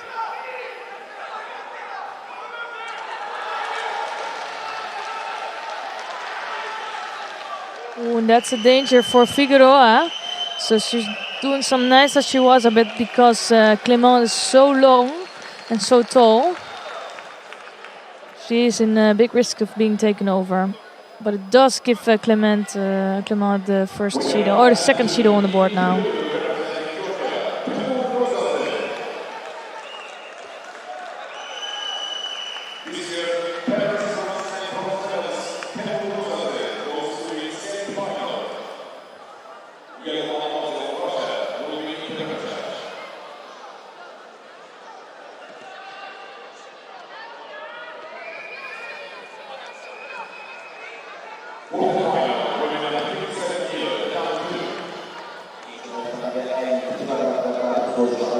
So another 10 seconds left on this contest, and also another interesting contest going on in mat number 2 now.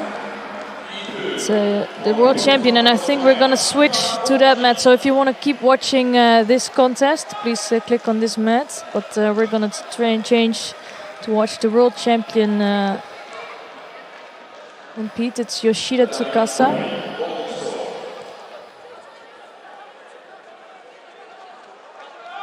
And Yoshida Tsukasa and white judo Gishu will be facing Tian Hongjie of China, who's doing a really good job today.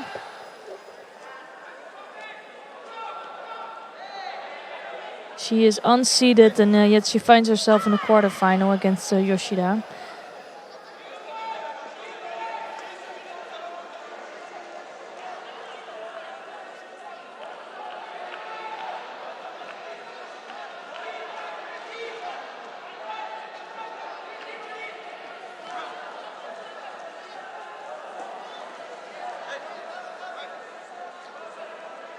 So 1 minute into this contest and no scores on the board.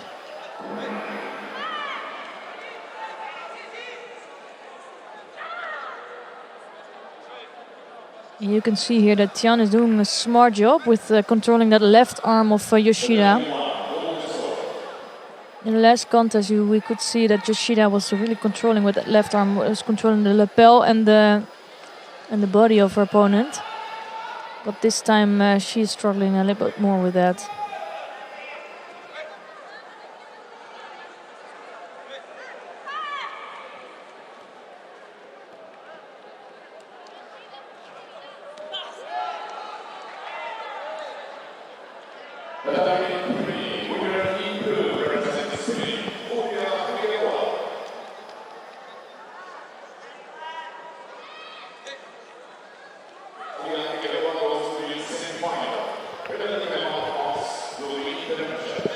So mat number 1 Figueroa just beat Clement.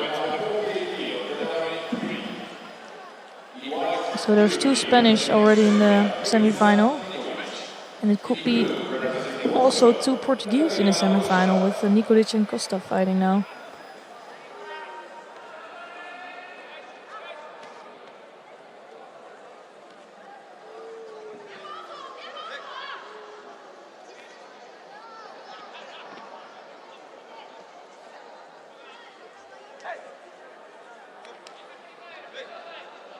So first Shido on the board, and it's Yoshida who gets it.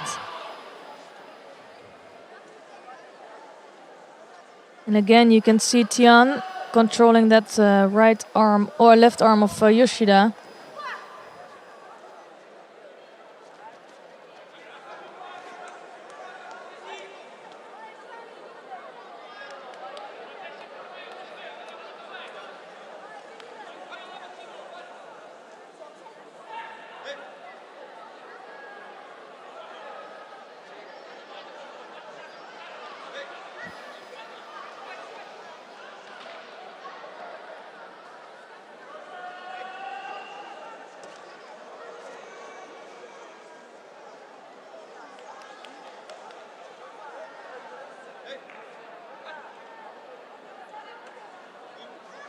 So another Shido for either of these judokas. So it's Yoshida now who picks up her second.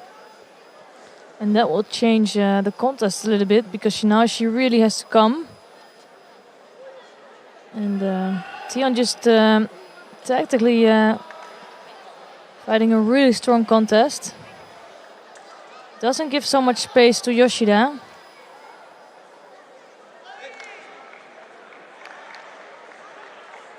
And I think Yoshida really needs to try to find a way to put that left arm on the lapel of Tian. And now she's doing a better job. And now she has a grip. And you can see Tian escaping that grip immediately. She knows how dangerous Yoshida can be. For me that was a clear escape. And that's why she picks up her second Shido. So you can see as soon as Yoshida has her own grip, she is really dangerous. It looks like she's finding a way a bit to get to that.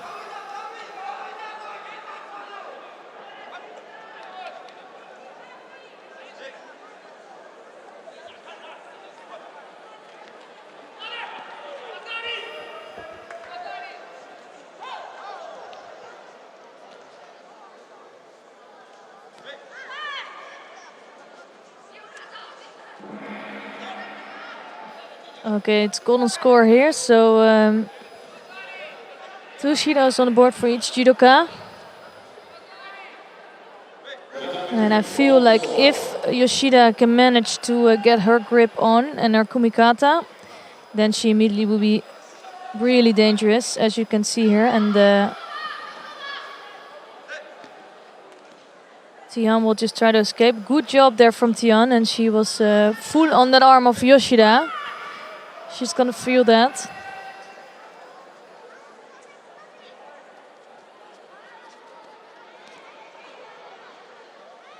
And even Yoshida can be in a bit of risk in getting that third Shido for passivity. Tian Hongji really pushing Yoshida all the way here. Half a minute already into golden score. If they've ever gone head-to-head in the, the Asian region or something, but obviously finding Tian a bit of a handful. Yeah, Tian is really impressive today.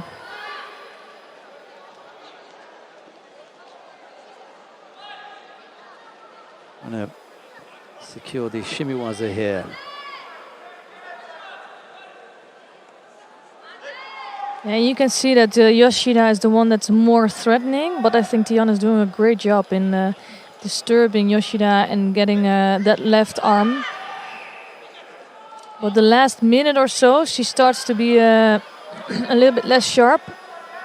And all she has to do is catch that left arm of Yoshida. Because as soon as Yoshida has it, it's really difficult for her to fight.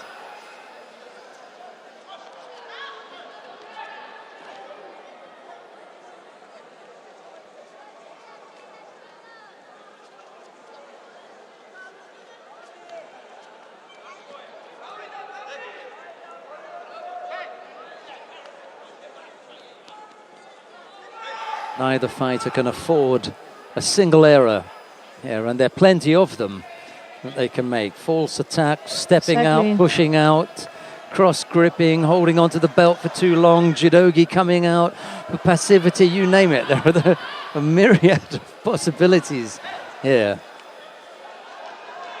And all whilst you're trying to score on your opponent. This looks more dangerous for Tian. But she is doing a really good job.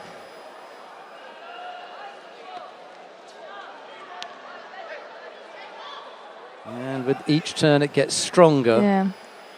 That time, however, Tian able to break up the possibility of any shimiwaza, and now it's the osaiwaza that she's got to be concerned about. As long as she can keep that leg trapped.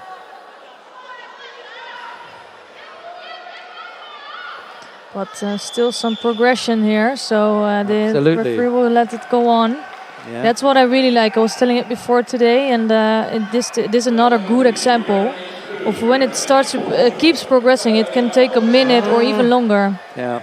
and you just know it's coming. And it was the top half of the body. Once she started concentrating on the leg and trying to make sure that she didn't let the leg, Yoshida's leg, come out, she gave up the top half of the body. So Yoshida was able to secure the top and then concentrate everything on the lower half. Tian put up an incredible battle there. 3 minutes and 10 seconds into golden score, but Yoshida able to overcome her in the end. And the thing is, that's just going to go as an L in the column. It's not going to say, hey, I took her into 3 minutes and 10 seconds of golden score, and all that happened was, she just got my leg free. Nobody is going to say anything about that. Tian bowed, walked off, she didn't shake hands. No one's going to say anything about it because she did what she was supposed to. She was supposed to bow to an opponent. She did, and she went off the mat.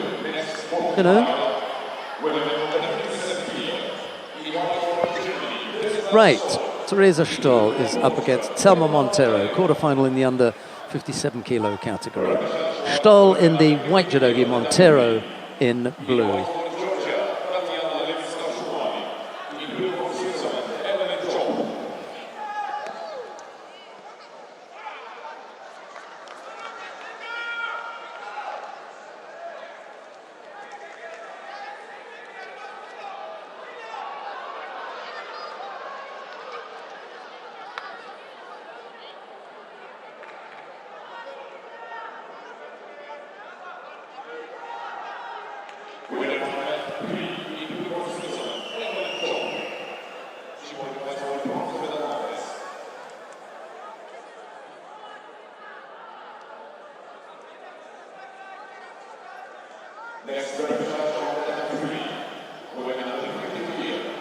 Nice effort there from Montero. Almost came up with the big Osodakari.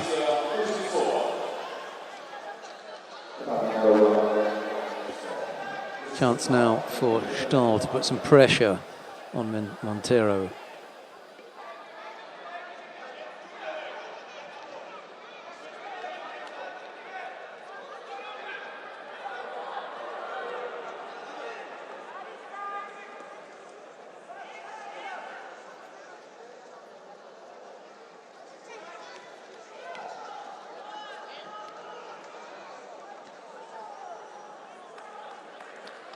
And there was the suspicion there that Montero went for the direct bear hug.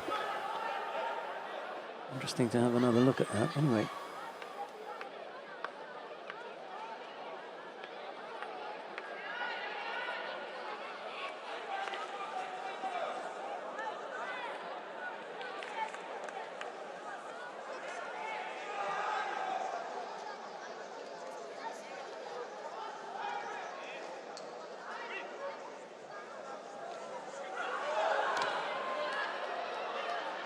Stoll nice and aggressive here.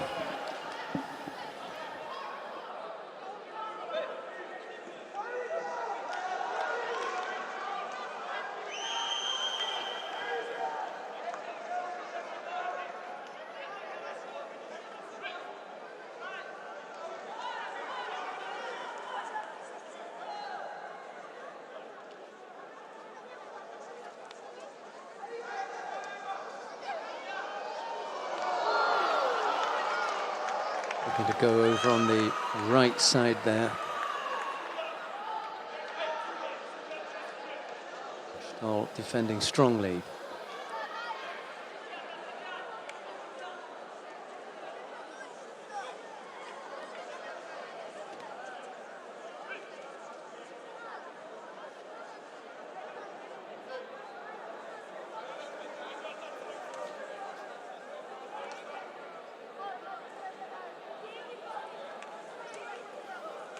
Yeah, so falls attack.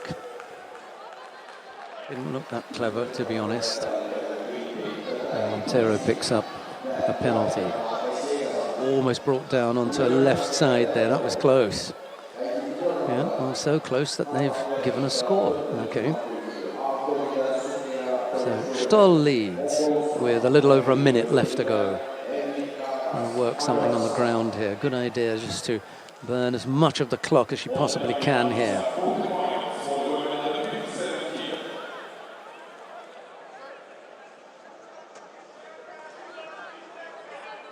The winner of this will face Yoshida Tsukasa of Japan in the first of the semi-finals.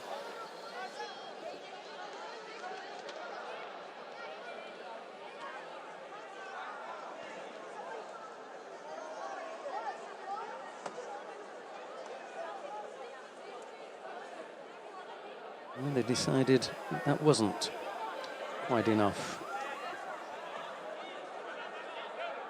That score taken away.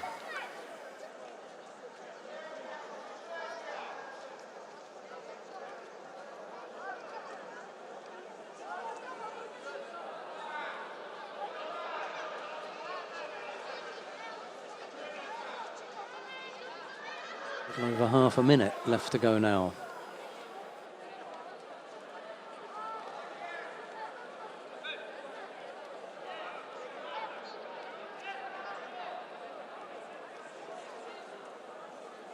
Montero still tentative when looking to go across on that right side.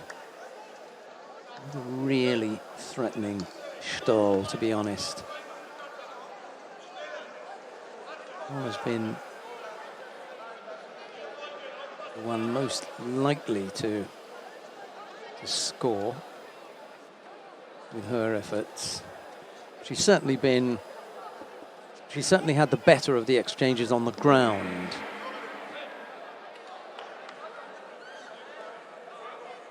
Albeit that that's a very narrow lead, but as far as the one who's looking the more positive of the two, there is a Stoll. Montero slightly defensive in nature.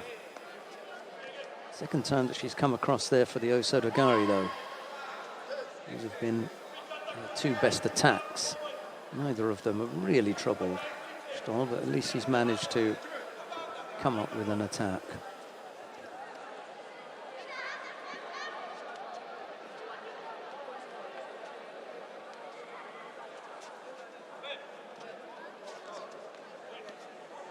Chance for Stoll, but Montero very quickly throwing in a rather weak Sutemi was at effort as but really to avoid the pressure from Stoll. Stoll isn't going to be able to free a leg, and the referee will call mate here.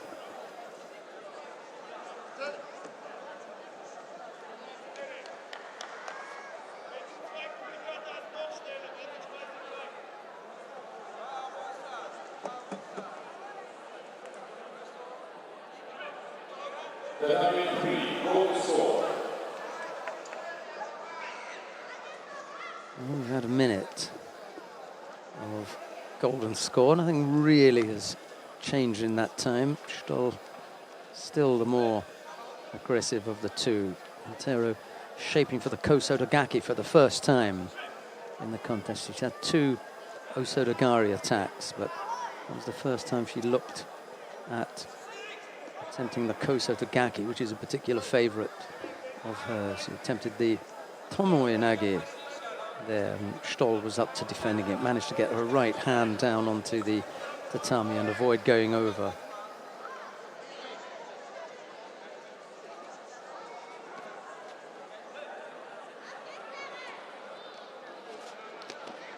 Now it's Stoll's turn to come up with an Osotogari that just momentarily unsettles Montero.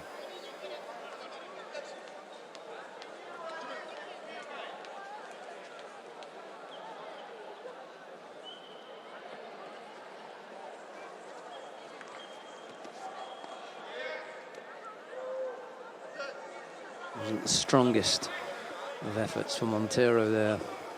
Didn't really trouble Stoll either.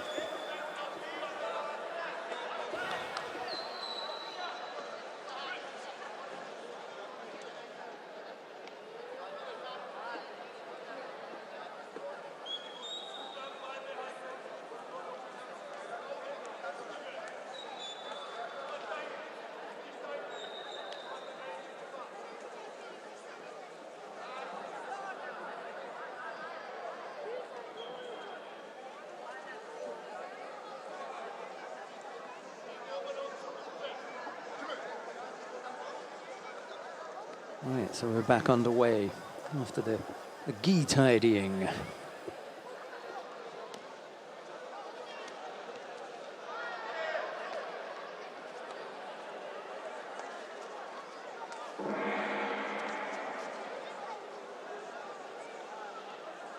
Stoll doesn't want to get overpowered in the gripping exchange with Montero.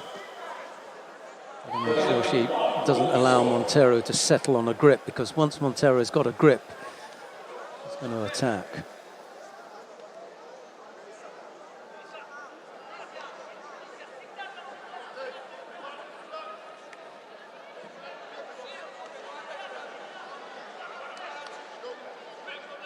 Now Stoll picks up a penalty after 220 odd of golden score.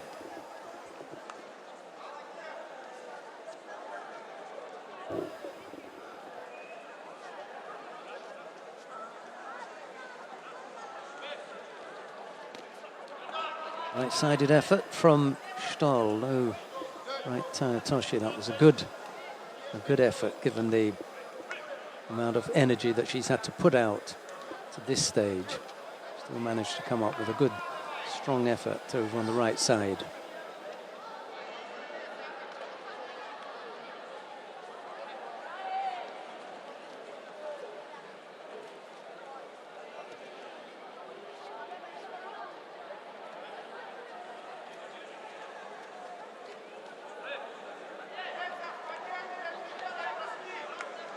Easily blocked that effort, did Stoll.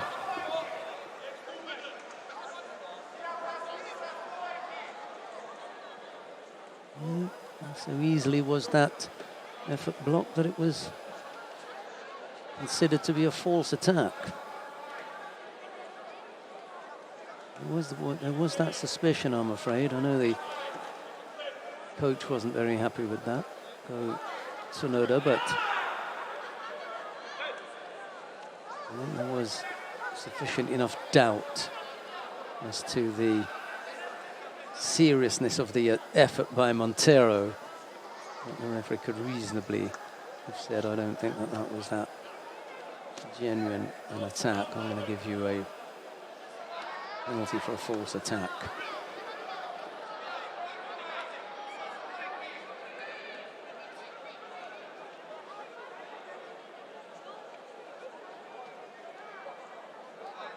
Once again, Stoll working on the ground to try and free that leg. You can just see the foot left in there. It's actually a little bit more reasonably well trapped there by Montero. We're coming up to 4 minutes of golden score. What a battle this is between Stoll and Montero.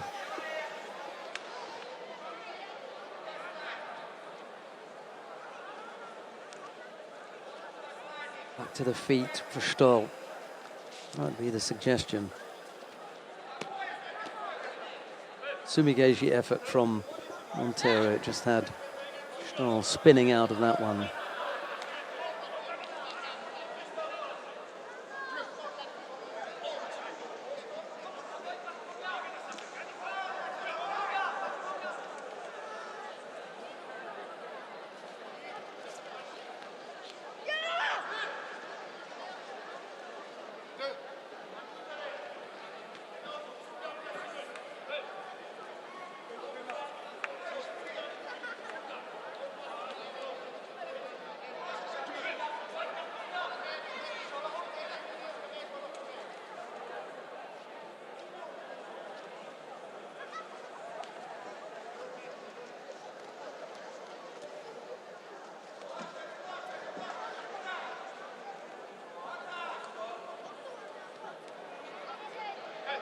Five minutes of golden score. This is turning into a real marathon here.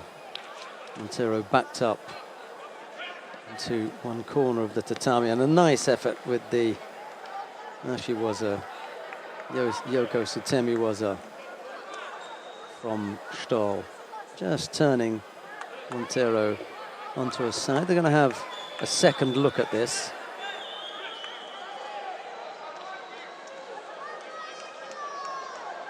Yeah, it's away from us, the replay that we've got. Montero's not keen on it. Not surprised. I mean that she was down into the repechage instead of the semi-final.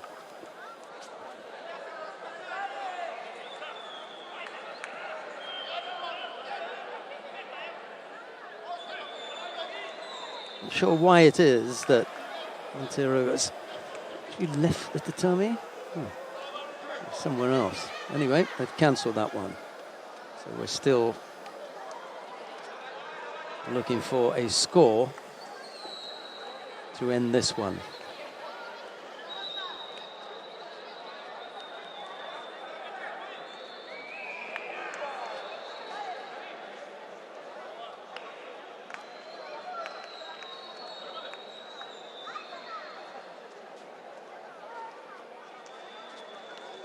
And 5 minutes of 43 seconds of golden score on the adjoining mat has just come to an end with Larissa Pimenta throwing Alessia Kuznetsova of Russia in their repechage contest. This is the quarter-final in the under 57 kilo category. We've had 6 minutes now, but well, as we get to that 6-minute mark, it's Stoll who comes up with a thumping Ippon.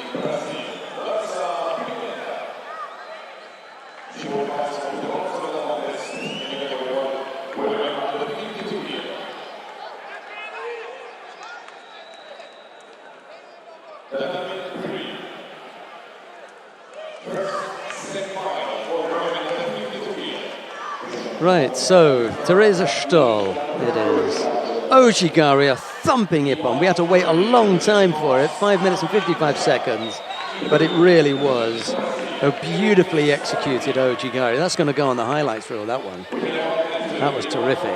We're going to go down to mat number 3 then, Freddie. We'll see the semi-final in the under 52 kilo category between Amandine Bouchard of France. She's up against Eloidis Valentim of Brazil. It's Bouchard in the white judogi, Valentim in blue.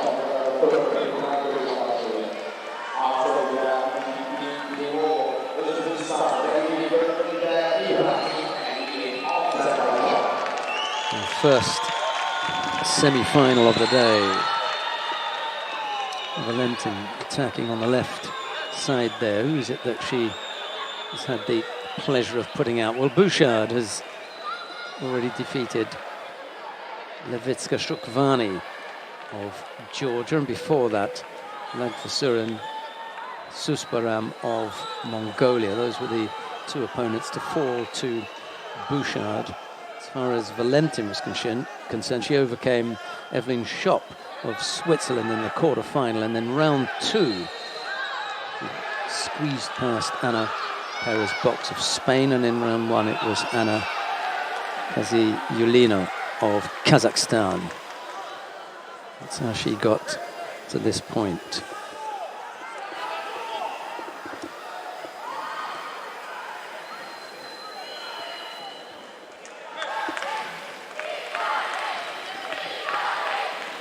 But just to let you know that this is the first semi-final in the under 52 kilo category. The second semi-final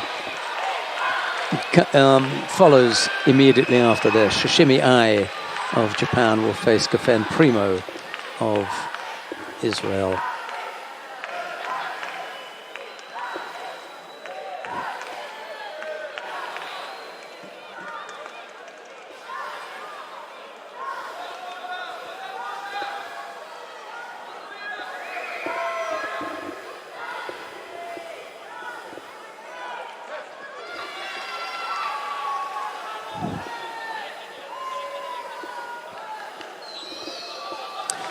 Valentin is making her way back to the mat, so we'll stay here. Single Shido against the Brazilian. A little over 2.5 minutes left to go.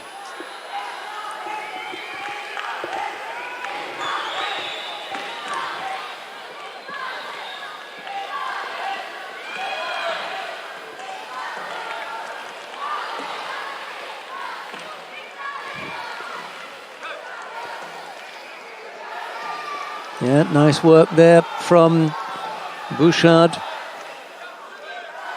Scores there and leads by Wazari with a little over 2 minutes left to go. Nice and tight, that one.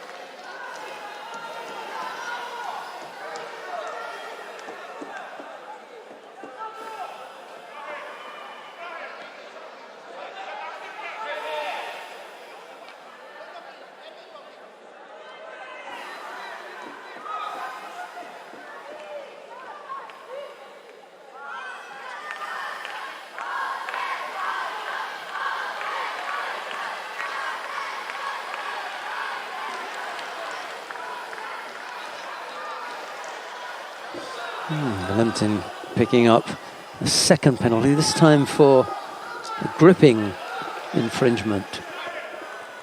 Just overly defensive with that, or negative gripping really, sorry, on the part of Eloides Valentin.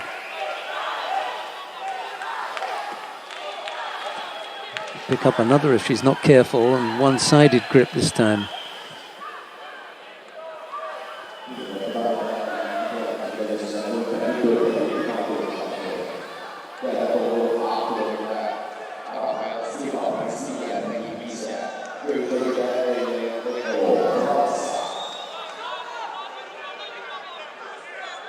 So with a minute left to go, still the Wazari lead for Amandine Bouchard over Eloides Valentin.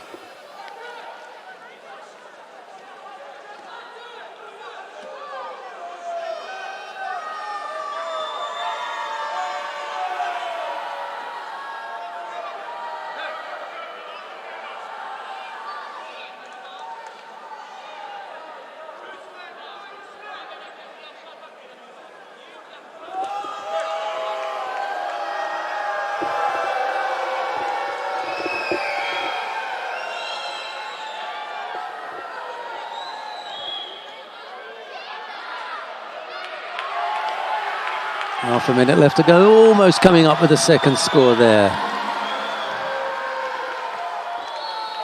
Good pressure from Bouchard.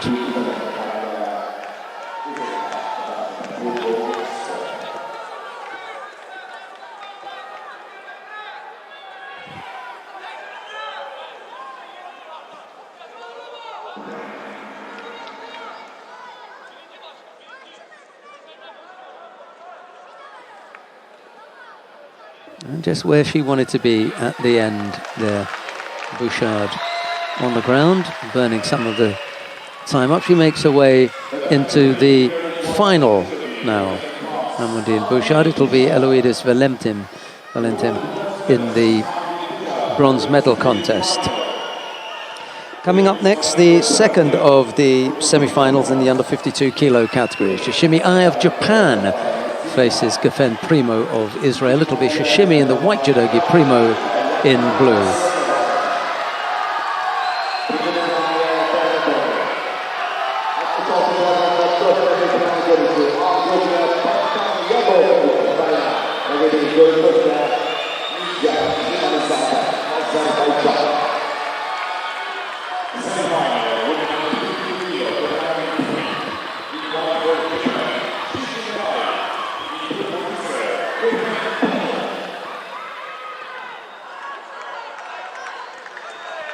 Quite sure how long Shishimi has spent on the tatami today. I think this is her third fight, and on almost every occasion she's been off pretty quickly.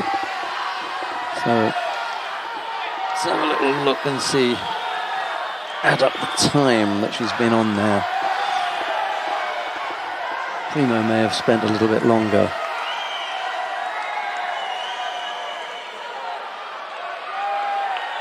This is Primo's fourth contest. Gone into golden score on a couple of occasions and gone to time on the other, so many a time. Osakomi ready there for Shishimi.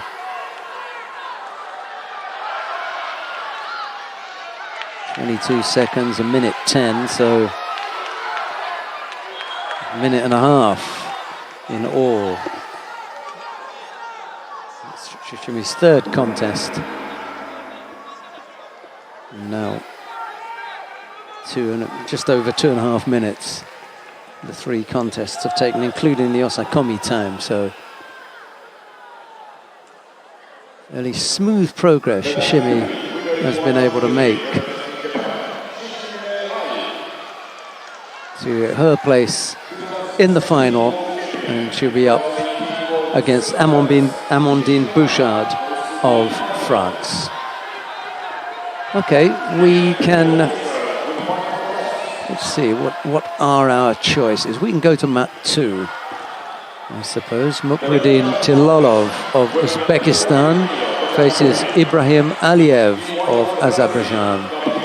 It's Tilolov in the white judogi, Aliyev in blue. There's a repechage contest coming up on mat 3. That's between Gabriela Chibana of Brazil and Melanie Clement of France. That's in the under 48 kilo category, where Sidorov defeated Gabriela Chibana in the first of the quarterfinals. Melanie Clement lost out to Julia Figueroa of Spain.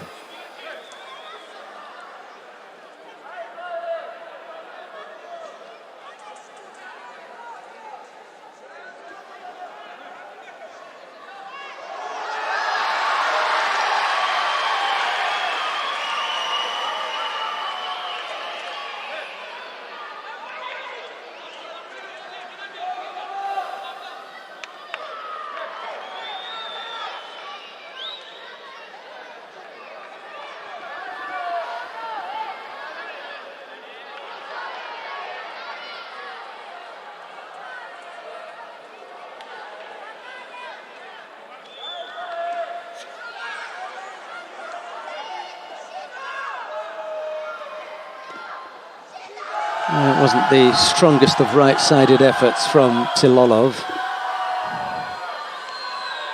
A few people in the crowd calling for a false attack. It was so poor.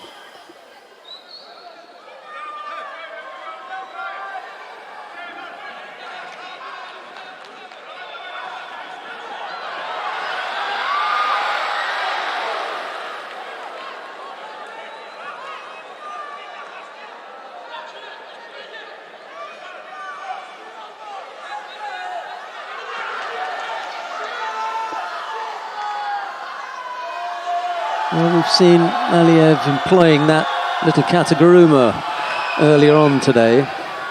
Just has to be careful that he doesn't come up with a false attack. Make sure they're genuine and strong enough to move your opponent. Right-sided effort from Tilolov.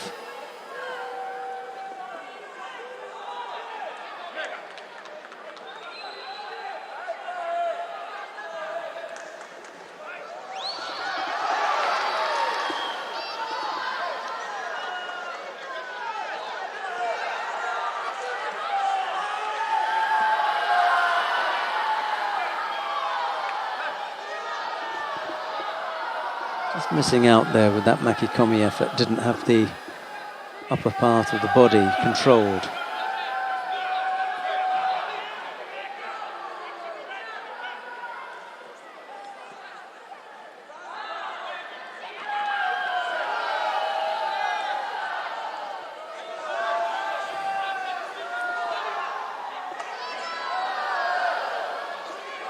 There's another golden score contest here.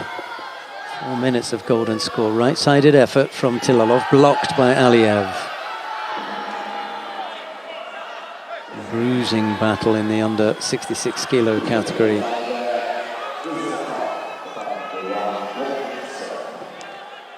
Oh, there it is. Tilolov eventually catching up with Ibrahim Aliev.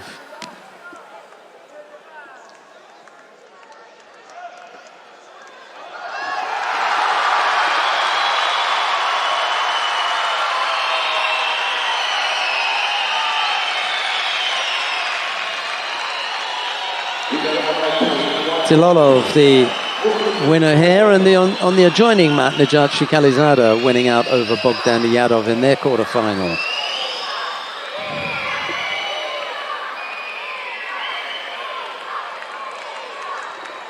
Coming onto the mat now, Denis Viru of Moldova.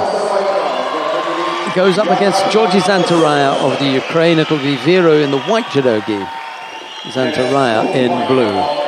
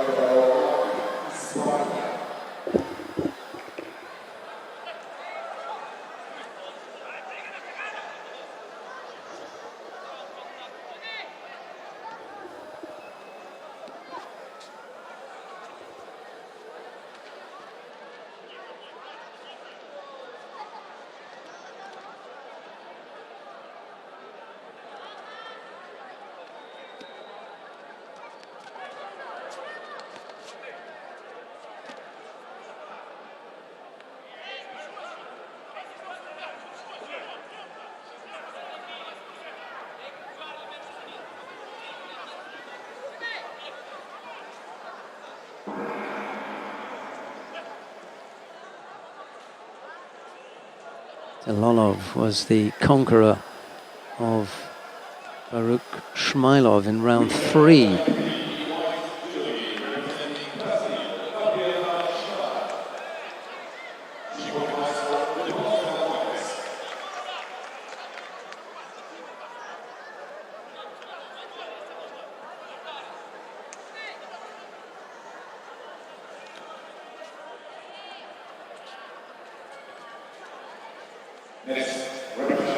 Right-sided Uchimata from Vera, and then he comes back on the way out with the right-sided Sumigeshi effort.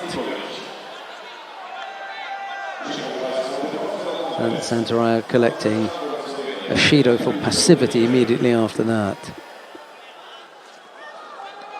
Yes, that's a good effort from Vera. He can tidy up now. He's taken the lead here.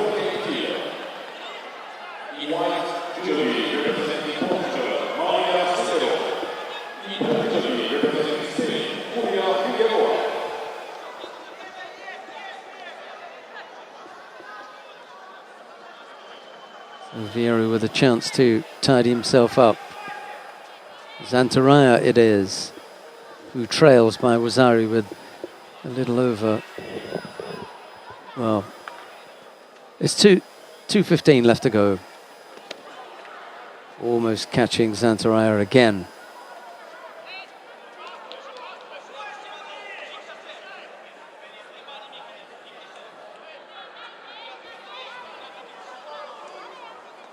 Half the contest gone, or almost half the contest gone.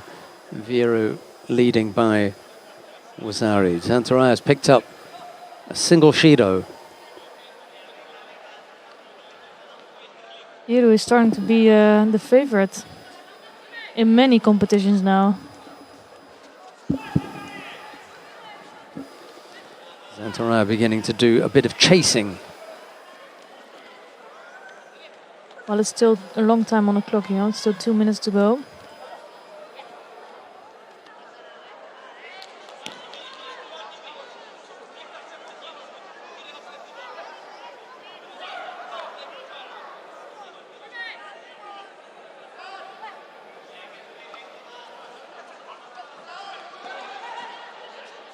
Vieru almost threatening Zantaraya with the same kind of grips that the Ukrainian is known for.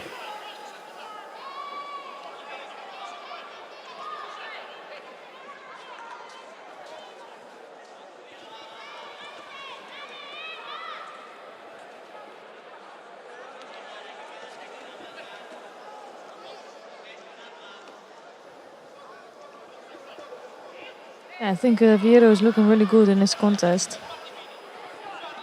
Not in big danger yet.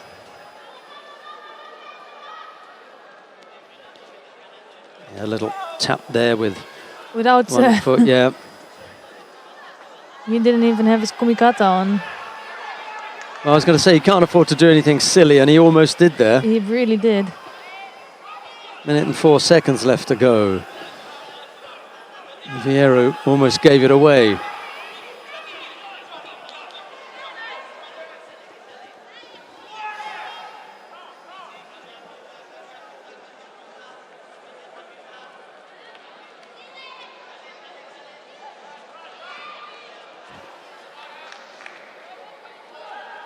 Another Uchimata. Yeah, the problem for Zantaraya now is I don't think there's a great deal left in the tank, you know.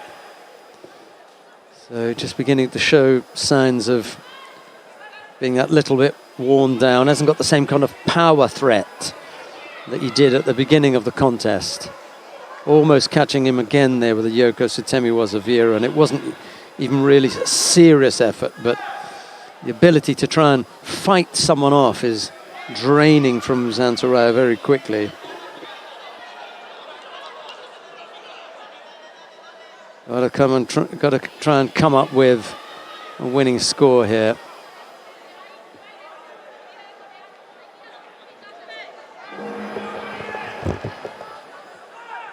20-odd seconds left to go.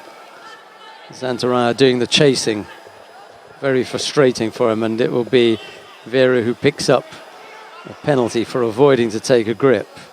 You don't see so very often that Zantaraya doesn't even come close to scoring. He really doesn't have any control over Vieru.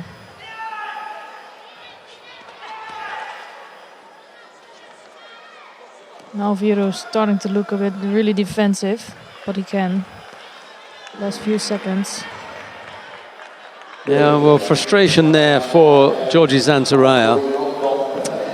However, I dare say that had he been in the same position, he would have fought it the same way. He did enough to keep Vieru off. And it's Vieru who goes into the semi-final of the under 66 kilo category.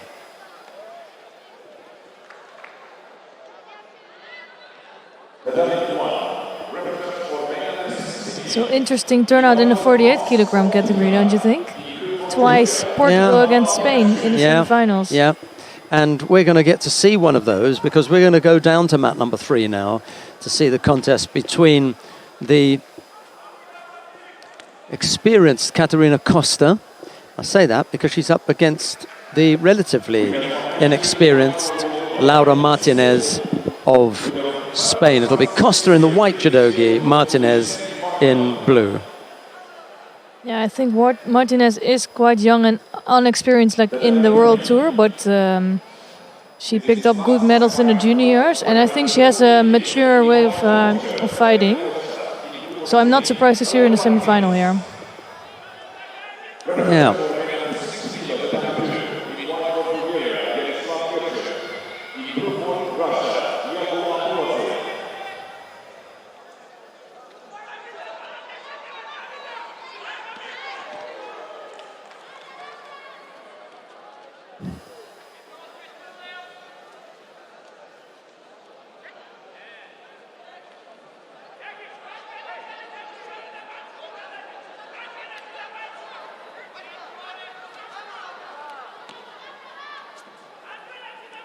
Yeah, and Costa is I think she's in good form this year and starting to win big medals.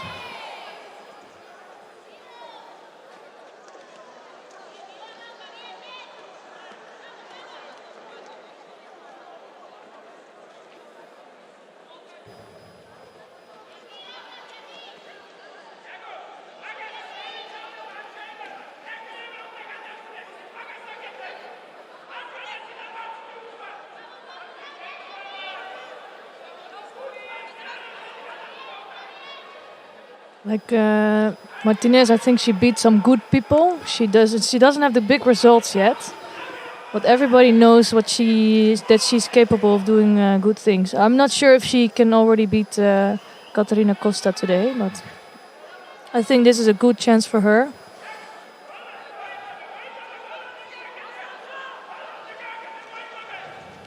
Well, she's got 2 medals from the Junior World Championships. Silver and a bronze. She'd have lost out last year in the final. No, she lost out on the route to the final to Daria Bila did.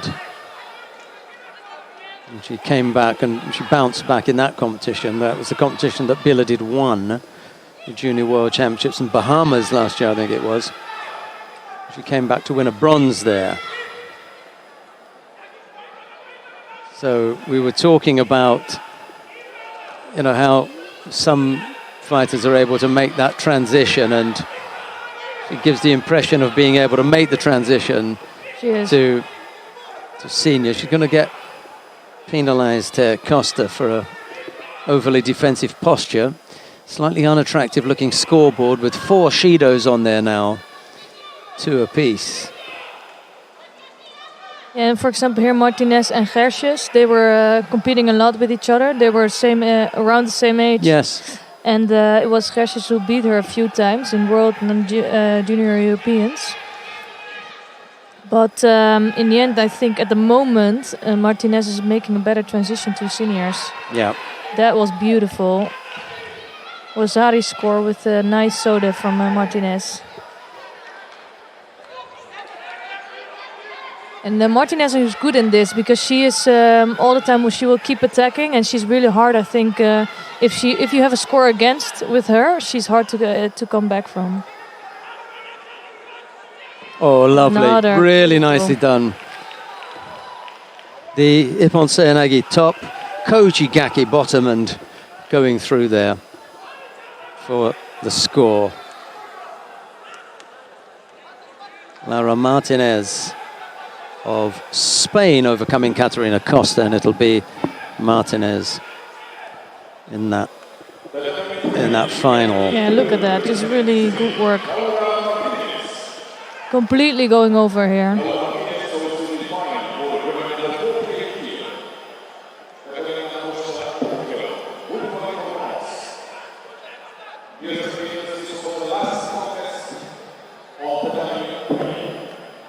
Well, it'll be an all-Spanish final then. Laura Martinez to go up against Julia Figueroa.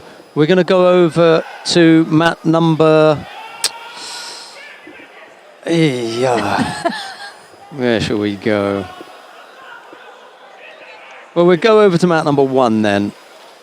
We're going to have a look at Walid Kaya of France. He's up against Jabba Papinashvili of Georgia. Time has just expired in that one. Walid Kaya is the fighter with the single Wazari. He overcomes Jabba Papinashvili.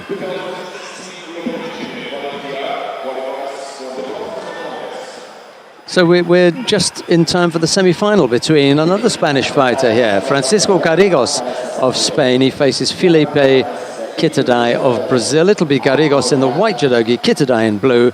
And I missed out on telling you about the Throw to Tokyo competition. Don't forget that you can win 2 tickets to the World Championships this year being staged in Tokyo. Go to tokyo.ijf.org to find out how to win those tickets for 2. Upload your film of your ippon. Show us your best ippon, and then you'll have a chance to do that. Right, we're going to concentrate on this semi-final. Here's Esther.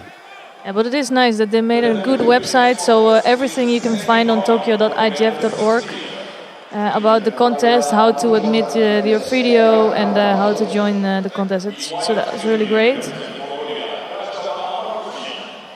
For now we'll watch this semi-final between Garrigos and Kitadai.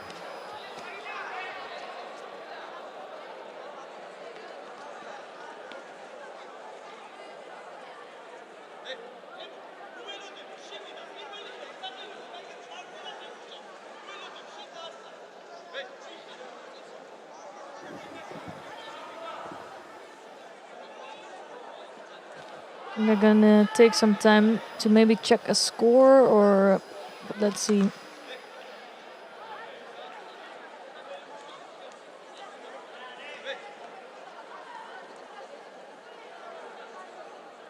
Well, while they're going through this, I'm just going to tell you about the lineup to come. Dorcharin Sumia of Mongolia will face Helene Resova in a repechage contest in the under 57 kilo category. We'll follow that with a semi-final in the under 57 kilo category between Karakash Hedvig of Hungary and Rafaela Silva of Brazil.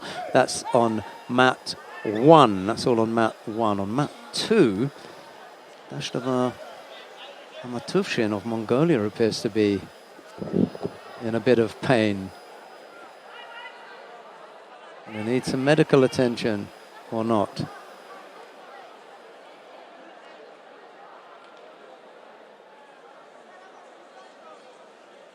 I think Kitadai is doing really good business in his tournament, and I think he really needs the points for qualification, also for the World Championships.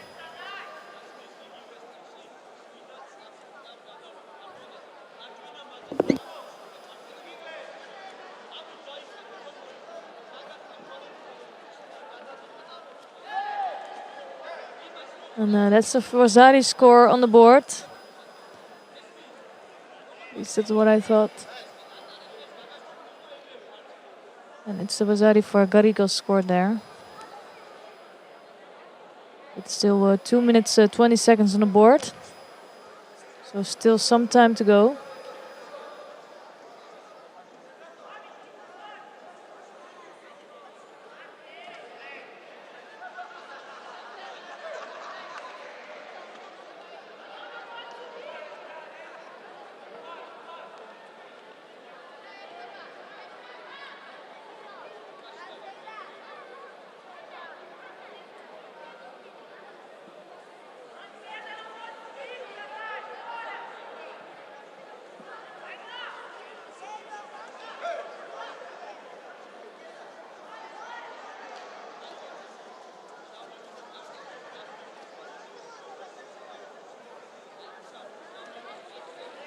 So another good effort from Garrigos. It looks like he's back in form again.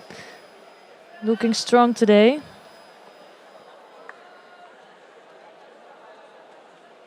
And he has been suffering some injuries, but now he looks like he's really fit again. And being here in the semi-final of this Grand Slam.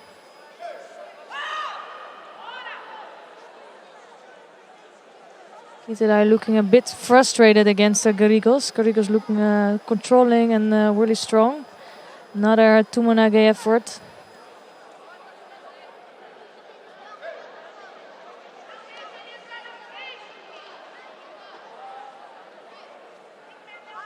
It just doesn't seem like Kitarai can get really close to scoring, although he can be dangerous out of nowhere, as we've seen in previous contests today.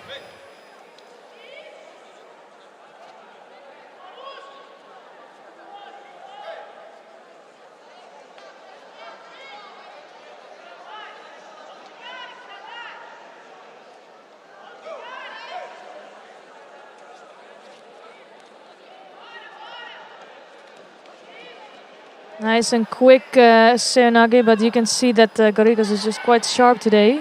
So responding really quickly.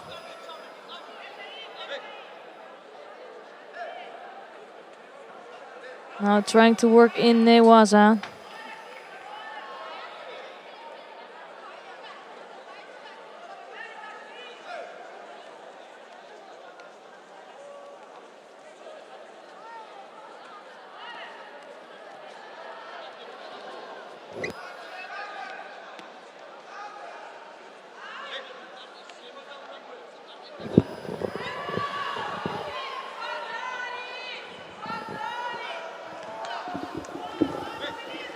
So Garrigos looking in a bit of trouble here.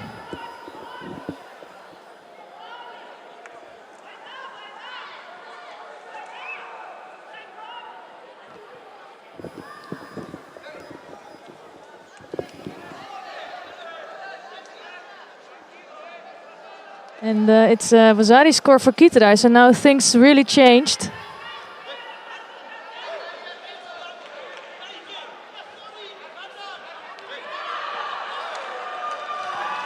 And it's Kitarai here, really unexpectedly. It looked like Garrigos had everything under control.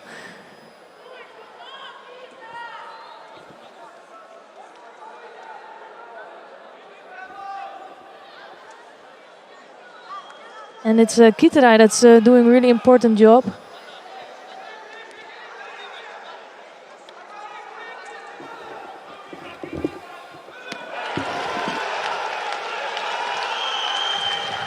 And it's for him, it's I think really important points here in the final place, and a big frustration for Fran Garrigos here. Leading until the last minute with the Vasari score, looked like he had everything under control, but it's Kitarai that goes through to this final.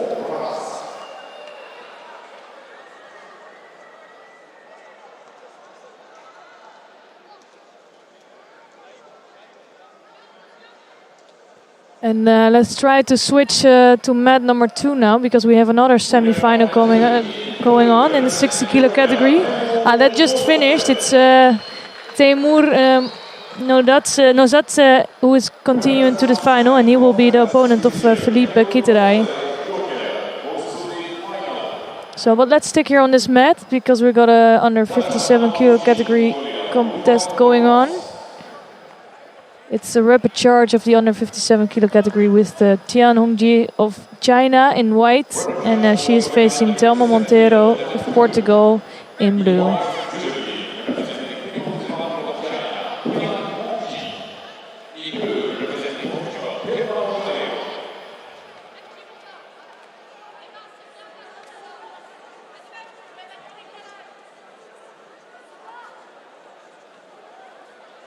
Nice Osoto attempt from Monteiro, straight in there.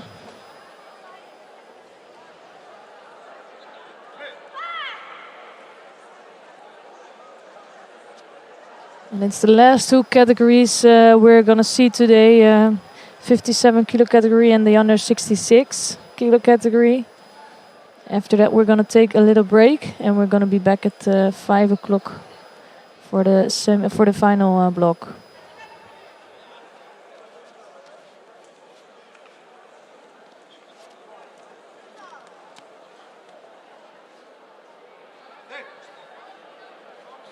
So 3 minutes left still in this contest, just started.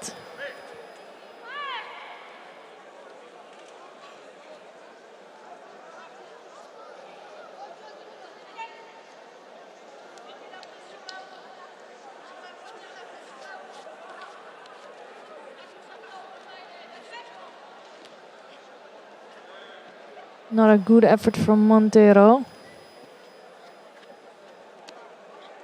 Nice to see her keep going on that arm. And eventually she's turning at Tian. Not enough for a score because there was a stop in the middle.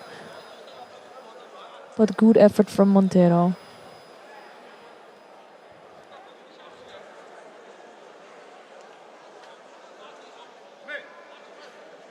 So first Judo is on the board for Tian. And she has to watch out to not let that Judos pile up. Because Montero will just keep going.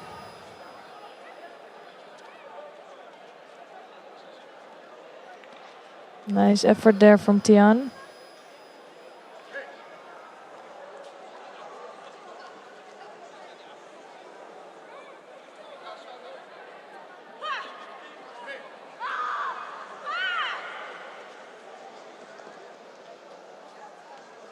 And after this we have two semi-finals to bring up in the 57 kilo category. And we'll be watching the one on mat number 2 with world champion Yoshida Tsukasa fighting. But if you want to watch the other semi-final between Caracas and Silva, you can also click on that mat and watch it.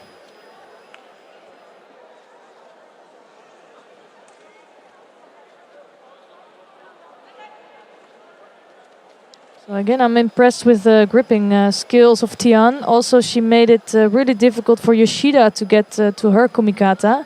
And now you can see the same thing is happening a bit for Montero. So also Montero feels the pressure and the kumikata of Tian. So interesting contest going on here with still a little bit more than 1 minute left on the clock.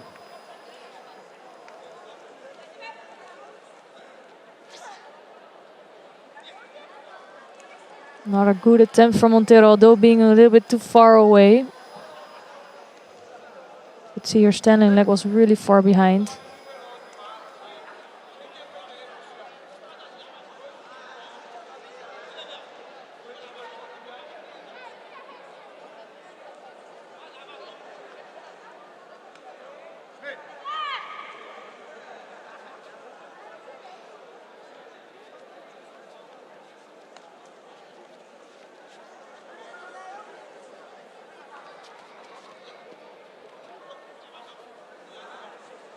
Another Seonage attempt from Montero.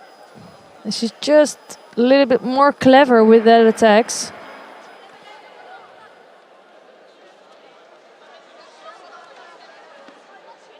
And Yoko Tomonage this time.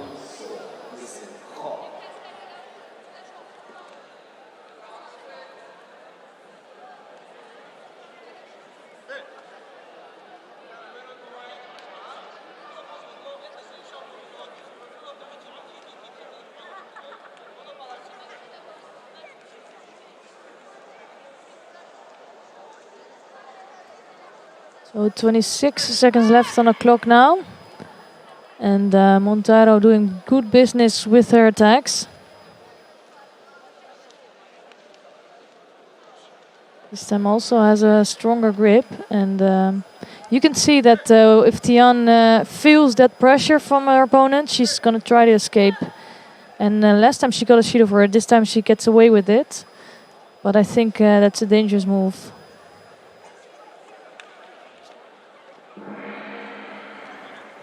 Another Seonage from Montero. We've been impressed with Tian, haven't we? We have been. Put up some good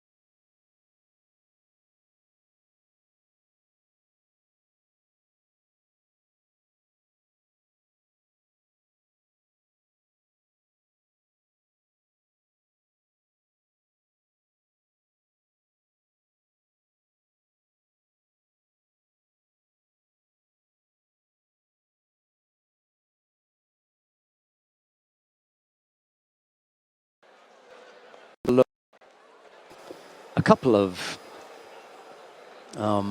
mats at the same time, because there's only judo on 2 mats. Our apologies. We're very sorry for having lost out there, and there you go. We got it back. Right. Okay. We're okay here. We're not going to. Yeah, there's a semi-final down on mat 2. Let's stay here. Yoshida Tsukasa of Japan faces Teresa Stoll of Germany. It's Yoshida in the white judogi, Stoll in blue. Here is Esther Stam. Yeah, what about this semi-final? Yoshida, clear favorite, but you can see in the last contest also she was struggling a lot with Tian. I'm curious to see Teresa Stoll fighting her. Good point, and Teresa Stoll is coming off the back of a strong win herself, so that may give her some confidence. And as I said before, I really like her fighting spirit. She's not scared of anyone, including Yoshida, so she will just go for it. And you can see that also with her grip. Just that right hand in the neck of Yoshida. Really strong grip in. And I think it is dangerous with Yoshida because she has the left hand on the lapel. So she can come in with that hips for her Uchimata. But then again, Stoll also has a nice Uchimata. So I'm curious to see what's going to happen here. Someone's going to have to get brave.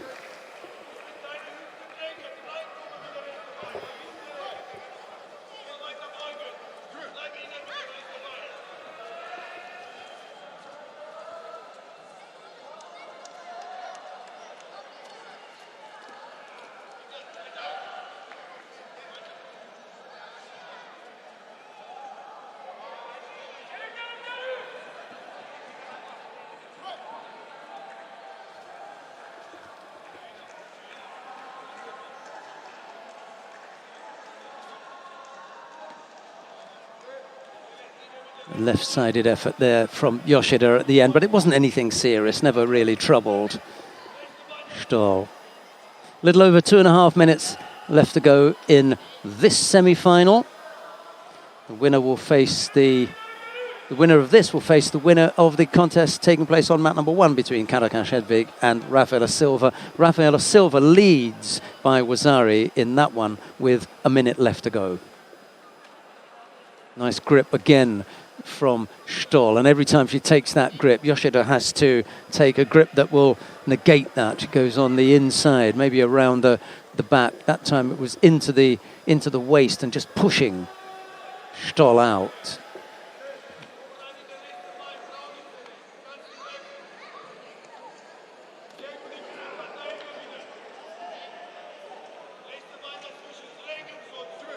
Two minutes left to go.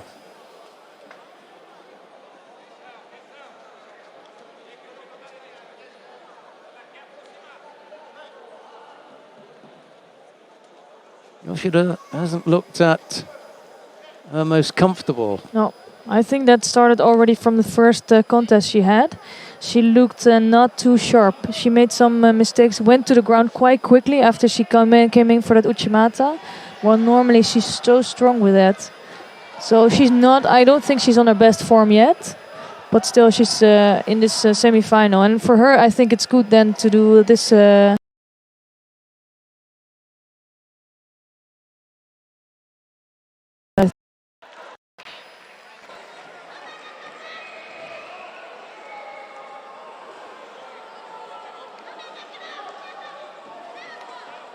Yeah, she had a fairly... Oh, that was better, yeah.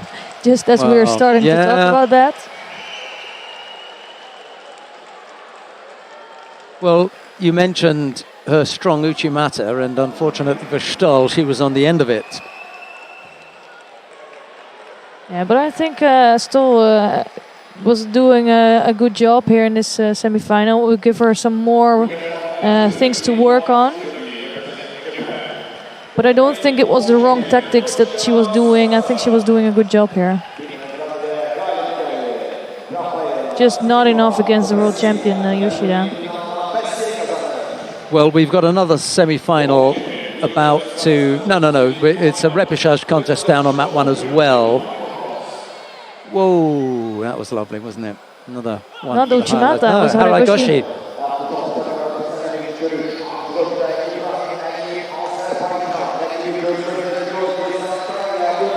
Well, we've got repechage contests involving Ukrainians on both mats. Bogdan Yadov down on mat number 1, but here Georgi Zantaraya up against Ibrahim Aliyev of Azerbaijan. We're going to stay here. It's Aliyev in the white judogi, Zantaraya in blue.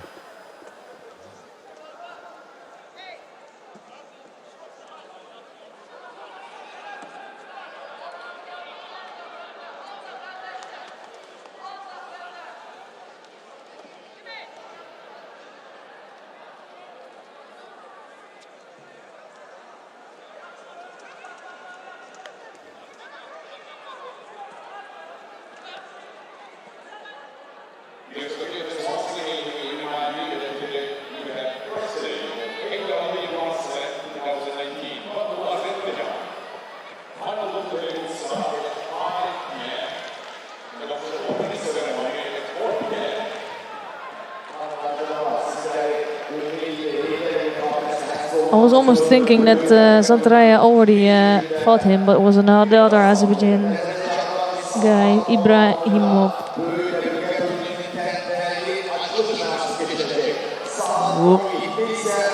Yeah, Aliyev to me appears a little bit more defensive. You know, he's got this, I'm going to protect myself first before I attack kind of way about him. Which can be good, just to wait a bit. For me, for example, Tal Flicker is one that also seems to wait a bit and seems to find the solution for a puzzle, and then he comes up with really great techniques. So it's just a different kind of style, but I think both I like. Just the one is a little bit more risky of being passive.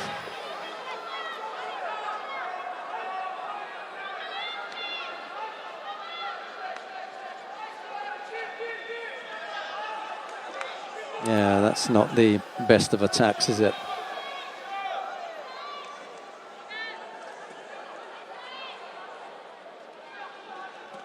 So Zantaraya has a penalty. Aliyev joins him on 1. I thought for a moment Zantaraya had 2, but they took one away, didn't they?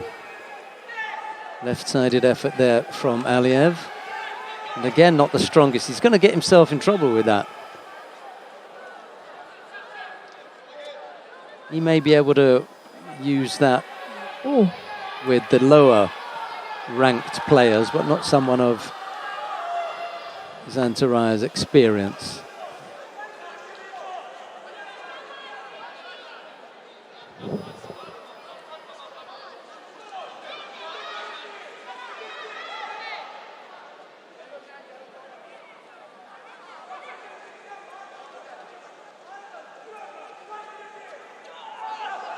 Makikomi effort there from Zantaraya, almost catching Aliyev. Yeah, it was a good effort, but also it's a really quick reaction from Aliyev. Sometimes I cannot believe how quick they are. Like they're reacting before they even start coming in for an attack.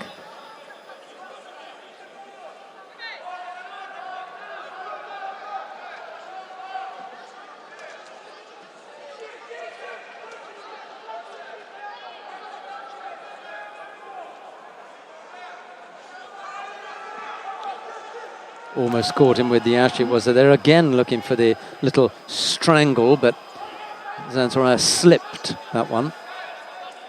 And that's it. Zantaraya has so much experience. He will know every technique that's coming, know how to defend, and he's quick with his reactions also. Good pressure from Zantaraya. Aliyev just dropping underneath with that attack. Yeah, he is really under pressure now. And this was just an escape. Good, pure escape from Zantaraya. Zantaraya cleverly just leaving that up to the referee to decide. And he does pick up a second penalty. Yeah, it's unfortunate, but it's just it's true. You cannot do that. Ooh, trouble here. He's out of it now. That was really close. Almost a big mistake for Zantaraya. He hasn't got the power, Aliyev now. No. He used up some power in trying to hold Zantaraya there. After that, he didn't have the power left. Yeah, these things in Newaza, also for Zantaraya, it takes so much energy to try to get out of that Tosaikami.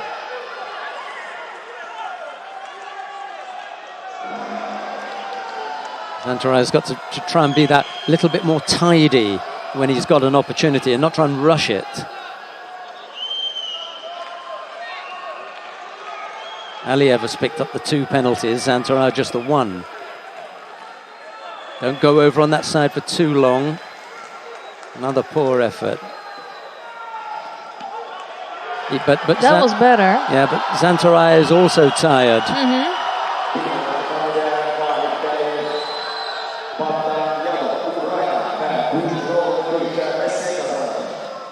Tidy his gear. You've got to get into that habit. Yeah, if you're not used to that, you really need to train on that even. But I think in the beginning we saw some mistakes, but here I've not seen any mistakes with it. No Shidos on the board because of that. Yeah. I think that happened in Georgia still quite a lot.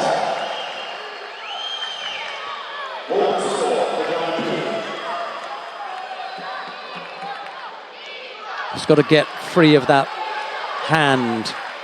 There just isn't the power to move him. I think that was just a poor effort. He was not in there in any way. And he needed to make try to get a reaction out of Aliyev before doing that. Exactly. Needs to keep his head up. Very little energy left. Ooh, yeah, he's caught him there. Yeah. And in the same time on mat number 1, it's Shikarezada who comes up with a nippon. What a day he has.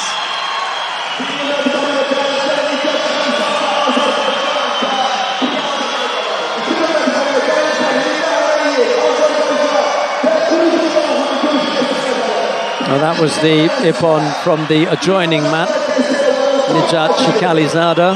Wow, that was beautiful.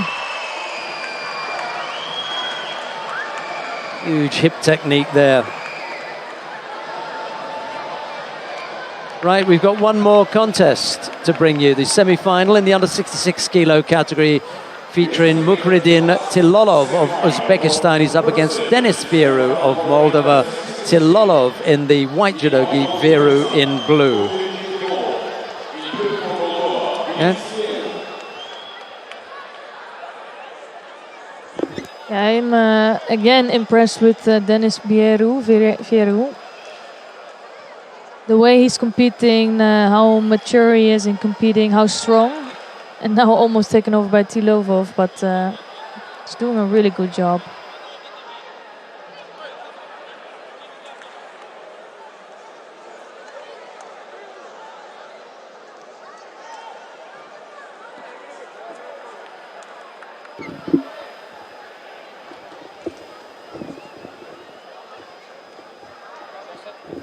And you can see Vieru is just keeping his opponents at distance a bit, so it's really hard for them to come close.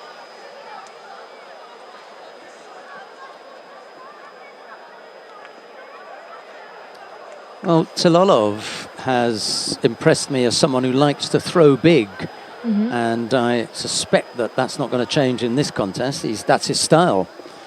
So I'd like to think that if the contest went on for longer, that Tilolov would have a better chance as Vieru's defences got, less and less strong. We shall see. Well, that's just a thought.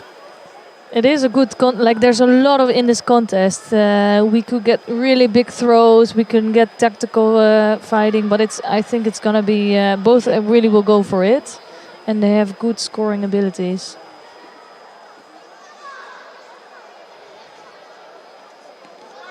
And a good reaction, as you can see here.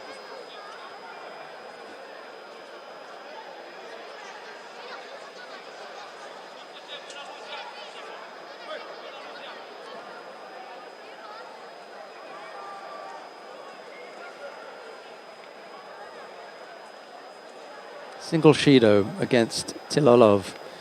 Half the contest still to come.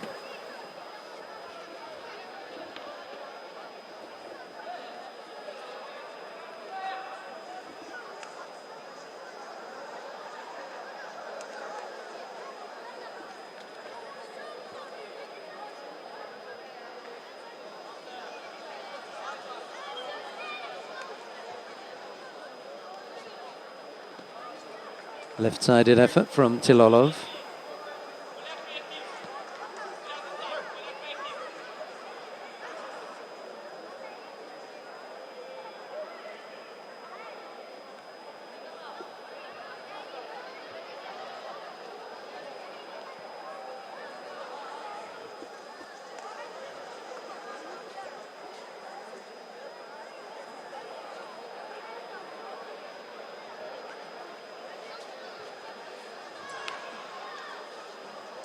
Little over a minute left to go. Still just the single Shido against Tilolov.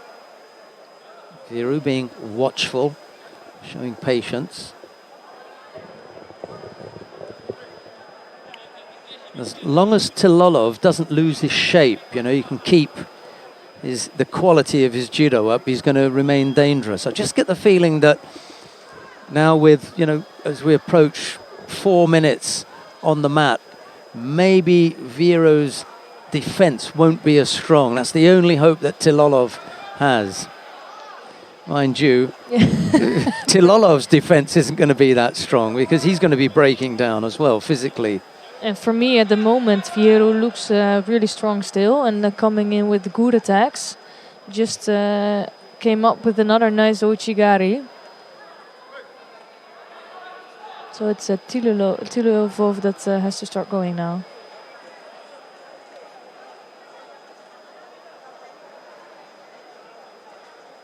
And I think that you can see opponents of Viru just struggling with him, like how to enter him, what tactics to use. He's just a clever judoka.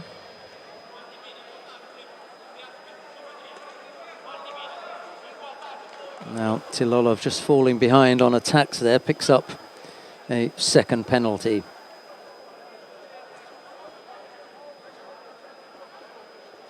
Yeah, things are looking good for Viru.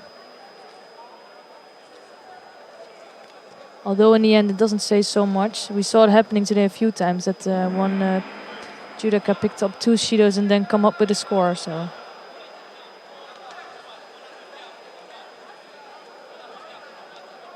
Golden score for the last contest in the preliminaries. We are 20 after 3 here in the afternoon in Baku, and it's taken us that long to get to this point, but it is the last of the contest. We'll be back again at 5 o'clock with all the medal matches. In the meantime, we see what happens there and who takes that last spot. The winner of this will face home favourite Nijat Shikalizada, who continues to impress despite the fact that he's been around for longer than we can remember. Yeah, it's funny that we talked about him this morning exactly about these things. Like he can still do great things, but you just never know. Depends of his day, and today he's showing to have a really good day. It was his day. It is his day.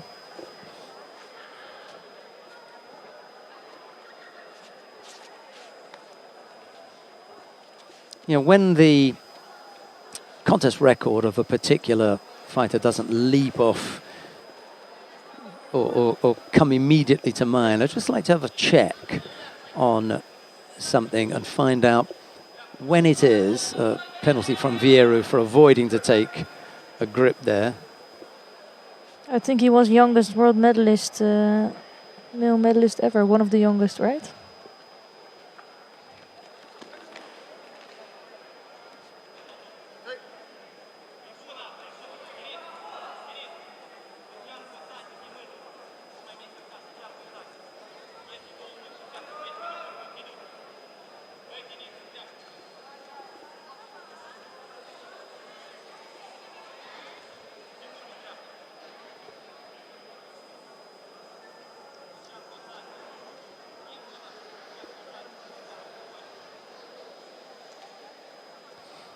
Yeah, the thing that I like to look at, I know it's something just personal, but the way I work it out is, when did I first commentate on a Nijat Shikalizada contest?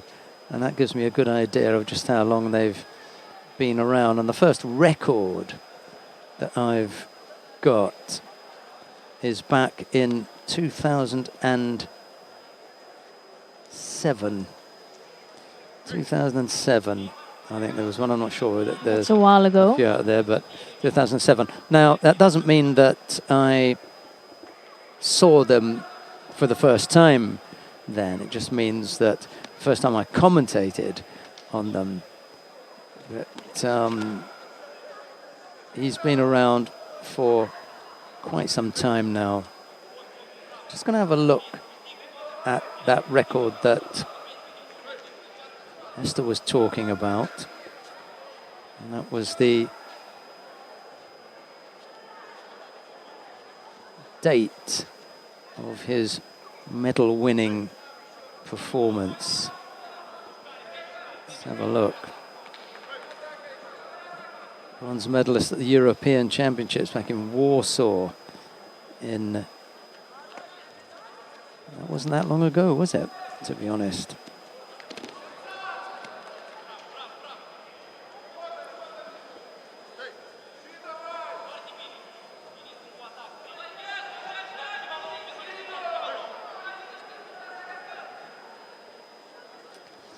Yeah, at under 60 kilos, a bronze medalist at World Championships in Cairo in 2005. So that really is an incredibly long time ago now. Yeah, that's almost 15 years ago, and he's still going strong here. It really is amazing. Yeah, so it's another final for Denis Vieru. And Tilolov, during that time, has picked up the third penalty. There's now to be done about it, Chuck, I'm afraid. You know, the two penalties on the board should have given you an indication that things were not going well, and he ended up picking up a third. No need to be completely and totally surprised about that. All right, we had three women's weight categories. The under 48 kilo category had a bit of a surprise early on in the day. Esther, what was that? What threw up the first surprise? Not a small surprise, big surprise for me. It was Kondo Ami who just lost out with the Shimiwaza to Chibana. And I think that changed the whole category. I think within this morning we spoke about the Japanese ruling these categories. And we really thought that they were the ones to beat.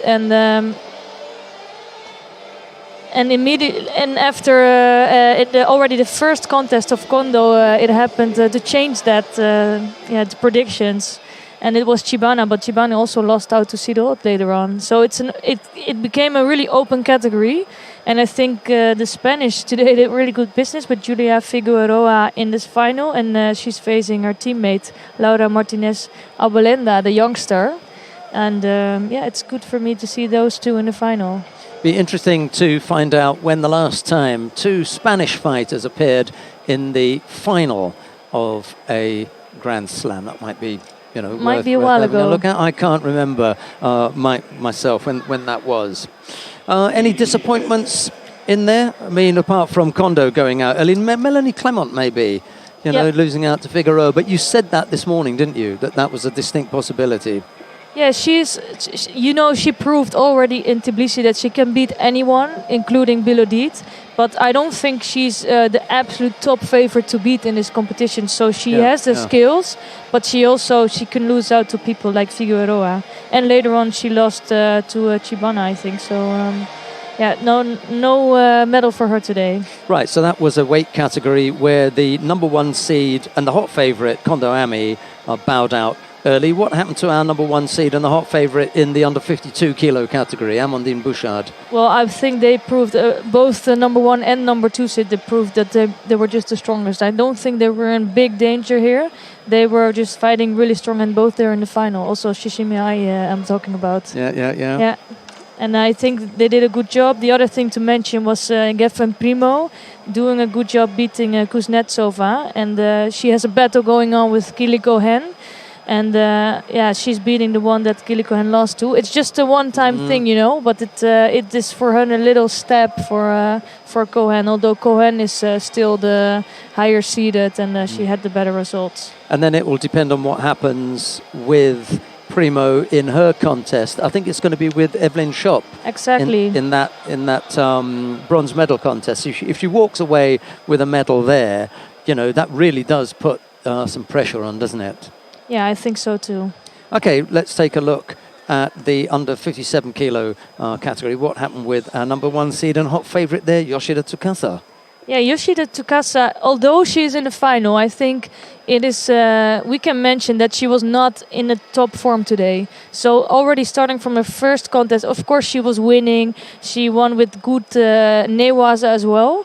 But I didn't see the Yoshida that I saw, for example, in the World Championships. So she has to work on some things, but in the end, she's the one that goes through the final. It doesn't matter which way you do it. Okay, and she is going to be facing Rafaela Silva. So we've got the world champion versus up against the former world champion but current Olympic champion. Yeah, that should be a good one. In the final of the under 57 kilo category. Okay, we look forward to seeing that. Tian Hongjie of China was the little bit of a surprise in that weight category, wasn't she, up in Pool A? Exactly. She looked quite useful. Yeah, and it's always nice to see newcomers. And for me, she is a newcomer. Of course, she has a history for others, but I didn't see her fighting before. And she really impressed me, especially with her kumikata and in the playing a clever tactical contest against, for example, Yoshida. Right. Okay, the under 60 kilo category, our number 1 seed there was Dashtava Amatufshin of Mongolia. He fell in the semi-final. How did that work out then? Yeah, I didn't see the end of it because we were on another mat. But I think Timur Nozat, who came in, he's in the final and he's doing a really good job. He already has a medal in Paris. And I think it's a crowded for the Georgians in the 60 kilo category. But he's doing a good job here now with this final spot in the 60 kilo category. The unseeded Timur Nozadze of Georgia. Doing for Dashtava Amatufshin, who cut his... what was that going to be? Left eyebrow, just above. So that set him back a little bit. And who is it that Mr. Nozadze is going to face? Yeah, talking about unseeded persons that are surprising, it's for me the biggest surprise of today is Felipe Kitirai in the final. Of course, he has great results in the past. He has an Olympic medal, but that's already a while ago, and I've seen him struggling. But today he's been beating really top people, and in a good way. So he deserves this spot in the final, and he can make his day even better by winning it today. Well, he beat Orkan Safarov of Azerbaijan in a tough opening contest, and then Islam Yashuev of Russia. So he's had, as Esther said there, a tough day. We'll see how he gets on in the final against Temur Nozadze. Okay, and in the under 66 kilo category, our number 1 seed and favorite here was Baruch Shmailov. He went tumbling, didn't it? How did that happen? Yeah, he lost out to Tilovov. We didn't see that contest, but also in the first contest, he was struggling a lot with Chrysostomo. So also again here, I don't think he was in his best shape yet. So I think there's some things to work on, but I think these tournaments also are good for that. You know, it's a good test before European Championships in his case, and for World Championships later on this year. I did get to see the contest between Baruch Shmailov and Tilolov, and it was Tilolov who countered him with the Sukeshi for Ippon through Shmailov for Ippon, and it was a good counter. So no problem with that. In the final then? Yeah, it's Denis Vieru, who's just having an amazing year.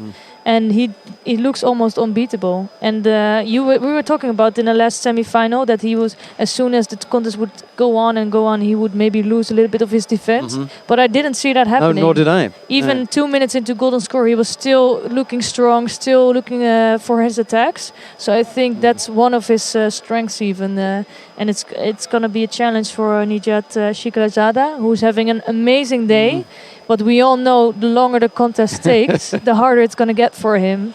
So yeah, it's. I think that's going to be a really good final. Yeah, Tilolov, by the way, wasn't able to overcome Denis Veru, even though, as you say, when it went into golden score, Veru was able to hold his defensive posture and eventually came up with a score. Shikalizada, well, you know, what can we say? Still in there after such a long career. And the big hope, actually, for Azerbaijan today, as far as the medal is concerned, Nijat Shikalizada, that will please this crowd no end if he could overcome Denis Veru. But it is a tough task, a tough order. We're going to be back in a little under an hour and a half. At the top of the hour, it's 25 to 4 here. At 5 o'clock, we'll be back with all the medal matches from day one of the Baku Grand Slam. But from Esther Stam and myself, it's bye-bye for now. All right, goodbye, thank you.